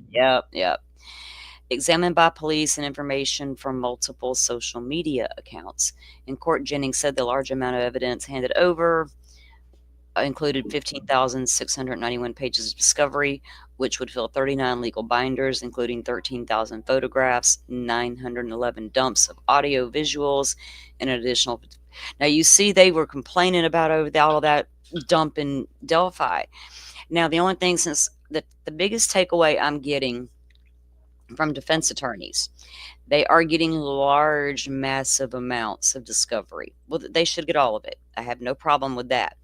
But is it all so scattered about? Do you know what I mean? If this is going to be the evidence I'm going to use, I'm going to have it all labeled and like, here you go. What's all this other random stuff? You know what I mean? That's a lot to go. Right. Delphi had the same issue. That's the one. Okay, let's see. No, that's the UPS. Okay, so they did want receipt and inventory of warrant. This was for the United Parcel Services. It was ordered on the 5th day of December of 2022 by Mowry, and description delivery truck video. So that makes me wonder, there was a delivery truck in the area of the home. Oh, this is yeah. See, that's the. I'm wondering if it got him on his way in. Exactly. Did it pass him? Did it see him? Tag number. Oh, you know what? I wonder if they saw it pass him on one of those cameras. Right. You know what I mean? On one of the cameras they saw on the highway, and they're like, "Oh, look, there goes a UPS truck. Let's see if they got video." Right. And if it got behind him and got a tag number? Interesting stuff, for sure. And that tells you it's on page 677. Okay.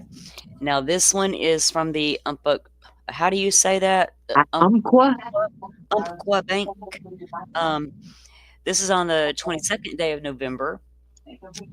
Served a search warrant issued upon the place and or persons described therein. It says FedEx and email. Entrance was obtained. Search warrant issued upon the place or persons described therein as directed in said warrant. Entrance was obtained by FedEx and email. Okay, so I guess they got it through email. And they wanted security video from 609 South Washington Street. How does email obtain entrance? I don't know. That doesn't make sense to me. Unless they You know. emailed the warrant, because they were doing that with some of these companies. They'll like with even the phone companies, they will email the warrant over. Right. But the wording on this says Yeah. entrance was obtained by email. That By FedEx. doesn't make any sense. By FedEx and email. So I'm assuming that they served an email warrant and they physically went there probably as well. Now, if you'll go down, it tells you the page number.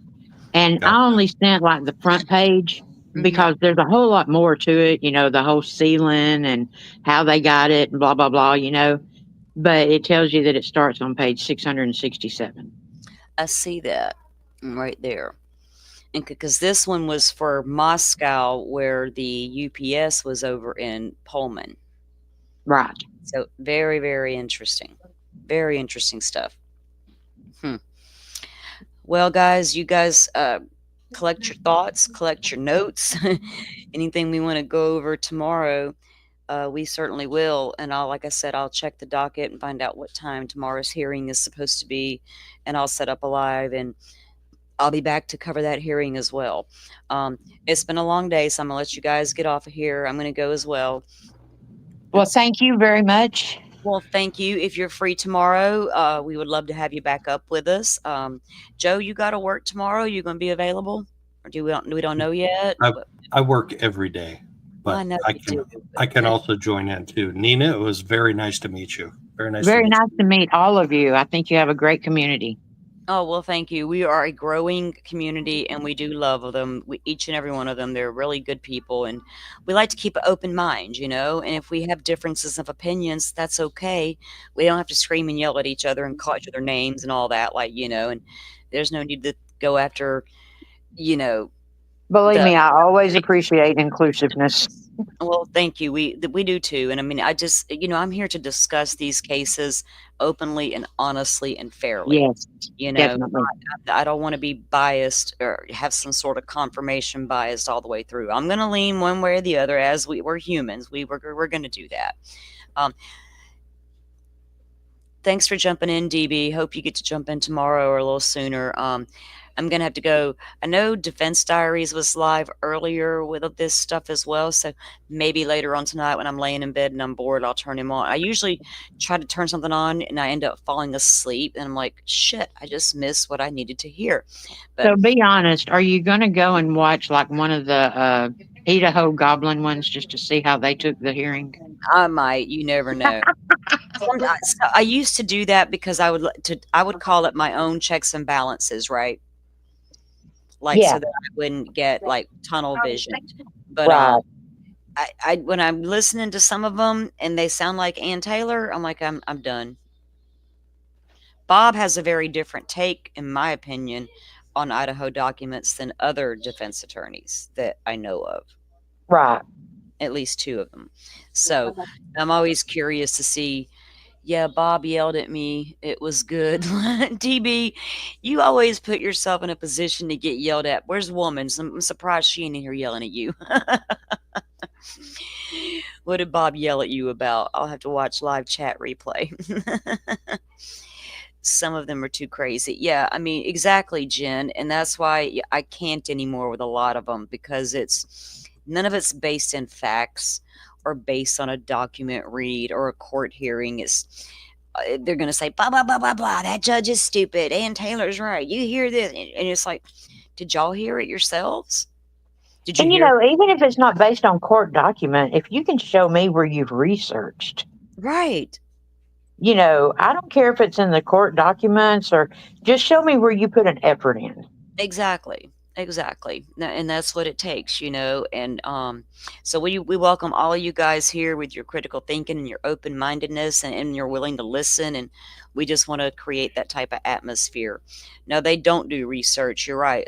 I've seen people put guests on panels that they had no idea what the guest was going to, random ass people on top of that got up on the panel and began to talk about how what went down that night was all due to cannibalism.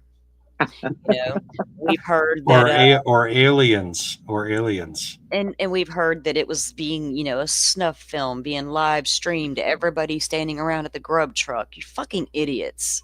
You don't think the cops would know that by now? I have that's one of my videos that I'm very proud of. It is actually called it's the title is accountability, and it's actually talking about do not ever, even me, do not take anything I say as gospel. Do your own research. You're responsible for that. Exactly.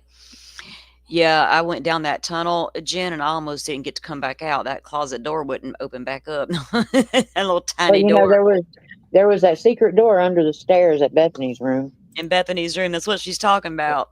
Like if I went in there and got that door shut, I'd have got stuck. I know who brought that tunnel stuff out. There's a lot of things I know about a lot of creators, and I got a feeling, Jen, you do as well, and Nina does. Especially if you watched a lot of them, and you learn quickly which ones to weed out or unsubscribe to, as I did. Especially when it comes out that a picture you're putting up is from a movie. Right. There was these crazy, there's this one account, bless her heart. She tried to be my friend on TikTok, and it's just like, I'll be nice to you, but you're crazy. But every time she put a video out, everything in the video would be completely blurred out. And she would tell you, this is what's happening in this video. Well, how do you know that? Why did you blur it all out then? Why did you do that? Come on. Well, that's like one, the guy with the glasses. He actually said that the security company's policy was to hire these confidential informants, and because they have a secret contract with the state of Washington. Well, if it's so secret, how did you find it on Google? Right. Not a very good secret, is it? And I'm like, do people not think like that? It's like, no, he said it. It's true. No, this guy can't just, for whatever reason, people just cemented it in their head because of well, I know how it all started, but they couldn't get past some of the stuff they were hearing, and they just knew right then and there, this guy is 1,000% innocent setup. But like the judge is even questioning, well, proof, what do you mean? The DNA sheath is there. You got to get around that, and so far you're not.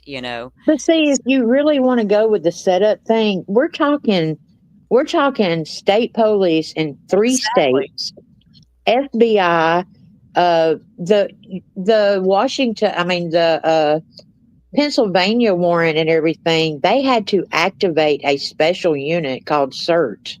Exactly. So you're going to tell me that all of those guys are like, okay, we're setting this guy up and we're putting all of our badges on the line for it. And that's what I said, because why would the local police, okay, Delphi, we get it. We got the local and we got the state level that we all feel did something.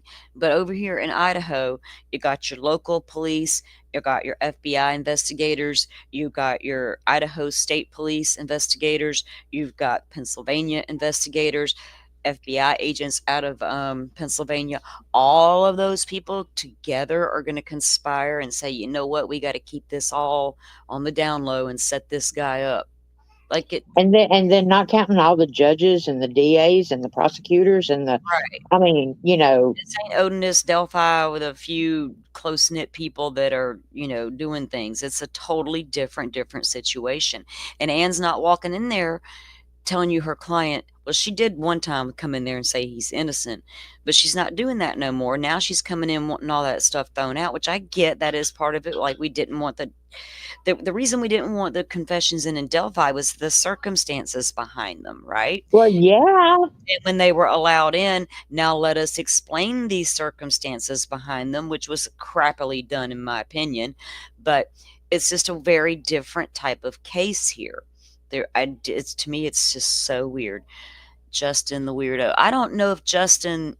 I remember. Yeah, I don't think so. Oh my goodness. Salty comes in that chat last night and she's like, I don't like those two people.